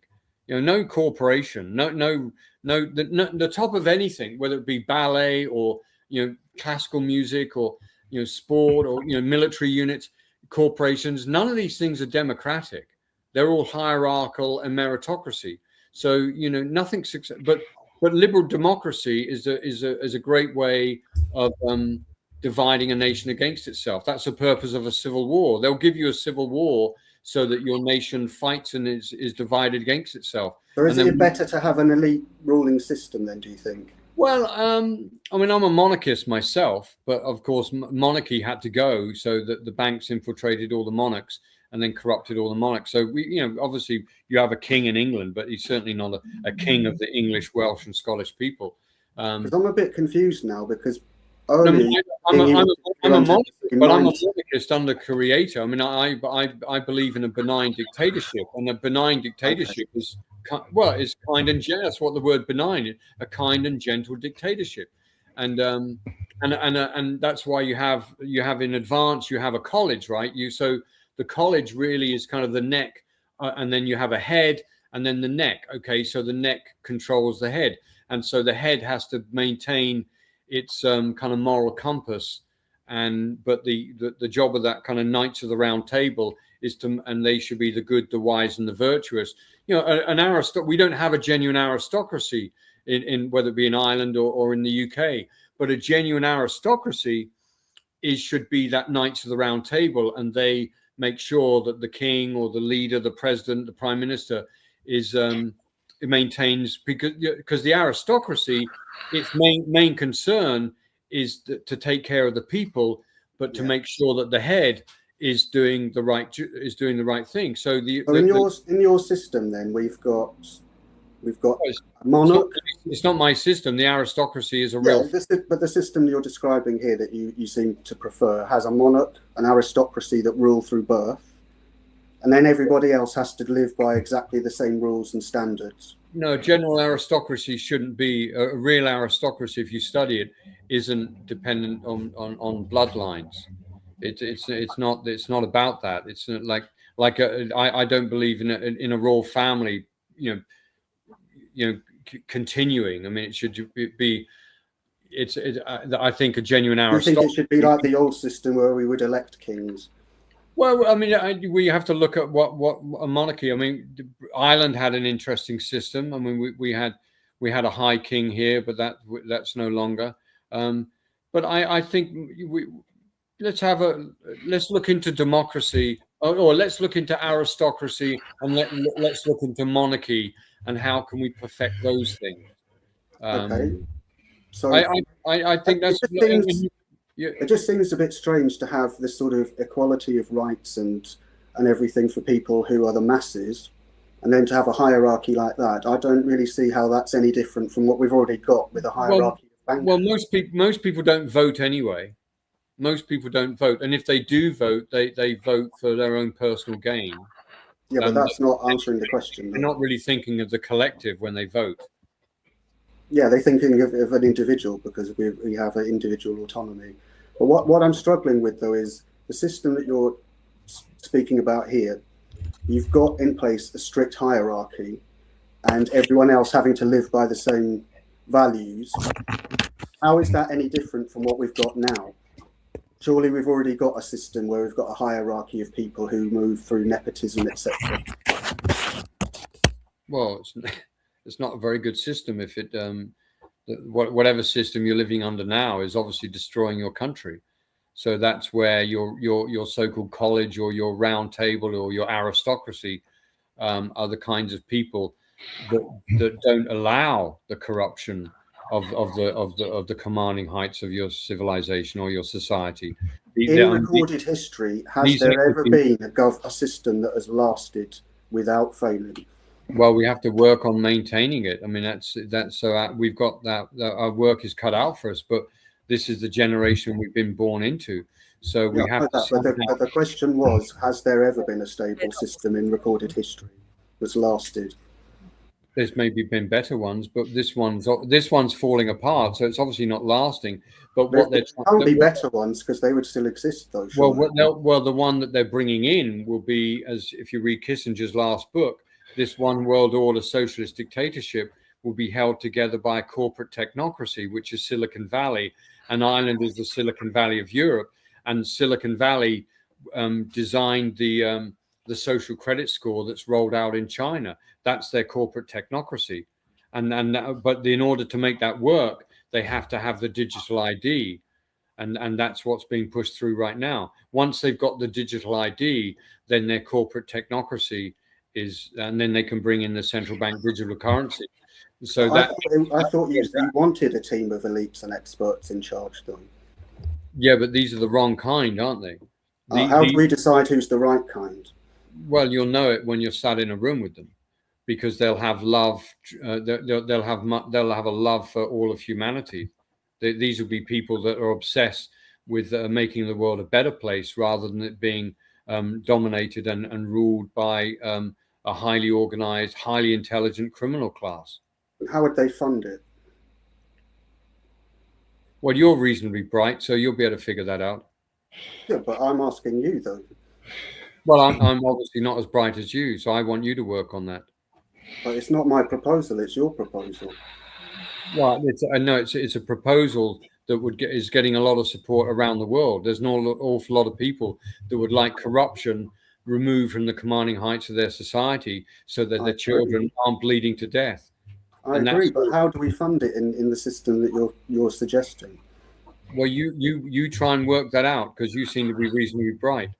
Yeah, but it's not my place to do that. I'm not the one who's proposing it. I'm trying to understand your system. Can I just interject? It's not my system. It's just that my system, you can't keep asking questions. At least at some point, you've got to come up with a vision and a better plan. Yeah, that's what I'm asking. How do you come up with a vision and a better plan without asking questions, Michael?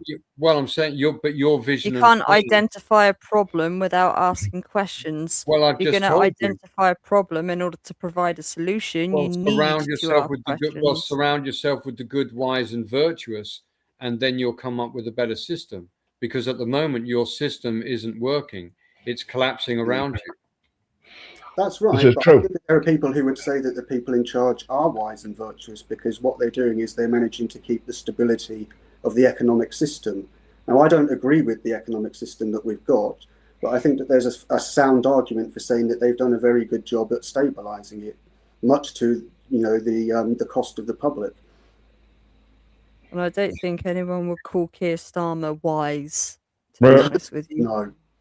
No. Can I just interject? Number one, when I'm in this position over your nose, I look like Jabba the Hutt on a big hairy cushion, right?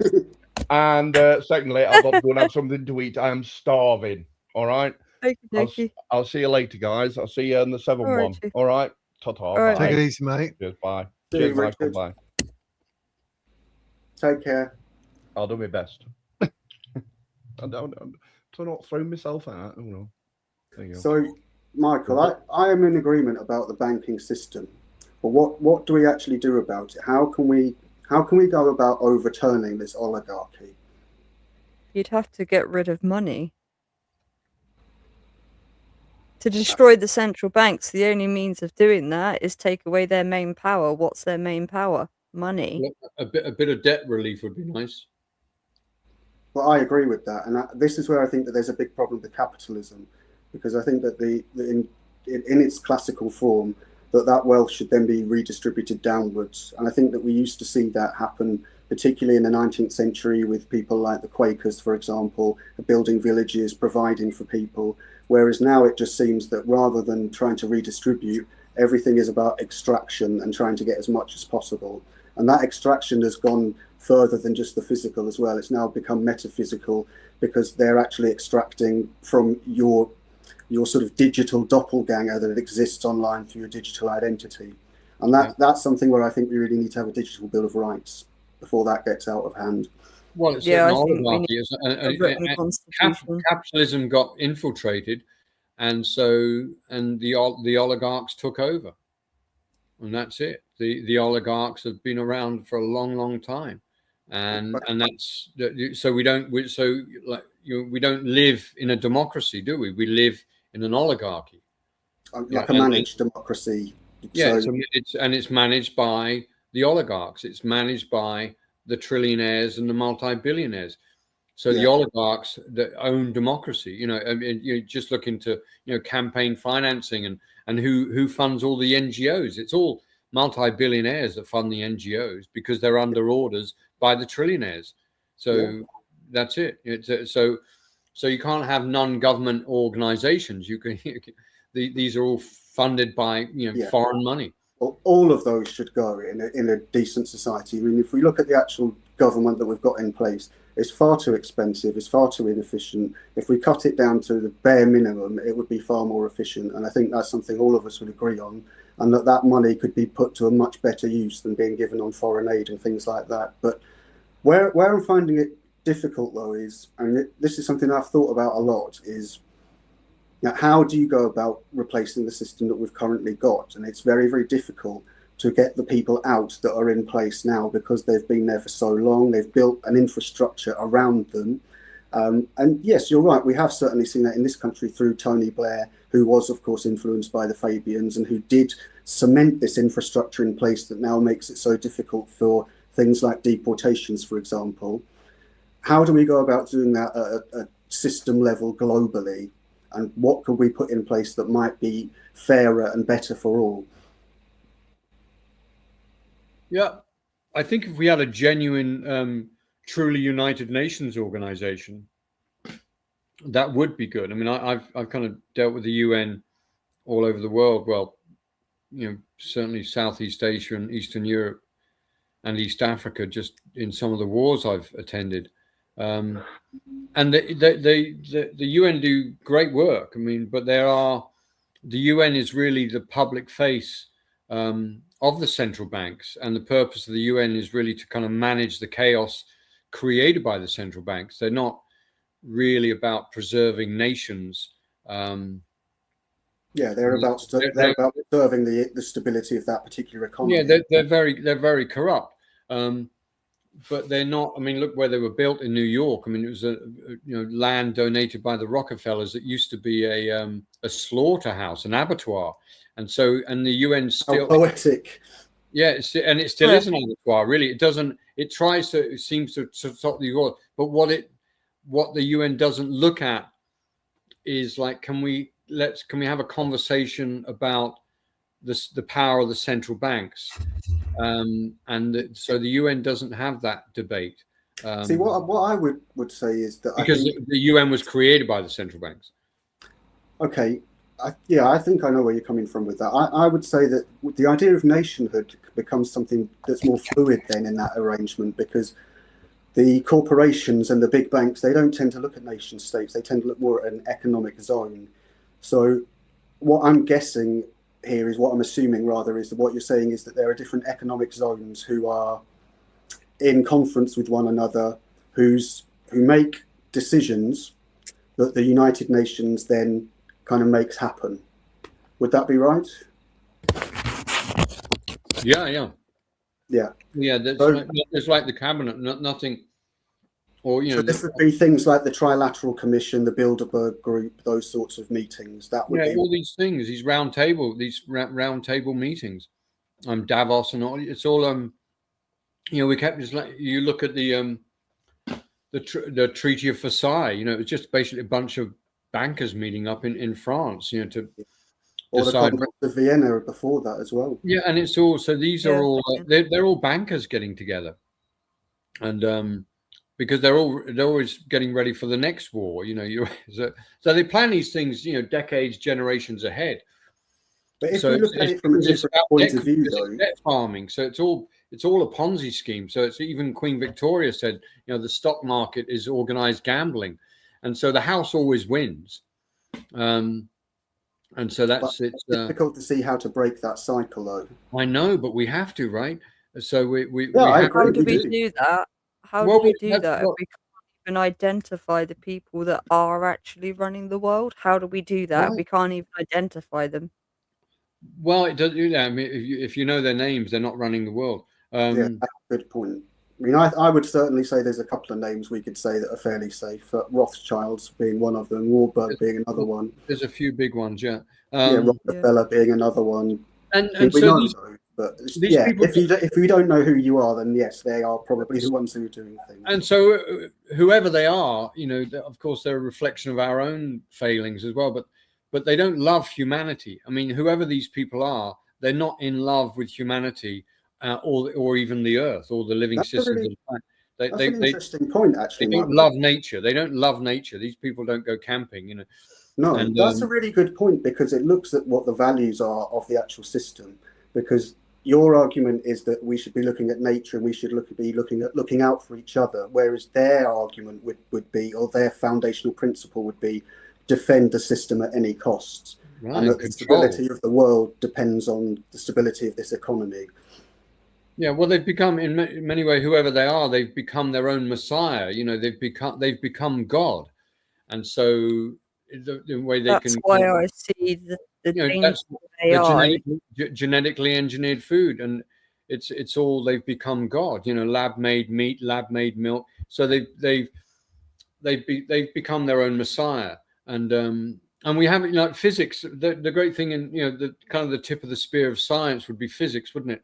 It's so if you look at all the Nobel Prize winners in every, you know, discipline, every subject, in physics is the highest representation of winners that believe in God or a creator. It's like 98% of them. I think there's one that didn't, but they all agree. They all believe in God, or they all believe in a conscious creator, and that's the one. And they call it, well, and 25 years ago they wrote a document where all, you know, Princeton, Oxford, Cambridge, Stanford, Yale, Harvard, whatever, they got together, and all the theoretical physicists of that time got together, and in that letter they said that they'd hit a brick wall. What they were saying is that we don't know, even though we've got string theory and the Big Bang theory and all the other theories, which are interesting to, or try and get your head around. And they built, but there's no unifying theory. But the only thing that's where we are at the moment, that we're at a place where we just haven't come up with the next theory to replace what we don't have the technology to get us there. That's the problem at the moment. And so with all these super quantum computers and everything, they still don't know. But one thing they could all agree upon, that one unifying thing that they could agree upon, was that we don't know. And then the other thing they could all agree upon is that what we do know is that whatever did put this together is intelligent. They called it intelligent design. Some of them called it God, and the ones that called it God don't get the funding. But if you stick to intelligent design in theoretical physics, you're okay. And in the unraveling of the human genome, they've proven that whatever put this together, there's an incredible high intelligence that we can't even get around. And so really we should be in awe of creation. And that's where the original Abrahamic faith talks about us being stewards, we shouldn't be the controllers of the world, but we should be stewards of it. And in the original Abrahamic faith, they didn't really understand what was beyond this mortal coil, but what they felt we should be doing is bringing heaven on earth and maintaining that, you know. I think that the current stewards, the bankers, etc., they would probably argue that is exactly what they are doing. They're offering a stewardship, and that they're keeping things stable, because in their mind, the world that they've created is stable and it is working effectively. So their idea is perfecting it, but is controlling and in their opinion, perfecting it. But of course, it's like, you're not going to perfect it if you want to create 1 billion robots, right? Because then where does all the packaging go? Where does all the pollution go? Where does all? You don't need humans if you've got AI. So if the ultimate goal is to control the world, you can't control the world whilst you've got a world full of people with different points of view on different things that are going to challenge your order. So that's why they're pushing so heavily for AI. Because AI can replace humanity. When I first arrived, I got out of wars in 1998. But when I first arrived in Silicon Valley, what did you do, Michael? Sorry, what was it you worked in? Well, I spent 16 years of my life as a soldier, as a private contractor, and as a photojournalist covering wars all over the world. But anyway, as a soldier, a mercenary. Well, we don't call it that. And no, that's what it means, though, isn't it? Security contracts. Yeah. So it sounds nicer, Yeah. It sounds nicer. And no, I just wondered, because you've mentioned several times being abroad, and I just wondered what it was that you did. Yes, but I stopped all that in 1998, and I moved to America. But I ended up in Silicon Valley in 2001, 2 weeks before that thing in New York and Pennsylvania. But in the year 2000, a guy called Bill Joy from, I think, Microsoft published a great read. I mean, you've got to go and read it. It was published in Wired magazine by Bill Joy. and it was called, when I arrived in Mountain View, which is the first town I lived in Silicon Valley, it was the talk of the town. And the name of the article is called "Why the Future Doesn't Need Us," and it's a great article, so you should read it, because they've decided that they don't need humans anymore. And so it's a good one it's a really good article to read. And so that's kind of where we're at. And so that's what these so-called people that are supposedly fixing the world, which they genuinely believe they are, doesn't include human beings. No, that's true. And that does link back to what we were discussing earlier about eugenics and how that was very popular in the 20s and 30s. And we mustn't forget as well that this wasn't a fringe belief. This was Yale who were pushing it forward. It was Harvard.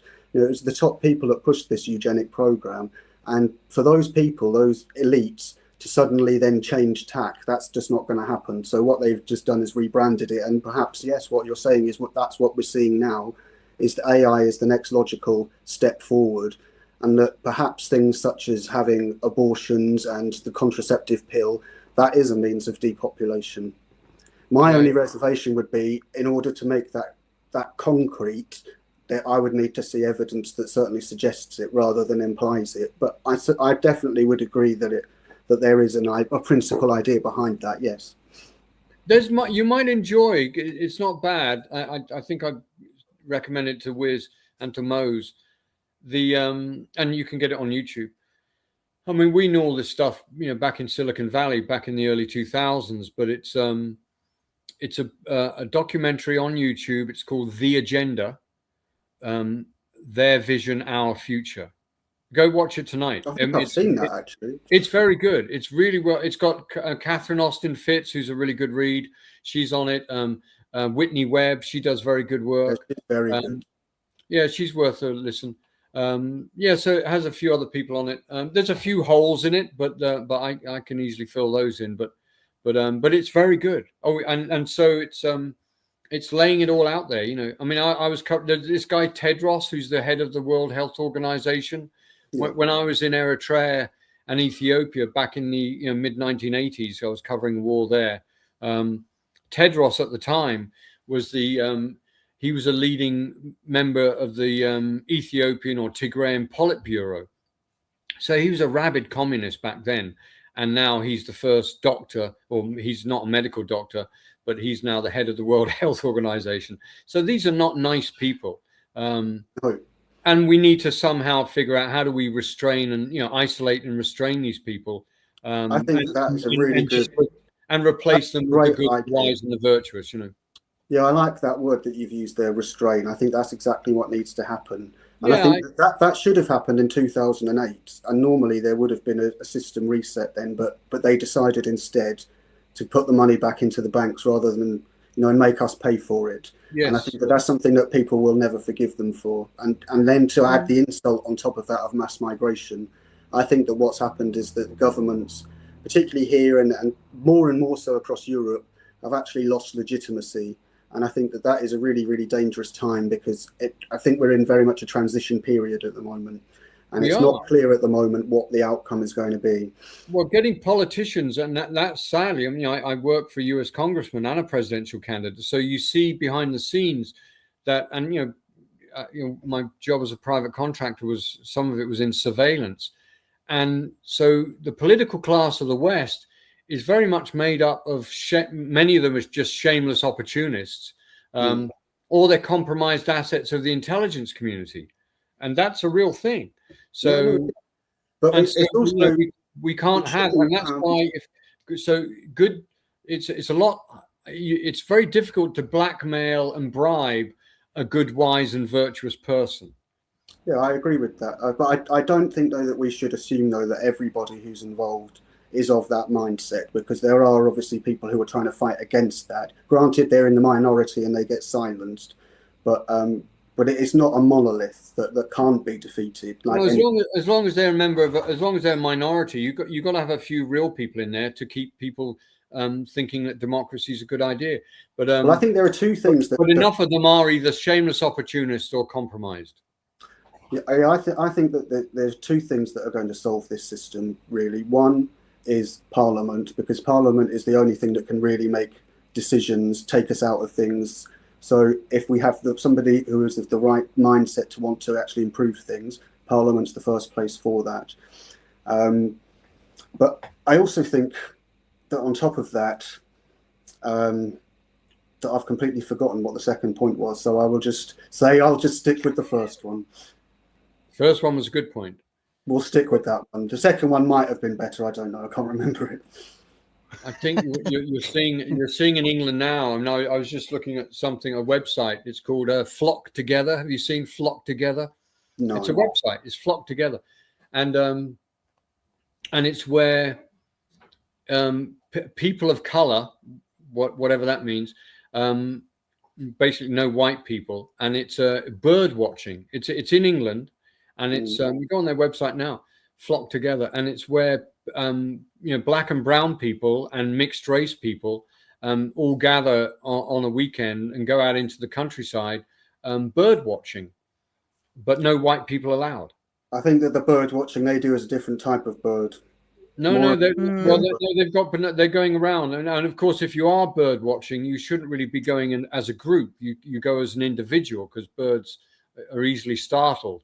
So if you want to see lots of birds, you don't go round as a group, But anyway, but the thing is that it's and so people are voting along kind of ethnic lines now. I mean, it's where the Green Party had a great success because it kind of bowed down. Because the Green Party is it's a socialist party and is the enemy of democracy. But they kind of play to the Islamic vote. But so people are now voting, for their ethnicity or for their religion.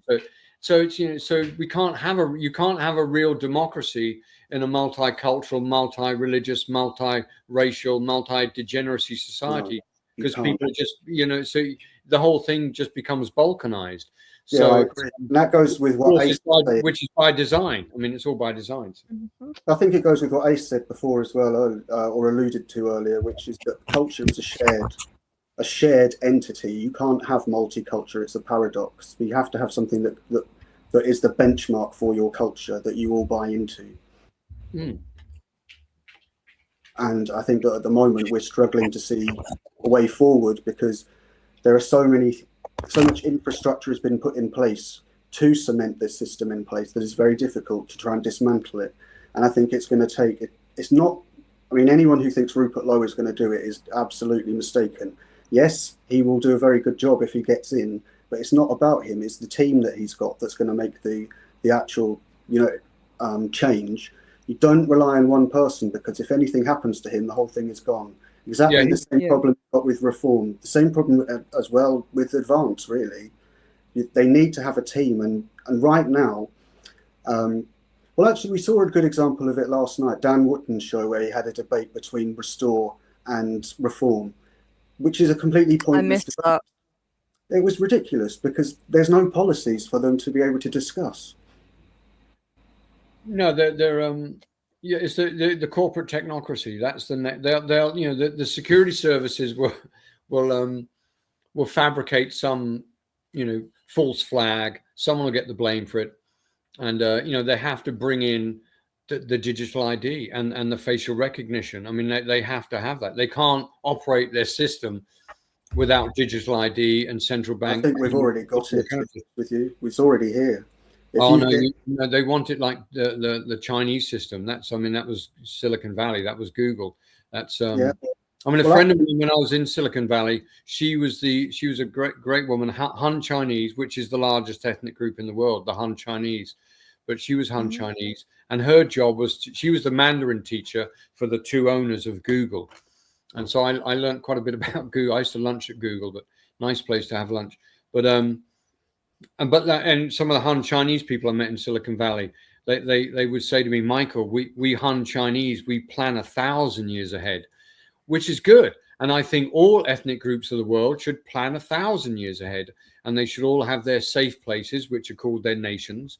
And we'll somehow figure out how to slowly fix the world without materialism and mass consumption. And I think that we would need to work. build up trust amongst ourselves, so that once we realize that our neighbor, because it's you love your creator, love your neighbor. These are commandments. I think that would work. You know, if some African's living next door to me, I will love my neighbor. You know. Yeah, I mean, I think if suddenly half my village becomes African, you know, it's maybe the crime will go up. I don't know. It's we always got to look at the data. You know, what makes for a high. And once again, it's all data analytics, but you have to look at, well, what is more likely to create a low crime, high trust society? And you just have to look at the data, because we've got 6,000 years of historical record. Homogeneity is most likely to do. Well, yeah. So, but even AI will tell you. So, and it's for the sake of the children, right? So for me, it's always about the children, right? Because we're adults, and if you hold your children, they're the future. You know, when you hold the future, when you hold babies in your arms, you're holding the future in your arms. Okay, so.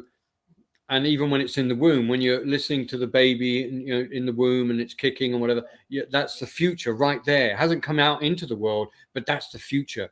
And so we, as adults, we have to think, well, okay, how can we create a society that is low crime and high trust? Because that's better for the children, right?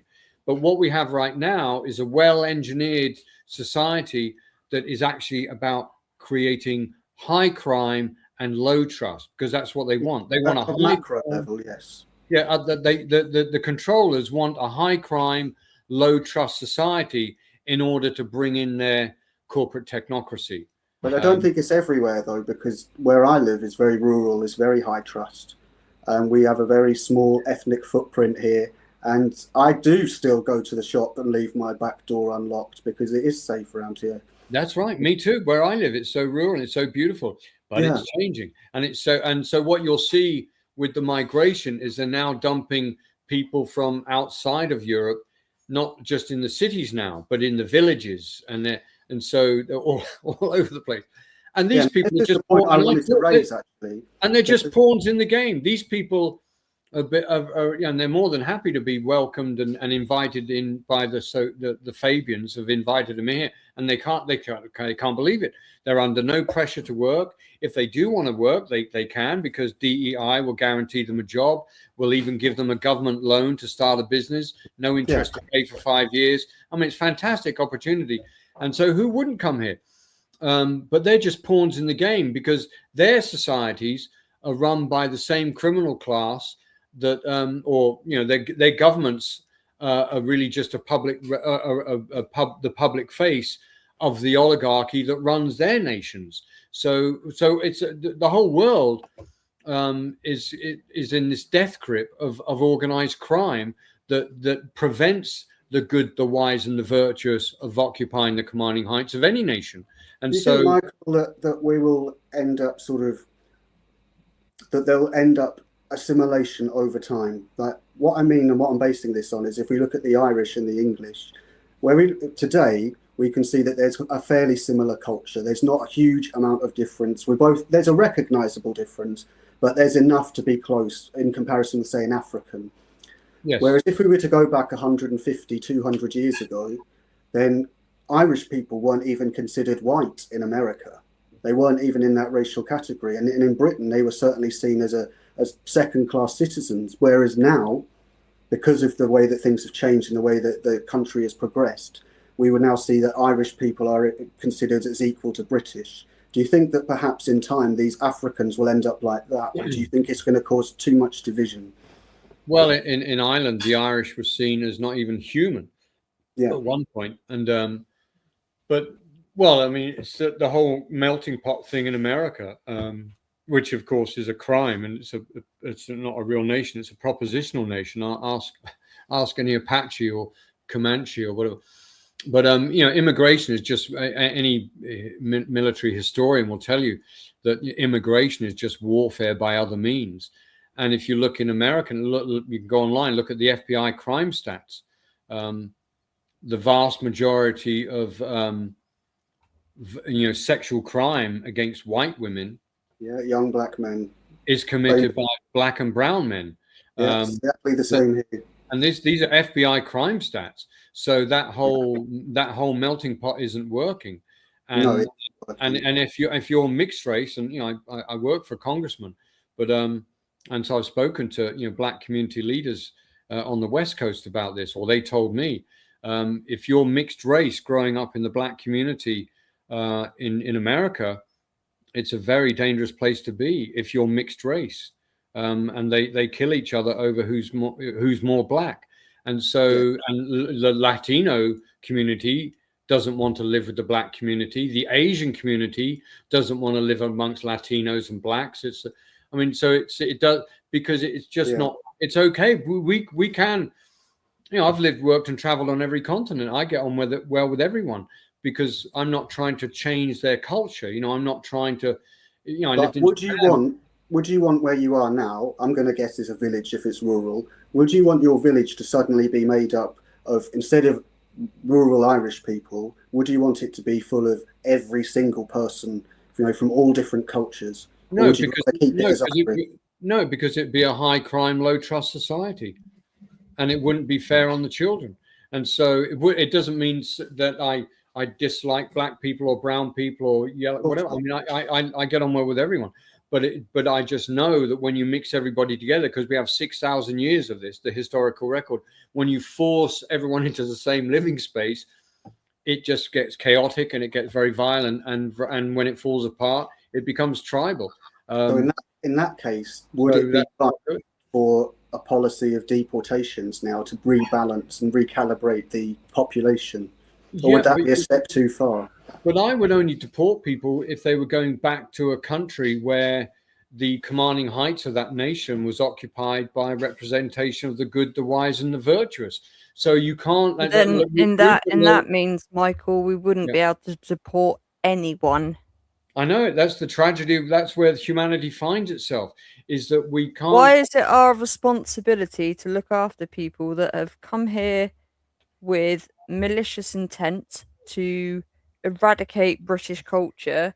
Why should we, as the victim of this scenario, because we are the victim of this scenario, why should we have to worry about, when we're the victim, we're the ones being imposed on, why should we, as a response, have to worry about where they're being deported to? When we're the ones that are having to face what they are doing to us. But other governments, and when you get back to the international money power, other governments aren't going to take their people back. They're not going to take their people back. We can enforce that. We could stop sending money to Pakistan tomorrow. They would take every citizen back because they can't afford to live without that money. Fact. Well, we'll hope. There's quite easy ways to enforce. I do have a question there, though, Ace. Those nations taking their people back. Well, hopefully they will. Hopefully they'll take them all back. Stopping foreign aid, you'd see those nations take their population back overnight. In fact, Afghanistan, the Taliban have outrightly stated they will take every Afghan back. And they should. The Taliban have outrightly stated that. But there is a problem with that, Ace, I would say, which is, what do we do with the ones who have got British citizenship? Do we just revoke it, or because that would be very, very difficult and could cause social unrest? Well, it's a tough one. I know. It is a tough one. It's all explained in my 25-point plan. Just read my 25-point plan. It's all in there. It is a tough one, but at the end of the day, it doesn't change the fact that we're the victims of this. It's not our responsibility.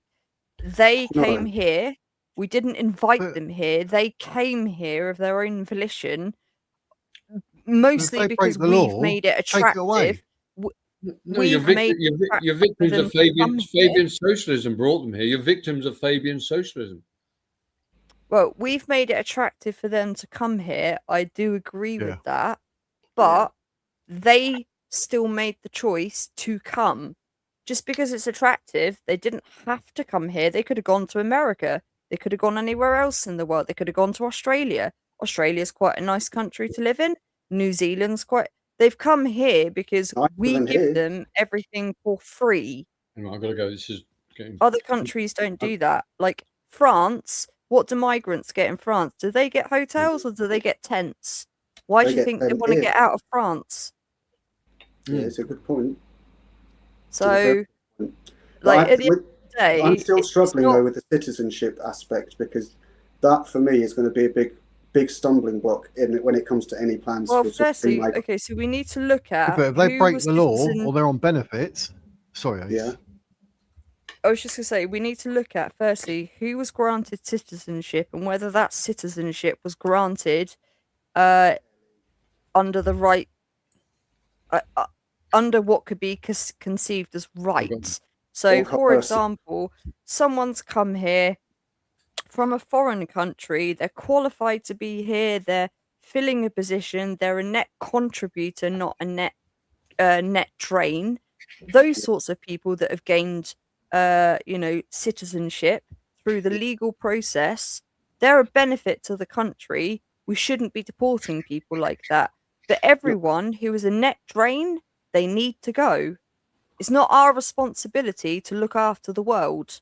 No, it's not. Period. Can't even afford to look after our own, never mind the rest of the world. Yeah, and if we sent these people back and we started putting countries on the ban list, I would have Pakistan and I would have Afghanistan banned straight away. And Albania. Straight away. They shouldn't be coming here because their culture. And Syria.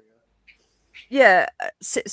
Well, this is the thing, a lot of these, certainly the North African countries, Syria as well, they all used to be Christian until Islam came in. Well, I was going to ask you that next, actually. I was going to say, are you really saying you want a ban on Islam? Yes, that's what I would like to see, but I don't think that's ever going to happen. That's exactly the answer that I would have given. You can't ban an idea. You can't ban an idea. That's evident. Well, you can if it's harmful. If you can prove that it's harmful, then you can ban it. Right, but how do you stop people believing in it? That's the problem. You can't ban an idea because people would choose what they believe in. So that's why it's impossible to ban an idea. What you it's can really difficult with Islam. Ban the things that make that idea possible. Mosques. We shouldn't be allowing mosques in this country. If you stop the building of mosques, all mosques that are currently in the country are deconstructed and converted back into churches. If it was a church that was converted into a mosque, we need to be reversing that process. If they can't have mosques here, they can't practice their religion. Period. You can't ban the idea, but you can ban the things that and allow the idea. So if Islam to exist in this country requires mosques, it requires the mushad, I can't say the word, the mushad. It's the Islamic schools, for example. Yeah. If those things are indicative to Islam in surviving in the West, then we need to ban those things. You can't ban an idea. Ideas are held by people. So, but you can ban things that make ideas possible. You can't. No. Anyway, Islam has no place in the West, right? Because Islam is a broom. You just got to figure out who's pushing the broom. Anyway, stick to just research Fabian socialism because that's what you're living under, and and look at what its end game is, which is the one world order socialist dictatorship. And the 4 books that I recommend to Wiz, I think if you read those books, you'll have a better understanding. And just I try to figure this stuff out and come up with. I'm not attached to my ideas, but a lot of my friends around the world seem to like them. And AI. Well, I hope you didn't mind being challenged, Michael.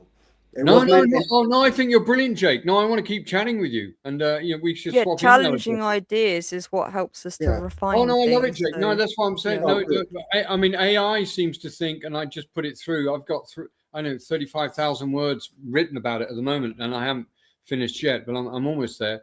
But when I put all my ideas through AI, and it was comparing it to the UN and the EU and the United States vision and plan for the world. And mine scored higher, and mine scored 9.5 out of 10. So I thought, well, that's not bad, but I'm not attached to it. It's like where I am at the minute is. So it's like come up with a better idea, but I want people to rip my stuff apart. And AI did a really good job of critiquing it, which was very helpful. But it's even after the critique, it still gave it 9.5 out of 10. And so. So I'm not. So go on to, and it's not an attractive website. I'm not a techie, but just go on to McCarthyplan.com, because all it is, it's just love, truth, and better ideas for the sake of all nations of the world. And it has a vision, and it has a 26-point plan, and see what you think. But tear those points apart, because I just want those points to be improved. But they're from a real world experience of my time in and out of wars, and working in the political class and in the world of surveillance. I'm really glad to hear you say that, because obviously I was challenging your ideas quite robustly, and it wasn't meant in any personal way. It was just to challenge the ideas and just to see what was behind them. And I wasn't. No, I'm not offended at all. I think you're wonderful, Jake. Truly, but no, my sense is you're a good man. I tried to. But it's like whatever opinion we have, it's like it's Greek philosophy. All Greek philosophy is a perpetual debate about what is good, what is true, and what is real. So if you have a good idea, okay, is it a good idea, or is it just a figment of your imagination? Yeah. And can it be realized? If it's is it real? People say, oh, well, the story that happened in New York and Pennsylvania with these 4 airplanes, it's an incredible story, but is it real? This is the issue that I have. It's that, yes, I know the Fabian Society existed. Yes, I know they've had an influence, but the extent of that influence and actually seeing it in the evidence is the thing that's difficult to find, because there's nothing explicit that I found yet. But Jake, there's all sorts of books you can read it, but there's one. I think Dr. John Coleman. I think he's correct on a few things. He's a bit vague on, but yeah, Dr. John Coleman's book.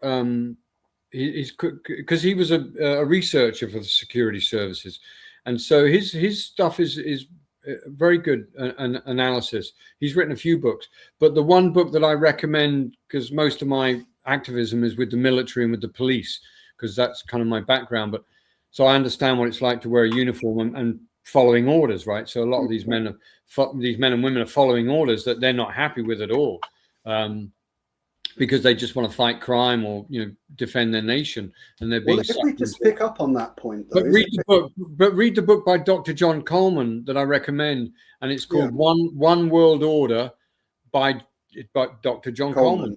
It's a really. Do you think there's enough dissent to break up the system at the moment? Do you think there's enough dissent that would cause a breakup of this at the moment? As long as you've got Netflix and pornography online, people are quite happy.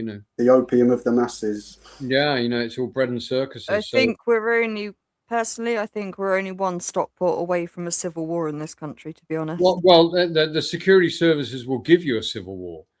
Whether you like it or not, they'll give you a civil war. Because it's like Lenin said, the best way to defeat your enemy is to lead them, and so that's what these people do. They'll give you a civil war. So we're headed for violence. Then that's the. Well, we're in a civil war anyway. I mean, we're in an ideological civil war. Yes. Yeah. There's a cyber war. And there's a body count. I mean, it's. So no, anyway, but Jake, I think you'll really read that book. You'll love it. And those other 4 books, there's 4 of them I recommend, essential reads, a real kind of beginner's guide to history and what's really going on. But the documentary, The Agenda, on YouTube is essential. I mean, that's a fantastic Silicon movie, a documentary, but a really entertaining film, very funny, brilliant script, is kind of a Palo Alto movie, really. You would have been familiar with Ayn Rand and Fountainhead and Atlas Shrugged and all, which are great books. But there's a film, you can get it on. Anyway, there's all sorts of movie sites you can get it on. But it's called Mountainhead. Okay. Watch Mountainhead. Is a wonderful Silicon Valley film. It's a really good film, very funny. But it's really where we're at now, and it's about the power of the tech industry. It's a great film. Brilliantly written. It's about these 4 multi-billionaires, and they're all bros, they're all friends, and they spend the weekend together in the house of the poorest of them, which is this beautiful house called Mountainhead up in the mountains in Colorado, I think. Great film, but it's where we're at. But The Agenda, their vision, our future, is just a great documentary. Very, very good. So yeah, watch the movie for entertainment, Mountainhead, and then watch that documentary and read, if you want to study a bit about the Fabian Society, Read the book by Dr. John Coleman, One World Order, which is all about the Fabian Society. And the webs stuff as well. Yeah, webs. All that stuff. Yeah, the webs. I mean, you know all about the webs, right? And all that stuff. And just read the stuff. And so these people, they're very keen, and they're being very successful because no one's pushing back. I mean, because they created all these globalist organizations. You know, the World. I just remembered. I knew I'd remember it. I remembered what the second point was. I've just remembered it. It is the second point was what could collapse the current system. It's not just Parliament. It's the economic structure itself could crash. Well, it is. I mean, that's why they have to bring in central bank digital currencies, but they can't do that until they get the digital currency or the digital ID. But yeah, we're living in such exciting times. But for me, there's always a lot to look forward to. So there is, and I think it just goes to show that one of my favourite phrases is that thoughts don't always arrive at the same time. So I think I've just demonstrated that they don't there with a gap of about an hour.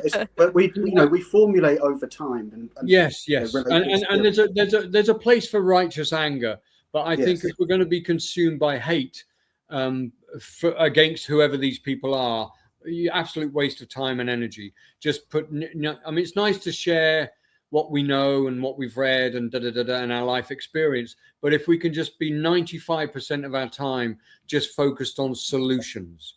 Yeah, I agree with that. And not for the sake of our family and our nation, but for all children and all peoples of the world. So the priority there has got to be to get the current government out. We have to be real globalists. We have to be globalists that are founded on love, truth, and better ideas for the sake of all nations. And I would also say that, and I know a lot of people won't agree with me on this, so that's absolutely fine. But it might be the case that once we get nearer to the election, that it might be better to vote in a reform government than one of the other parties, because they might have a better chance of actually getting in. And even though they're not going to do everything you want, at least it's a foot in the door that then could be changed later. But I'm not saying that's going to happen. We don't know what's going to happen in 3 years.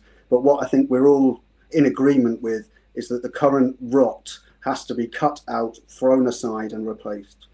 Yeah, and I think in Britain, it's like the English, the Welsh, the Scottish and the Irish, in many ways have a moral obligation to the world, because this kind of the belly of the beast really is the City of London. And of course, Wall Street and the Bank of International Settlements, but it's all that international money power. London is retained. So we've been, we have been for many, many centuries the cannon fodder of this this dark force that's headquartered in the City of London. And so in many ways, we have to be those four ethnic groups of this archipelago of islands off the west coast of Europe. We have to be willing to say that the emperor wears no clothes, point out who the emperor just happens to be, and come up with the solutions. And that's what I'm trying to do with my vision and my plan. I think the vision is good. I mean, who wouldn't like my vision?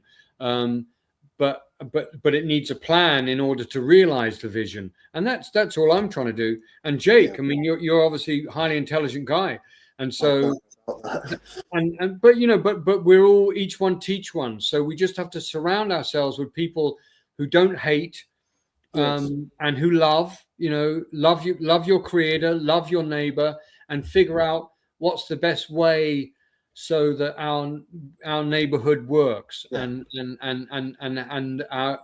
that through dialogue, and we do that through relationship with nations works, because I want the whole world to be able to travel and meet each other. I want the whole world to, under certain circumstances, be able to live in one another's countries and to contribute. And we can do that. And if you could look at my 26-point plan, Jake, Dr. Jake, sorry, and I think you might find something in there that you could rip apart and improve.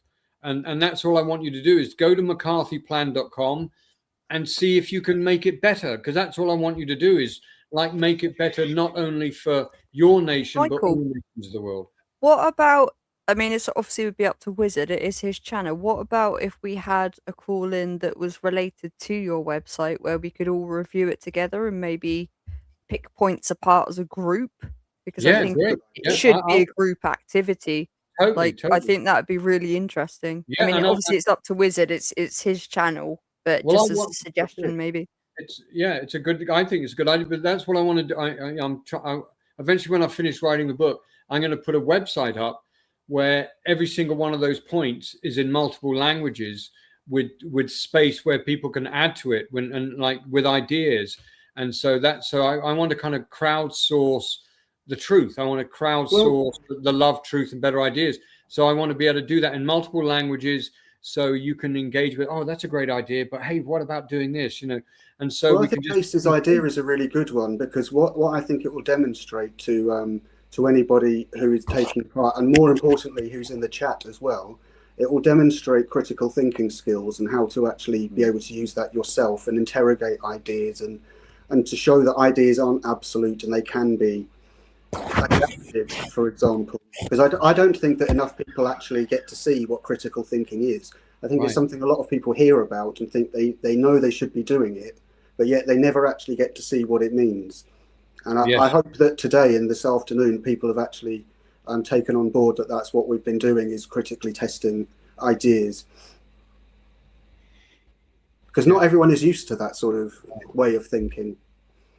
Yeah, they seem to take a challenge as you telling them they're wrong when you're not telling them you're merely stress testing the idea. Yeah. Yeah. And a lot of people don't do that in an effective way, because sometimes, and it's really easy to get annoyed with somebody when they're challenging you, really easy. But it's important to try and make sure that the conversation is the most important thing, rather than your own feelings about it. And we're all wrong about things all the time. There's so many things that I'm wrong about, and I'm not afraid to admit when I'm in the wrong about things. Yeah, it happens all the time. Yes. Because we're constantly learning and we're constantly updating our baselines. Yeah, the Zen mind is the beginner's mind. So as we just always think of ourselves as beginners, that we never graduate. I'll always be at school until I take my last breath. I love being at school. That's it. And I homeschool my children.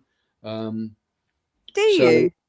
Oh yeah. Is that difficult? Do you find that difficult? I was an English teacher for years, so how is that going as a home teacher? Well, you have to homeschool your children.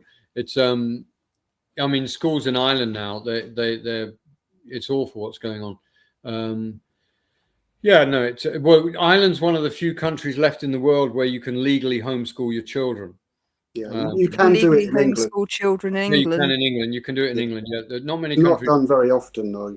Yeah, but it's a better way to go. Yeah, definitely. And my children. We might start seeing that change with how much Islam is being pushed into schools. Well, it's anyway. And I've got to deal with so much. I've got dogs and hens and all sorts of things. I've got to get back. A whole farm there. Yeah, there's a lot going on. And but anyway, thank you so much for your time. Sorry, rambled on a little bit. But Jake, God bless you, my brother. I really appreciate the chat. And I appreciate it too. Thank you very much. God bless you, brother. And Wiz has got my email, so he can give you my email. Yeah, I'll sort something out. Yeah. Oh, it's exciting times. There's so much to look forward to. So much to look forward to. And I would say, prep, keep your preps up, and have graceful fun. We're here to have a good time. Don't let anyone tell you any different. As long as your good time doesn't ruin it for anyone else's. For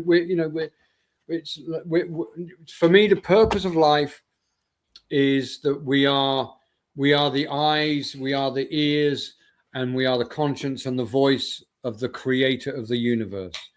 And that's it. And we're here to have a good time. And that's it. Just get out, stay healthy, drink lots of healthy water, stay sober, and just surround yourself with positive people, and have compassion for those that are less so, and have a spiritual life. Stay away from religion, but love your creator, but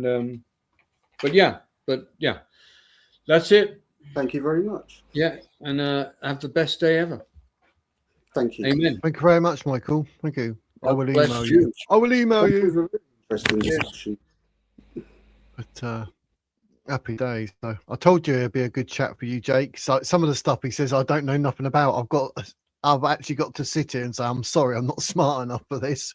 I just don't know enough. So for me, it's just educating and listening to you sort of like say what you say back, as did Ace. I just think, oh, that's better because I don't know enough to say that. I'm not Well, I smart hope it as didn't you, come sorry. across in the wrong way. I didn't want it to come across No. as being condescending or anything like that. But one of the things I learned... Jake, you're stress testing. That's it, and that's absolutely critical when we're looking to refine ideas. You have to. You're an a-hole. Well, one of the things I learned from teaching is that, and this is something that sounds really obvious, but once you actually start thinking about it, it's much harder than you would anticipate, is questioning. And to get the right answers out of people, you have to ask them the right question and get things out of them. And that's why if you're looking at an idea, it's important to say questions like, how is this going to happen? Or what might that look like? Or why would this work? Because then that's allowing the other person to speak. That's the who, how, why, what, where, when, right? Yeah, exactly. And by the way, has anyone ever told you really look like Owen Wilson? Bloody hell, that's you really do. You know, that something flashed through my head earlier, and I was like, Jesus, who does he look like? Well, and I was like, oh, I couldn't think of the name. This was a long time ago. I was in a supermarket in Strood when I lived in Kent, and some woman came up to me and asked me if I was Owen Wilson, and I went, "You seriously think a Hollywood star would be shopping in Strood in Kent? Do you? Come on." I don't see the resemblance myself. I'm too old anyway. Oh, I see we've got someone from Kent in the chat. Would you be open There's to me that getting called wizard bloody Jesus and Gandalf, and then you get Owen. Oh well, sucks, doesn't it? Yeah, we've all got ones who we look like. I mean, Ace at the moment is just a white blob. We'll find one for you, Ace. I don't have a camera, so I unless I'm on my phone, I can't have my face visible because I don't have a webcam just yet. Month due when my channel's going to go live, I'll be getting a camcorder that you can like attach to your computer. I'm not going to go the SLR route because I don't have any need for taking photos. I know they're good for video quality, but the camcorder I've seen is like a 64 frames per second, which is really good. So okay, there's one. You're only down the road. You come get it. I'll send it to you also if you want it. I had it for a PC, but the PC kept closing down. How's this for coincidence? Wizard is literally down the road from me. Is he really? Wow. Yeah. Well, you'll be going out for breakfast and having all sorts of fun next. I'll be like, isn't it, how the internet works? You know, how people who wouldn't normally get to have conversations actually get to, you know, have a place where they can do that. It's really something that I think technology has really been a positive force in that regard. Yeah, I had someone in the chat, and two sides to every coin. They said, "Oh, I'm from Gosport." I was like, "Oh, that's funny because you got like Brockhurst Fort to the left," and I said, "Oh, my uncle lived there," and I said, "Oh, my uncle Richard." She's like, "Yeah, I know him." What? She actually knows my uncle. I was like, "Oh." I used to live in Gosport by St. Vincent's. Yeah. I don't even know. Oh, I used to play on the St. Vincent football field. Sorry, I shouted over you there, Jake. Where is Gosport? I don't really know. Gospit, as we call it here. Gosport is next to Portsmouth, which is just above the Isle of Wight. Yeah. Okay. Yeah, go over on the ferry. The Isle of Wight, yes. So kind of under London in a way. Yeah. So, that's weird. Yeah. That's why I asked you, like, you end up knowing my sister, like Charlie, but I can't say the surname because it's so rare. People will be able to track me, so I can't say it. But it begins with a G. Yeah, no, don't give anything out that you. And when you said Estee Lauder, I thought, how do you know that? I thought, oh my god, don't tell me you actually know her. But because her name was actually Charlene, but they called her Charlie.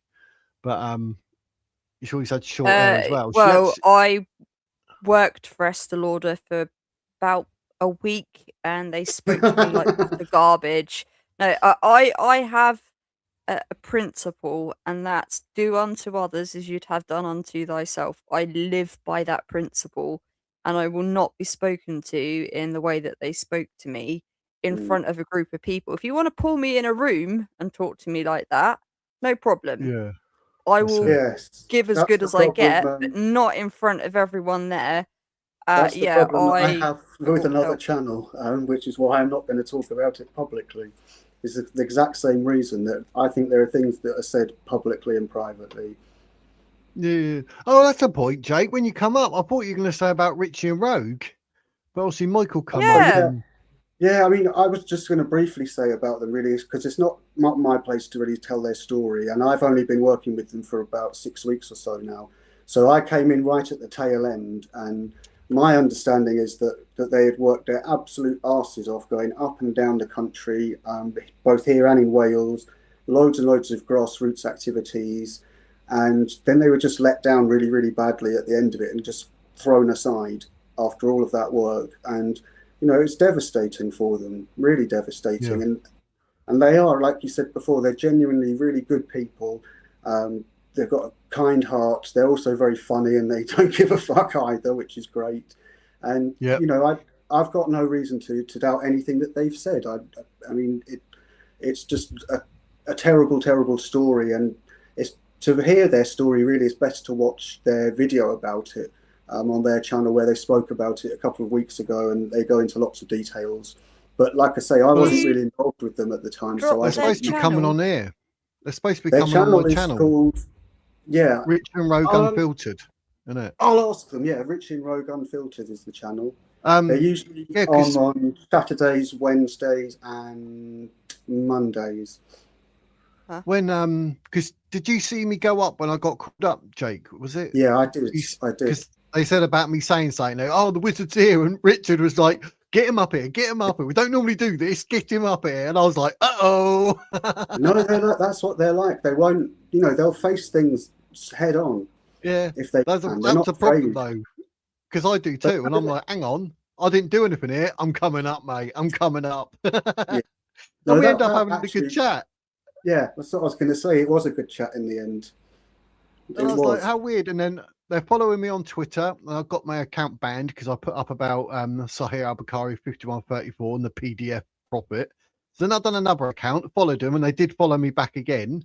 But I did say that I wanted them to come on here for an interview, and I'm trying to get hold of them. And that's what I put in chat when they saw me. And said, right, come up here and say whatever. So I'm hoping. Yeah, I'm sure they'd love to speak. They're always happy to speak. Because I want them to get their story out as well, because I'm like you. I'm really annoyed. Yes, I'm a paid up member of Advance, but I'm more than happy to be man enough to say, hang on, what they done there was wrong. Do you know what I mean? You don't treat people like that. And Rich and Rogue, from when I spoke to them, come across as really decent, honest, happy, bubbly, honest people. And like, you know, and they're not. They're also, you know, they're like just ordinary people. You know, they've lived lives. You know, they've got things that have gone on in their past. I'm quite sure of it. But they're just ordinary, decent, good people who are really good to work with. And their channel is really good. You know, to go and support it if you can. They do interviews with people. They do work with survivors of abuse. They do investigative work as well. There's all kinds of things that they do, and you know they've only been going a couple of months, so give them a chance and help them to grow their channel, and also join their Substack as well, which I write articles for, as well as my own. Oh, cool! Oh, nice. Yeah, because they interviewed Right Said Fred. That was a good one. They did, yes. Yeah, they did. I did the questions for that one. Oh yeah. I watched that.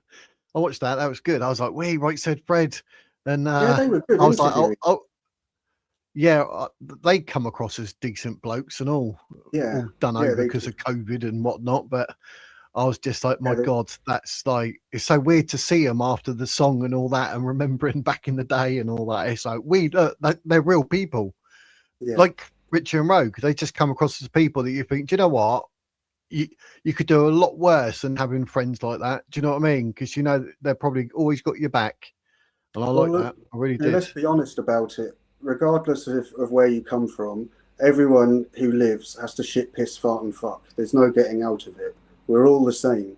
And just because somebody was born with a silver spoon, exactly, you know, somebody who's born in a prominent, eminent family isn't a better person than somebody who grew up in a care home, even though their lives are completely different and their standards are completely different. They're both still valid as lives, and they both deserve respect. You'll have to jog them for me, Rich and Rogue. I will have to email them because I was like, oh yeah, we'll sort out, we'll do an interview. But for some reason, I don't know, maybe, you know, I've been a bit busy this end, they've done whatever, and we've not really actually sort of touched base again about it. So, but I'd love to have them on. Let them... Well, this week they're a bit busy with things because they haven't actually had any shows this week. So they didn't do one at the weekend, and then they had to cancelled one yesterday. So they've got things going on. I mean, I don't get involved in what's going on. It's not really my concern, but I'm very sure that they would love to come on and speak about what happened, because it is important. And the thing that impressed me about how they spoke about it was that they did it without bitterness. You know, it'd have been very easy to just slag Ben Habib off, and they didn't. They just told their honest story, and it just goes to show how there are people who are out there who are genuinely doing things for the betterment of the people and who really do want to make a change. And they're so passionate about Wales as well. It's really inspiring. And for me, that's important, because I'm not a Welshman, but I did my degree in Wales and I lived there for 4 years. And I lived in North Wales. So the Welsh people were very kind to me, and I've always wanted to give something back to them. So that's why I like helping them out with what they're doing. Yes, excellent. Yeah, I'll have to say, because I don't even mind booking it like a week or two ahead on that, but I need to touch base with them. But yeah, because after all that, and it's so funny, they're calling me out, and at the end of it, they're like, yeah, we'd love to come on your channel for a chat. It's like so weird how it happened, but it was crazy. It blew my mind. But that's how you meet people, I suppose, isn't it? You know, I reckon it was that Paul Morris lying. He's could well be. Yeah, he said to me, because I had this cross on, he goes, he'd done a little bit about one of my videos and that, and goes, this bloke, he obviously thinks he's a Christian with that cross on, but he doesn't even look like a Christian. I was like, one, you wouldn't say that to my face, and two, what does a Christian look like, really? Go on, describe it. Absolute muppet. Funnily enough, don't most Christians look like they've got long hair and a beard, according to the iconography? I was going to say, Jesus had long hair and a beard, so... Yeah. That's why I get called Jesus. Did I tell you, Jake, about me walking home when I was called Jesus? No. I've told everyone else. I tell this story all the time because I was so chuffed with it, right? I was walking back from Tesco, carrying the old bags, right? And there was a bloke in front of his mate, they're obviously both in their own cars, but he's leant out his window and called his mate. And I was like, who's that? And I've looked round, and then he goes, Jesus. He goes, I thought you were dead. And I looked round and I was like, well, if you carried on reading, mate, you would have found out that I was resurrected. And I walked home, and I was like, what a comeback that was. I was really chuffed with myself. But yeah, and it's weird because literally that same day, literally the same blooming shopping trip, when I was in, someone looked around and said to someone, but a bit loud, like, he looks like Gandalf. And I picked up on it. So when that Jesus thing happened and I had that comeback, I thought, today's my day, mate. I've become, I think, I was proud when of you look a bit different, you know, if you look a bit different from other people, then they always kind of give you funny looks, and it's to them it's kind of like, oh look, the circus has come to town. It's a bit of fun for them. Whereas actually people are far more interesting who are more comfortable being themselves, I think. And what better way to be comfortable is how you look, you know. The reason I ended up with this, I'll tell you in 2 seconds, but I've always been clean shaven. Now and again, I have a little bit of whatever, but always clean shaven. I've always had really short hair, like to the point where literally I do like grade 2 all over, or the top gets a bit longer and I had it spiky. And the only reason it's like this now, without going into too much detail, when I hit real bad depression and I was just not in a good place, I did not walk into the bathroom for about a year, mate. A year. I was just like a zombie. And then when I've looked back into the mirror one day, and I was like, wow, what on earth? Well, and I was like, where did that come from? I did exactly the same thing. My hair was right down to my backside at one point. I mean, I've had my hair long since I was about 11, but yeah, I just let it grow because I didn't give a fuck. Because you don't when you're. I never had it like this ever. But it's weird because when I looked in the mirror, this is the weirdest feeling you ever get, especially when like you're depressed and you know, like literally we're talking dark, like this is like I don't want to be here, nothing, and no one could say anything, mate. Like there's £1 million down the road. Do I look like I care? It was like whatever, don't care. And I looked in the mirror and I had this weird feeling, hence why I still look like this, is it came across as what's just happened because I would never have grown my hair or grown a beard, but I was supposed to have. Does that make sense? It was weird. Yeah. I had such a weird feeling. Yeah, it's crazy. Yeah, it's scary, but yeah. There are things like that, you know, things that, you know, you can say the same about people who you meet as well. That, you know, you were meant to have this conversation at that point. I don't know whether that's what happens. I don't know how the world works, but it's a nice, comforting idea. But the worst conversation, no. Sorry, go on. I was just going to ask, do you feel more comfortable with long hair and a beard, or do you not? Well, obviously you do because you've still got it. Because I don't like the I beard. feel it. I always feel like I can hide behind it. The beard's like something in front of my face type thing. And, yeah, it does now and again. But I've got beard Does oil. it get food in it? I did have my own beard oil. I did have my own beard oil company, the Wizard's Own. Oh wow! Beard Wizardry. But the depression kicked in, so I had to stop. But yeah, look, I've still got one here. It's all vegan, high end stuff. This, but I don't think I can grow a beard that long, to be honest. Oh, just ignore it. Just pretend it, you know, just let it go. But yeah, it's weird. It's always like something to hide. But this is a week's growth, and I hate it. I'm hiding behind the microphone because everyone says, "Oh, move the microphone, this and that," but I can't because when I was a doorman, I had teeth punched out, and then when I was depressed, obviously my teeth got bad, and I've been waiting 11 years for a dentist. So that's why it's like this. Because if it wasn't for this, why don't you get yourself a pair of the clicking veneers? Because basically, well, my heart specialist bloke said, right, literally, like back in July 2024, like get your last 12 teeth taken out. Because they're not going to do your heart any good either. So even since then, I've not been able to get anyone just to pull them out. They're like, what? If you in like constant agony and is it like pus and this and that and everything? No. Oh, okay, not a problem. Bye. What? So no one was interested. Yeah, you might want to change your story in that regard because otherwise it will never get fixed. If you were to say that I'm in tremendous pain, I can't eat without extreme pain, they will have to do something about it. Yep. Yeah. That was the only way that I got referred to hospital to have 4 teeth removed because the dentist, they couldn't get them out. They were to the point of needing the scalpel, but I had so much pressure in my mouth, I was starting to get lockjaw and immense ear pain, like earache in both ears. And, you know, it got to the point where I was like, these teeth need to come out. It's my 4 wisdom teeth at the back, and they had to send me to hospital to do it. So, but if I'd said it's not causing me pain, they probably wouldn't have done anything because I wasn't in a need for the treatment. I'd have a week off work after that. I don't know what they took my teeth out with, a hammer, I think, and a chisel because it felt like my jaw was broken. It was horrible. Wow, that's crazy. crazy. The wisdom teeth are the hardest to get out because they're obviously right at the back. And they're the most rooted out of all of your sets of teeth. The back wisdoms are the most rooted. They've got the biggest sets of roots. Yeah.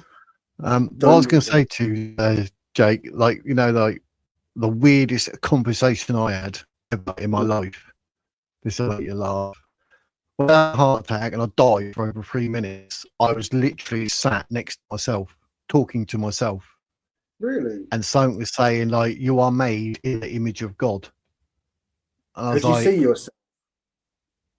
I was literally sat next to myself. Right, I thought I was looking in the mirror. I was looking in the mirror. And it wasn't until I put my hand up and like done something, and the other me didn't do it. It was just sat there, literally with its 2 hands like on the knees. Wow. And literally talking There's to me. been And a I thought, lot I don't of normally sit. NDEs I that don't sit like that. confirm people being able to see themselves once they've died. I've watched a lot of NDE testimonies on YouTube, and they all say the same thing. They do. So yeah, so it's like you are made in the image of God. So maybe for your brain to deal with it, you do look at yourself. But honestly, I thought it was a mirror to start with, and I had to move, and it didn't Did it move. make you feel I'm more like, spiritual? that's why I've got the cross and all that now. So it did. I've never been anywhere near it. I was in the Scouts. I used to go to church and get bored out my head. It was cold. I was bored. I was like falling asleep. I was just like, I'm not interested. And then after that, when I come out, that's why I bought the Quran. I had to buy this. Then I bought the New Testament. I thought, right, I need to sort of like find some answers here. But even that, I've not read a great deal of, but it's like something's telling me that I don't need to read that. Yeah, I think that's the point, isn't it? That it found its way to you. You didn't make that decision. It came to you in a really difficult time, and it sounds to me like it's given you a sort of spiritual awakening, that now you're more open to those sort of ideas than perhaps you would have been before, and that perhaps that might be something that helps improve your overall well-being. Yep, and it was before my heart attack as well. Looking at it, I knew something was going to happen because I was watching with my laptop downstairs in the kitchen, and just to the left of my eye, I've looked, and this really small, like ridiculously bright orb passed, and I've never seen anything like that in my life. And I was like, what? And I felt quite ill. I was like, what on earth is that? Do you know what I mean? Like, to the point where you feel like you're going to faint. That's what I felt like. And I was watching Russell Brand. And in my head, right, by the way, he's on Rumble and he had about, 60,000 people watching him, and, you know, the chat's flying up and all that. And I was like, right, in my head, I'm like, right, is this something to do with a higher being like God? Is it? I thought, right, do you know what I'm going to do? So I've typed in the chat, and Russell Brand was acting a bit funny. So in the chat, I put, oh, is Russell Brand all right? He's being a bit funny. Hit enter. And in my head, I said, right, if he reads that out, I know something's happening between me and God. And literally, mate, within about a minute, like it had gone off screen. So I was like, do you know what I mean? Sorted.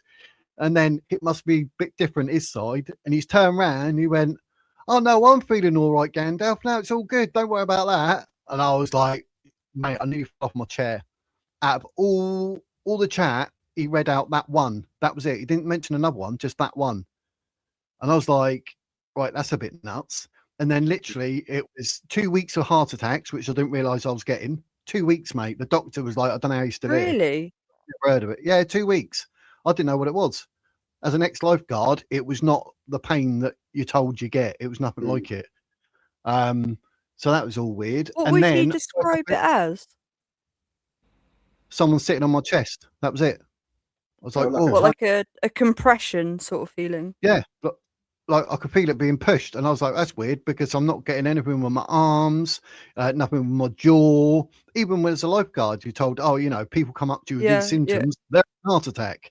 Well, I didn't have none of that. It was just my chest. And one night I was leaning against the wall, and I said to my missus a bit flippantly, like, I think I'm having a heart attack, call an ambulance. And then I was like, oh no, hang on, I'm all right.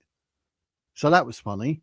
And then done all that, and then I got up one morning, I've gone downstairs, like had a fag like you do, and it hit me, and it was the weirdest feeling. Like my sister who's passed away, she was in my head, and I don't, or try not to think about that because I end up like being a mess. You know what I mean? It's like too emotional. I can't. The fact that in a way back then I was actually gutted because she succeeded in unaliving herself where I failed. So I was feeling quite jealous, gutted, because I was like, oh, I always thought it'd be me, not her. And then that morning she was in my head, and it was like she said, call an ambulance. And I was like, so I phoned an ambulance, And the funny thing was, I was talking to the woman like, "Oh, I'm not too sure why I'm actually calling you. I think I might be having a heart attack. I don't know." 45 minutes later, they turned up, put all the stuff on me. Yeah, you're having a heart attack. Took me to hospital. We've gone up the lift, out the lift, and I'm looking at the reception, and then that was it. Next thing I knew, it was 4:30 in the afternoon, and that was 9 in the morning. And literally, by the time they got me there, the reason I don't remember it is because literally I had my heart attack and I was dead. I was like, what? So what for my sister saying call an ambulance? There was no one in my house. So if I had a heart attack, I was dead. There's no one here. So my wife would have come home in the afternoon. I'd have been dead. Would you say that? Oh, go on, Jake. Oh no, after you, Ace, please. I was only going to say, would you feel that experience has given you a new lease of life? I knew you were going to ask that because that's what I was going to ask. Oh, snap. Put it this way. When you get those dark thoughts, I'm really, really quick to get out because after all that time of not wanting to be here, after being dead, I want to be here. So in my mind, you know, like that's really good. If you have one of those moments, you're like, do you know what? I really can't be asked. Like, what is the point? My brain will go, well, the point is tomorrow you're on YouTube at 1 o'clock. Yes. Do you know what I mean? It's really it gives quick. you a reason to get up then, doesn't it? Yep. And it gives you something to look forward to as well, which is something that, you know, is often taken as for granted, but a lot of the times we don't have things to look forward to. And the more things that we can look forward to, the better we feel. I've always lived by the philosophy of happiness doesn't just happen. You have to make your own happiness. So, yeah, it's great that you've got a YouTube channel because that's clearly something that makes you happy. So, yeah. Yeah, I only started it because I didn't. I was gutted. I was gutted that, like, literally I died. So I come out in July, and then in October I started my channel because I said to my missus, like, I never did start my YouTube channel. And she goes, well, why didn't you start it then? And I thought, well, I'm in it. Maybe that's why I survived because I've not done what I'm supposed to have done yet. Maybe, do you know what I mean? So, well, the thing is, we never know the effect that our words have on other people, and sometimes you might say something in a really flippant way to somebody that you didn't even consider as you said it, that might have a really profound effect on somebody and can change their life. And it's really humbling when that sort of thing happens. Yep. And I think the fact the doctor said, like, I was lucky. He said, like, the heart attack, and that was from smoking and whatever. I've had 4 stents, but he said, like, literally 1 in 10 is your survival rate. 1 in 10. Yeah, and I was like, "Holy shit!" Not doing too bad then at the minute, are you? Yeah, There can't have win the been bloody horses lottery, in but races that have had better odds than that. Yeah. Yep, I was like, "Wow, 1 in 10." So yeah, it just shook me, and because I didn't realise to start with, I was in there for a day, and then the woman said, "Oh, you asked why you were in the room and not on a ward." I said, "Yeah." I said, "Obviously, I'm not paying for anything and that." And she goes, "No, you're in here being watched because obviously your heart stopped." Yeah. What? She goes, "Oh yeah, your heart stopped like for over 3 minutes, and we had to bring you back. So obviously you got to stay in this room for 48 hours with all this stuff on." And she said, "So that's why." I was like, "What?" And I felt ill. I was like, "What do you mean it stopped?" I said, "If it heart stops, I'm dead." And she goes, "Yeah, and it took us just over 3 minutes to bring you back, and then you went straight." The room, had 2 stents put in, and then I think it was 6 days later I had the 2 stents put in. It's like, holy shit, in a short mate. amount of time. Yeah. So the NHS literally saved my life. I think to a degree my sister saved my life, funny enough. But I want my time. I obviously want my time. I don't know why I was, you know, maybe it was to do this and meet people like yourselves or whatever, open my mind and learn. I don't know, but could be all of but as long as it's doing you good, then it's a good thing, isn't it? Definitely, but I don't take it for granted. Put it that way, because things change quickly. I mean, And I've always, like, since the age of 18, I've been smoking. Then I started smoking the marijuana because I was drinking too much. So I had to stop that, which I did. I didn't drink for 18, 19 years or something. But then I started smoking the weed. Yeah. And when I was in the hospital after that heart attack, I've never touched it since. They kept saying, Yeah, like, I are get you mine. all right? And all that. But nope, I not touched it, even quit to this weed day. I personally quit weed about a couple of months ago. Really? Yeah, like I've mentioned a few times, I'm pretty sure that I'm almost 100% sure that I'm on the spectrum because I have all the traits, but I also have a lot of traits of ADHD, and they Yeah. overlap. One of the things that I find when I go to try and sleep at night time, they've done a lot of science in regards to ADHD, and your brain releases certain chemicals at certain times which help to induce sleep. Yeah. ADHD minds lag. They lag in producing cortisol, which apparently helps you to somehow fall asleep, alongside melatonin. So I will go to bed even if I'm really, really tired, but my brain will just not shut up. Yeah. It just Yeah, that's so what I that's had. why I would have a fat one before I'm due to sleep, and it Mm. would just close my brain down, and I would actually be able to get to sleep. Yeah. But I've realised that's not a good way. I need to Well, learn to be able to sleep without it, and I'm I not would going to go to disagree medication. there. I would disagree. I'm a big fan of marijuana. I've smoked it since I was 14 years old, every single day. But I don't smoke great big fat Cuban cigar style ones. What I tend to do is I do it like a normal fag, but with about 3/4 of it as green and then a bit of tobacco in it. So it's a But short, that's more than I would smoke. I tell you what, if you saw how much I used to put in one, you'd be surprised it even did anything. I right? mean, it was like the dusting of like Parmesan cheese that you might put on, Really? yeah, not a lot whatsoever. I've been a lightweight with everything. Alcohol, a half a pint, and I'm like stupidly tipsy, like Mm. bordering on drunk. See, I with have me, very low tolerances for things, so. I find that it helps with my concentration because the problem I have is if I'm inactive, I will instantly fall asleep. So I have to keep my mind active, and that really helps keep my mind active.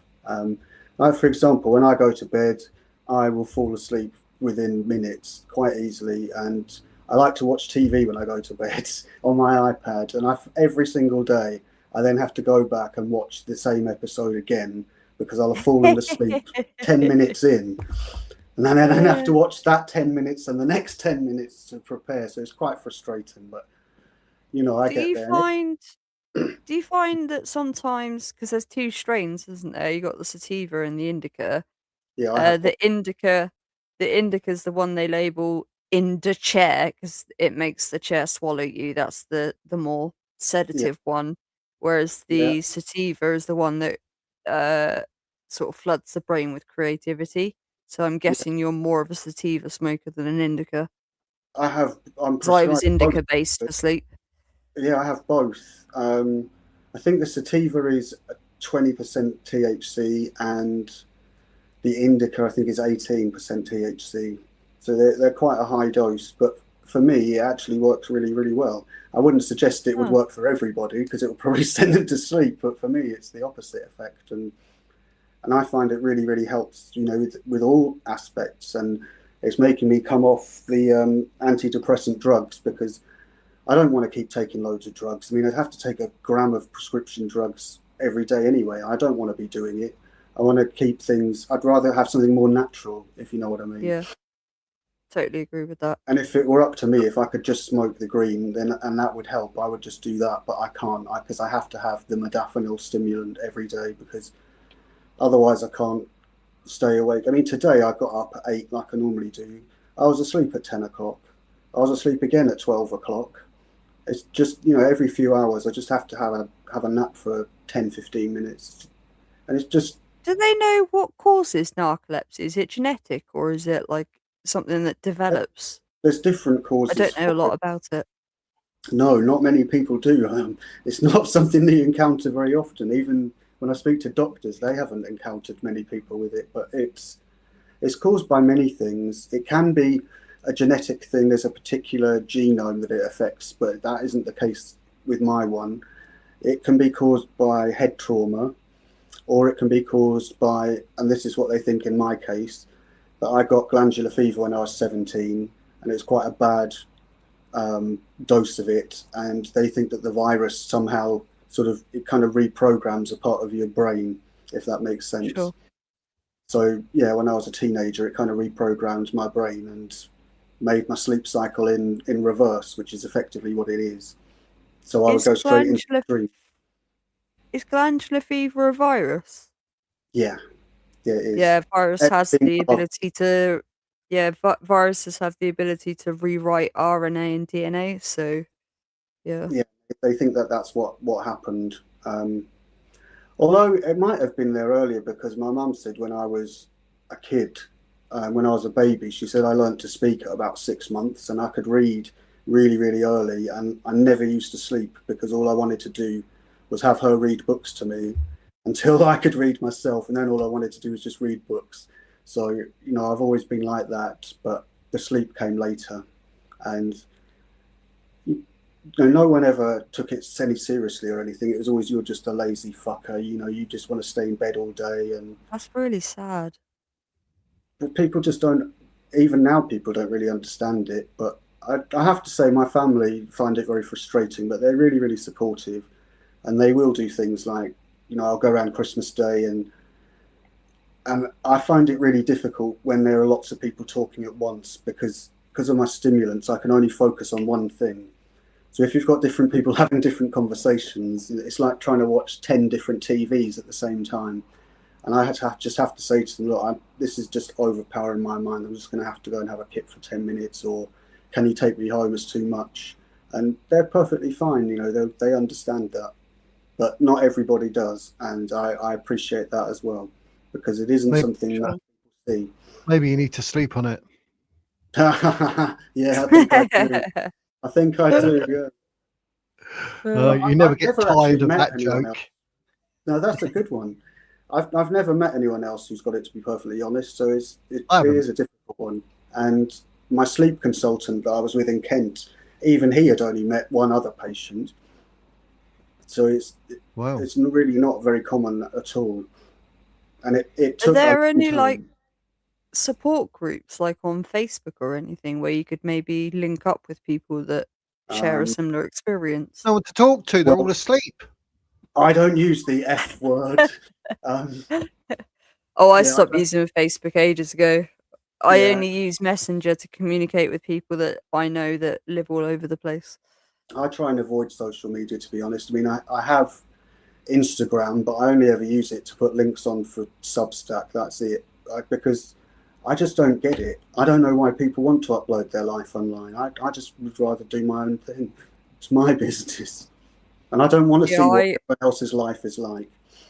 I think putting your life out there for everyone to see kind of leaves you in a vulnerable position because it can be used against you. But yeah, I often wonder, are you trying to paint a picture of your life so your life seems rosy to everyone else when actually it's not like that at all? Exactly. Is it all just this facade? That's kind of how I see Facebook. So yeah, I think YouTube to an extent can be like that as well. And all you get to see is, right now you can see that face there in this room, and people have they make a judgment on what that person must be like and how they must live their life. But you can't see what is just here, for example. So you can't even see the whole load of guitars there. You really do look like Owen Wilson. I'm sorry, but you really do. You're like the spitting image, mate. I take that as a compliment. He's a very funny guy. He's a very funny guy. Yeah, but what I'm getting at is that you can't. We'll see the Wizard, for example, sat here with his microphone in front of his mouth. We know why that's there now, of course. But we think, right, this is how he lives his life. We don't see him away from the microphone. The same with everybody. We only get to see. Well, I might end up seeing him in Tesco's down the road. Yeah, you might. Yeah, and you're You going to probably recognise will. me, and I won't have a clue who you are. Yeah, that is a good point. Mwahaha. I would though. I know what Ace looks like. He does, yeah, he does. That's when I've been on Lubna's lives with my phone. Yeah. And the only reason I had my face on there was because she said that she wasn't going to have people on that didn't have a camera, which is fair enough, you know, with what she was talking about. She wants to see people's face so that if Well, I'm any gonna go threats are on her made, she's at channel. least got their face. But Yeah, I mean, oh, that's what with Lubna's cancelled her channel, mate. You're not going to get anything out of it. She's What, she got deleted rid of all the of her whole lot? videos. Yeah, she's deleted all of No. her videos. I can't believe she's done that. That's so wrong. Well, I mean, I get it. Like, Yeah, I get it. I was just playing to the trolls. I feel How really dare sorry they? for her because she has been trying to bridge communities. I definitely feel that, but I think the mistake that she made was putting her face out there. Because when you're facing that sort of challenge from your Yep. own community, the last thing you should be doing is broadcasting your face. If she'd And just being done it as a female. voice channel, yeah, if she'd just done it as Yeah. a voice channel, no one would have been able to trace her because they wouldn't know what she looks like. See, the thing I But, find you know, difficult is that I see people like my friend Ellie who speaks on YouTube and Nuria Khan as well. They say oh, things that she's are, fantastic. Yeah. you know, they're far more critical of Islam, and they don't get that sort of level of abuse. So I find it difficult to see what's really going on, to be honest. Yeah. Because we only ever know with, like I say, with anyone, all we know is what we can see on the screen, and we don't know the full story of anything at any point unless that person tells us. Well, she was getting like threats in chat on lives. Yeah, People saying that they're going to unalive her in live chat. Like that's nobody should have to put up with that sort of abuse. Which is like I said before, my friend Ellie, she stopped doing open mic lives because somebody was doing something in backstage that they shouldn't be, and it rightly put her off doing it ever again. Which is a real shame because she's building a good community there. Slim, you said about Lubna's channels were still on YouTube when you checked. They're still live on YouTube, but she's not posting anymore. She did a members only video that stated that she's basically stopping because of the threats she's been receiving and she can't deal with it anymore. She's got 2 kids that she needs to think about. So yeah. From The Apprentice to nothing. Wow. It's a very Wait, complex people are saying situation. that she's still on. What, she started the channel again? Bearing in mind, I haven't checked it in about a week, so... yeah, Lubna was in The Apprentice, yeah. Yes. Well, I mean, she closed it down before and came back, so who knows? Possibly. But she had to move in that point of time. But I'll tell you what, mate. We've changed the subject here, but Jake, right? Every time I look at you, right, that this might make Ace laugh, but the way you are with your camera, it comes across to me, and I think to myself, I wonder if he was standing up. He literally looked like the height of a Smurf. I know. It's because I use an iMac, so I'm quite low down. I mean, I can't move it any further than that. That's the maximum. Oh, imagine if he stood up. How tall would he be? By going by the back of that chair. How tall am I? That tall. Oh, you see, you're a lot tall. That makes more sense. Oh, it's because you got your chair dropped down. Then is it? Yeah, my chair's dropped down because I've got a little desk in front of me with all my music stuff on it, like this, controllers and things like that, and my keyboards, which you can't see there. So that's why I look low down. But maybe the next time I'll use my iPad and go in the kitchen or something where it's better. It looks cool. I like the chair, mate. It looks cool. Oh, thanks. Well, I haven't lived here that long. We only moved in January, and it's good. It's good. It's good to have a new start, your own place. You know, keeps me busy. I like it a lot, and it's a really nice area too. There's nothing for me to complain about. Yes, some more money would be nice, but you live within your would means. it? That's If it, I mate. had That's twice it. as much money, I'd spend twice as much money every month. It wouldn't make any difference because I'm not like most people. Money doesn't mean anything to me. It literally has no value. I'm terrible with it. I've either got it or I haven't, and when I have it, I just spend it, and I can't help that because it really just doesn't mean anything to me. And I think that's probably quite common when you grow up, when you don't really have a lot. It just doesn't have that effect on you at all. So I've never gone for anything,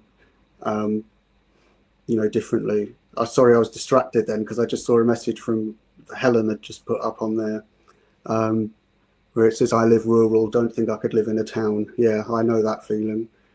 Although I was living before, it was right on the edge of town, so it was rural. Whereas now I do live in a town, and I would say, in some ways, it's better to live in a town for me because I can't drive, and now I can walk everywhere. Whereas where I was before, I had to rely on other people for transport, which was quite frustrating. Nice. So it looks like Lubna's gone over to members only content. I've just checked her channel. It was last updated 5 days ago, but both of the playlists that are available are members only. Ah. So maybe she's continuing, but as members only, because that way it will stop all of the extremists that she's been experiencing, because they'd have to pay. Yeah, but if you were really an extremist and you were that determined, then you wouldn't be bothered by paying, would you? In fact, I wouldn't want to be paying someone I don't agree with £8.99 a month. No, I wouldn't. Holy moly. £8.99. That's like forcing people to pay that to watch her content. I don't like that. I know why she's doing that, but I'm just saying it comes up on mine saying, "Oh, do you want to do a members only stream?" I'm like, no, I'm not doing that because it's like, oh, you can watch this, but you have to be a member. Like, you've got to pay subscription fee. I don't like that. It's people to pay money. It's like, nope. No, I don't like that, and I don't like it when people give money to channels when they haven't got that money themselves and they're borrowing it from other people. That's a big problem, and that's something that I have. That's what. One thing I've always. People... Sorry, mate. I was going to cut you off. No, not at all. Carry on. Oh, I was going to say that's one thing I've always said to people. Like, yeah, we've got the super chat, the memberships. I got me Ko-fi, but I say to people, one, I will always try and go through as many comments in the chat as possible, and two, if an advert comes up, just watch it, and that way I get my ad revenue. That supports the channel. So if you haven't got any money, it doesn't matter. Just watch an advert. Happy days. It all helps. Do you know what I mean? And I said to people, you ain't got it, don't donate it. And as you see it, most of my streams, I do not mention it. No, you don't mention it. And if it's an interview, I'll be like, oh, if you want to ask them a question, but you don't need to miss it, then there is the super chat or the Ko-fi option, but I will ask you to put them in the chat and I will be going through the live chat. So, I'm literally telling people like it's there, but there is an alternative and it's free. So yeah, I hate asking for money and everything, and it all goes into a different bank account. I don't touch it. It just goes all in there, and hopefully at some point I'll build the channel up. Do you know what I mean? Yeah. So, I'm not asking it. I don't need the money to live on. I'm not blagging. Yeah. I just don't. So I say to people, it all goes into my spare bank account, put everything in there every month when it comes through, whatever. Yep, in it goes. Happy days. Just forget about it. And if I need a new money, it's there. Do you know what I mean? But that's the way I think that things should be done. But there are people who, of course, they do it more like a business. There are people who run it entirely as a business, and their whole purpose really is designed so their videos are designed to get as many views and clicks as possible, and so they will do things such as invent dramas, or they will exaggerate things to get more viewers in, and that sort of thing is really difficult to try and sometimes establish whether or not someone is being truthful or not, because it's really hard. If you watch somebody and you see them every day, for example, or every other day, then obviously you believe in them, but you don't know that they're actually being truthful with you. And unfortunately, there are people out there that do take advantage of others. Yep, definitely. Yeah, I'm not up for none of that. So now and again, I try and say it because I was trying to do what it all says and whatever, and oh yeah, you say this and do this and all that, and I'm like, oh, maybe I could earn some good money from this. And then in my head, I'm like, but I didn't do it for the money. I never started this for the money. So why am I changing now? Slim, you muppet! Just because I said it. You've got another one of Lubna's fans in the chat as well. I see Angus. Yeah. Who's Angus? Angus, 1966. So he's from. Oh, yep. Oh yeah, got members here too. Australian, I think. Could be wrong. Yeah, I said when my channel goes live, I won't be doing adverts. I'm not doing it for the money. There's more important things in life than money, and for me, the most important thing is that we get and keep conversations going that support this country. What's the point in having money if you've got no country to live in? No, I agree. That's why my Substack is free. I might monetize it at some point if there's enough interest, but I'm not planning on doing it. And there's a couple of books I wrote and put on Amazon, and I didn't charge anything for them. I put the bare minimum that you could actually charge, because it's not about that. It's I think sometimes there are bigger things than yourself that you have to think about, and that is what's right for this country. And I think that's what we're doing. Unfortunately, we don't all have the right ideas about how to do that at the moment. Yeah, and I mean, I was really intrigued with the questioning, the line of questioning that you were following with Michael. I just felt like he kind of wanted to give an answer but wouldn't. I don't know how to word what I'm trying to say. Yeah, the chap that was talking. Yeah, like the line of questioning that you were going down was really interesting, and I felt like he was kind of trying to avoid answering it. He was. I did do something a bit naughty, though, that I shouldn't have done. And I would take it back. But I did say to him, and I did this deliberately because I wanted to see what effect it would have. But when he told me to do some research, and I said, what is the prefix of my name? That was a bit naughty, but I did it for a reason, I'm sure, and I hope you can appreciate why I did that. Because you would notice that after that, he then became much quieter. His voice literally became quieter, and he was much calmer. I did see that, yeah. And that was what I was doing, was appealing to the authority argument there. Twice he's been on. I wasn't using it to say I'm better, by the way, and my ideas are right. It wasn't that. It was because I wanted to put in place, this is where we're coming from, an academic perspective here. And I have done my research. I've done plenty of it, and we don't need to go down that road. Yep, I did say before he came out, I said you two, because I knew that you'll probably understand a lot more than what I do, because I've had him on twice before, but even during that when he's talking, I can't push back too much because I just don't know about that subject of what he's talking about. Do you know what I mean? I'm sort of something it's a little bit about everything, not all about that. I just don't know. So yeah, let me give a bit of advice there then, if you wanted to think about this in the future. It's just try and get people to clarify what it is that they mean. That's all I was really trying to do with Michael, is just to say, what exactly do you mean by that? What do you want to happen instead? So the main question I asked throughout was, what do you think would be a better solution than we've got right now? Yeah. And that was what we couldn't get the answer to. Yeah. Yeah, the who, what, why, where, whens are the best ones to go with. Yeah. Yeah. And I think he was I think it took him back a bit when he asked me what I would do, and I gave him a list of about 5 things. Yeah. Because he thought I wouldn't have an answer like he did. But I think he was very, very good at being interrogated, though. I mean, it was quite a robust criticism. He's always said that. He's always said, rip it to shreds. Sorry, Ace. I was just say he wasn't getting defensive about it or anything like that. And I respect him for that. And he even says that when he was on, there's 2 interviews. If you go into the interview section or whatever and have a look, I think one was 2 hours and one was maybe an hour and a half or so. I'm not too sure. But what he said, I mean, another reason I go quiet is because I want to listen and take it in and try and remember. But my brain's terrible. I've got to watch the same thing like 6 times and then I might remember it. You know what I mean? I hear that one. I understand that. But I admit though, that it was a bit kind of sort of macho-ish, not macho-ish. It was a bit like who's got the biggest dick kind of thing, because when somebody's saying to you, do your research, they're saying to you, well, I've read more than you and I know more.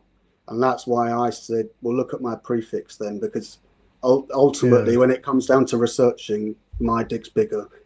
There's no getting out of it. And that's just how it is in that. And that's why he was quieter. And yeah, I'll go see how that come across. Why does it always come down to two men arguing about who's got the biggest dick? Why does it always come back to that? It's not really about that though, is it? It's more about it's sort of a hierarchy is what it is really. Pride and which ego comes down to who's got the biggest dick, in my opinion. Well, nobody would be proud of not having a big one, would they? Well, I'd smash all of you because my 12-inch strap on, you ain't got nothing on. So that's what you think, Ace. That's what you think. No, I'm joking. Obviously, I'm joking. But I'm not saying nothing. I've only got a piggy nose. It's a one-upmanship thing, really, is what it is. It's a one-upmanship thing. And I don't like it when somebody tries to play a one-upmanship game on me, and that's why I will then respond to it. I would never normally come out and say something like that to prove some sort of point, because I don't see myself in that regard. There are a lot of people, most people, who know a lot more than I do about a lot of things. But I just felt that I would do it then because he mentioned research. But really all I was just trying to do was just clarify what his beliefs were and pin him down to what his actual beliefs are, because I think that most people aren't used to having their beliefs queried and questioned.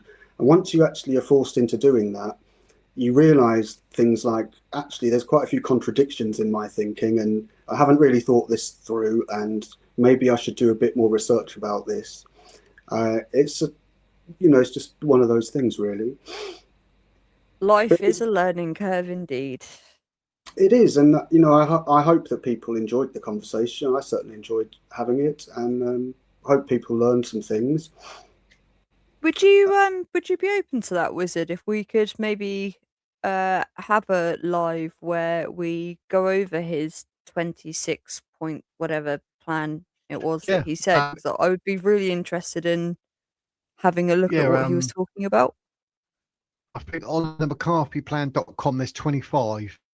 There's 26, but there's 25 up there because I put them up in the last interview, the second of the two, and Logan said then, we need to sort of go through all this. So yeah, if we can arrange between sort of yourself, Ace, Jake, and Michael when he's available, then we can bring them up on the screen and then do the honors. It'd be good to go through them because some of them, because he said, which ones do you like? And I think it was number 5 or number 7. I said, well, that when I read that, I was like, oh, that's good. Do you know what I mean? So yeah, I think it'd be good for that. I don't know how long it takes to go through looking at solutions. Yeah, he said, give them ideas, and I think you two are probably better than that than what I would. But for me, it'd just be an education, so I'll have that free of charge. Thank you very much. Well, education is my thing. I do find it frustrating that the education system's become what it has become. But it's a joke. It's an absolute joke. Like, why aren't we teaching our kids like basic things that they actually need to know about, like taxes? Yeah. Why aren't we teaching our kids like the things they actually need to know about? They do have to learn about taxes, and I know this because I had to do a cover lesson once for a citizen. Wait, what? And yeah, when did that come in? It was about 10 years ago, I think, and they have to learn about credit cards and taxes, and there's some sort of form filling in as well. There's pretty basic stuff. Well, they never had that when I was in school.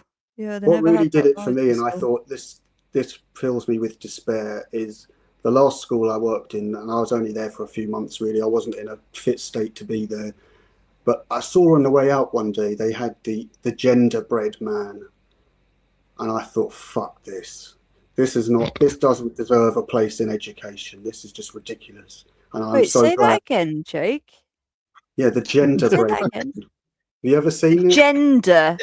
I thought you said gingerbread. I was like, wait, did I hear that? Gender-bred man. Yeah. You look it up and you'll see it. The gender bread map. And it was the huge poster of it up on the wall on the way out, and I just thought, fuck this, I don't want anything to do with it. And that was pretty the end of it, really. I didn't have to have anything to do with it, as I was retired not long after. All I know is that when I was a kid, things were a lot more simple. You know, you had your grungers and you had your townies. That was it. Yeah. And then emos came in, and then like the world's just gone absolutely off its rocker. We've gone so overboard with being PC that I don't even know, as an LGBT person, like, what is the right and wrong thing to say. What do you think about the T being involved with the LGB? I disagree with it, because your gender is not tied to sexuality. If gender was tied to sexuality, all females would be one sexuality, or they'd be the other. All males would be one sexuality, or they'd be the other. Gender is not tied to your sexual preference. It isn't. So I don't think it should be in there. No, personally. I think it's taken over, and I think it's destroyed the LGB movement. Yeah, like it's destroyed it. I've come away. I will not attend Pride on the basis of I do not want to be associated with thinking that men should have the right to go into female spaces. I will not be associated with that. I do not agree with it. And if that means I have to lose out on going to Pride once a year, so be it. Yeah, so be it. That's true. It certainly has taken over, I think, and come out of nowhere, really, because I remember, as I'm sure most of us here do, but being at school in the 90s, you didn't have gay people at school. No one was gay at my school. Even famous people, you never heard of anyone who was gay. I remember when they said Freddie Mercury was gay. I thought, what? Freddie Mercury's gay? The butchest man alive. But what? You think Freddie Mercury was butch? Everyone did. No one thought he was gay. Well, maybe I'm coming from that with a modern age lens, or a modern age lens, or whatever. But I've always thought he was a bit camp. Yeah, but if you had been a couple of years older, though, you would have seen the difference, because I'm not that much older than you are, and it really that has just a couple of years did make that difference, because no one knew he was gay until he came out. Once it was discovered that he had AIDS, and that's when it came out. But there were very, very few that you would see who were openly gay. I was the only gay person in my year that I knew of. Yeah. Unless they were closeted, because it was a very taboo subject. Exactly. Even in the 90s, it was still considered quite taboo. Yeah, absolutely. I mean, it wasn't just at school either. Even at university, there was no one there who was gay. No one.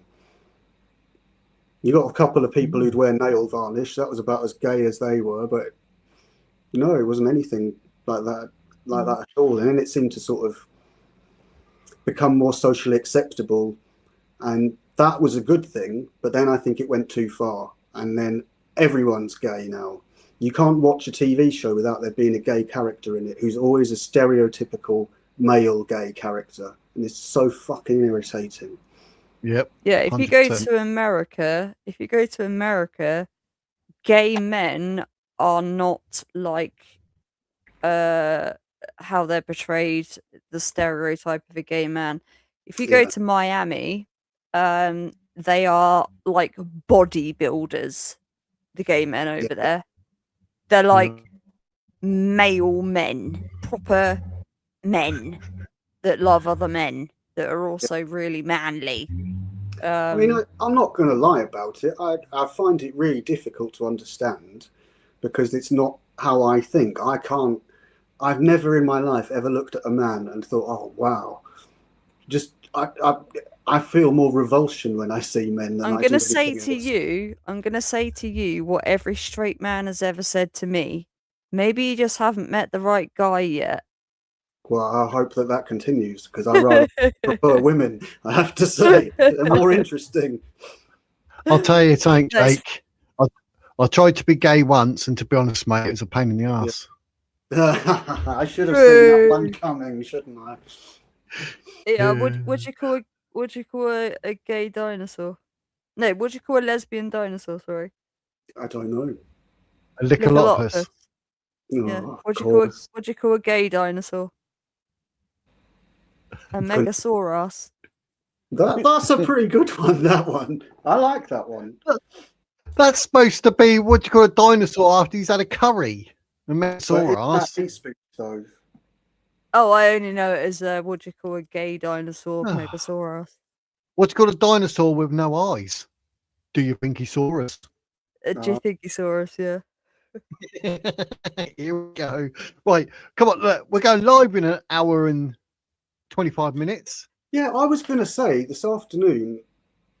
It's been a right old rant. I thought you were on at 7, and then when I saw that you were on this afternoon, I was a bit confused. On a Wednesday and a Thursday, we do the 1 p.m s, but we also do the 7 p.m s for calling purposes. Poor pussies. Well, I'm definitely not going to be on at 7. I can tell you that now because I'll probably be asleep. I think at 7. other people deserve to have a chance to speak. Yeah. As lovely as it's been to have so much time. Yeah, I do find it's trying to get people up here is a pain in the backside. But I always have a couple of stories, so I can just go through them, and if no one comes up, then I'll just end it. You know what I mean? So it's all good. Well, I'd say to anyone who's watching, don't be afraid of going up on the stage. I mean, I'm naturally a very shy person, but I really didn't like it the first few times that I went on camera. But once you get used to it, it's fine. And you know, once you interact with people and you can see that they're not going to bite your head off and things like that, it's absolutely fine. And most people that you meet online generally are all right, but be careful because there's some fuckers out there, real nasty pieces of work. For sure. Yeah, definitely. We'll keep our ears. Right. With that said, time for a snack. Yeah, I'm gonna hop off. I really need a wee. So it's been a pleasure. Again, Wizard. Been a pleasure. We'll sort out. My email address is on my main page, but it is the Wizard's Words UK at gmail.com. If you can email me, both of you, and then we can sort of I can BCC you or whatever with Michael, and we'll arrange some time to discuss his point That'd plan. Be great. That'd be that'd be really good. That would be very good. Well, thank you very much. It's been a pleasure to speak, and of course, Ace, with yourself again. We've had a bit of a session this week of speech. We have, I hadn't spoken to you for like forever, and then twice in 1 week. No, You're stalking me, Jake. Yeah, I am. As everyone knows, I am a stalker. That is a fact. Yes. Her name is record. But cool. Well, right, I really need a week, so I wasn't going to wet myself, so I'm going to shoot off. But yeah, I'm there great all to speak after to 2 you both, coffees. and So brilliant. Yep, happy days. Well, pleasure to speak to you. Take care, and I'll be in the background later on. No worries, mate. Stay safe. Thank you very much. Care. See you later, mate. Oh, they all ejected themselves. That wasn't the whiz. So happy days. There you go, ladies and gents. I'm back at 7 p.m. I can't believe it. The whole idea is supposed to go live about hour and a half, maybe 2 hours with guests. Here we are, like 4.5 hours later. So I'm very sorry, everyone. But I am back at 7 p.m. if none of you are asleep. It is a call-in show, so if anyone wants to call in, they can do. I'll have to try and arrange a story or two and see what's going on in the world, so we can talk about that. But other than that, happy days. Right, let's end this one, and I'll be back at 7 p.m, ladies and gents. I know it's going to be a good one. Of course it is. Who knows? But anyway, thank you very much, ladies and gentlemen. I shall see you at 7 p.m.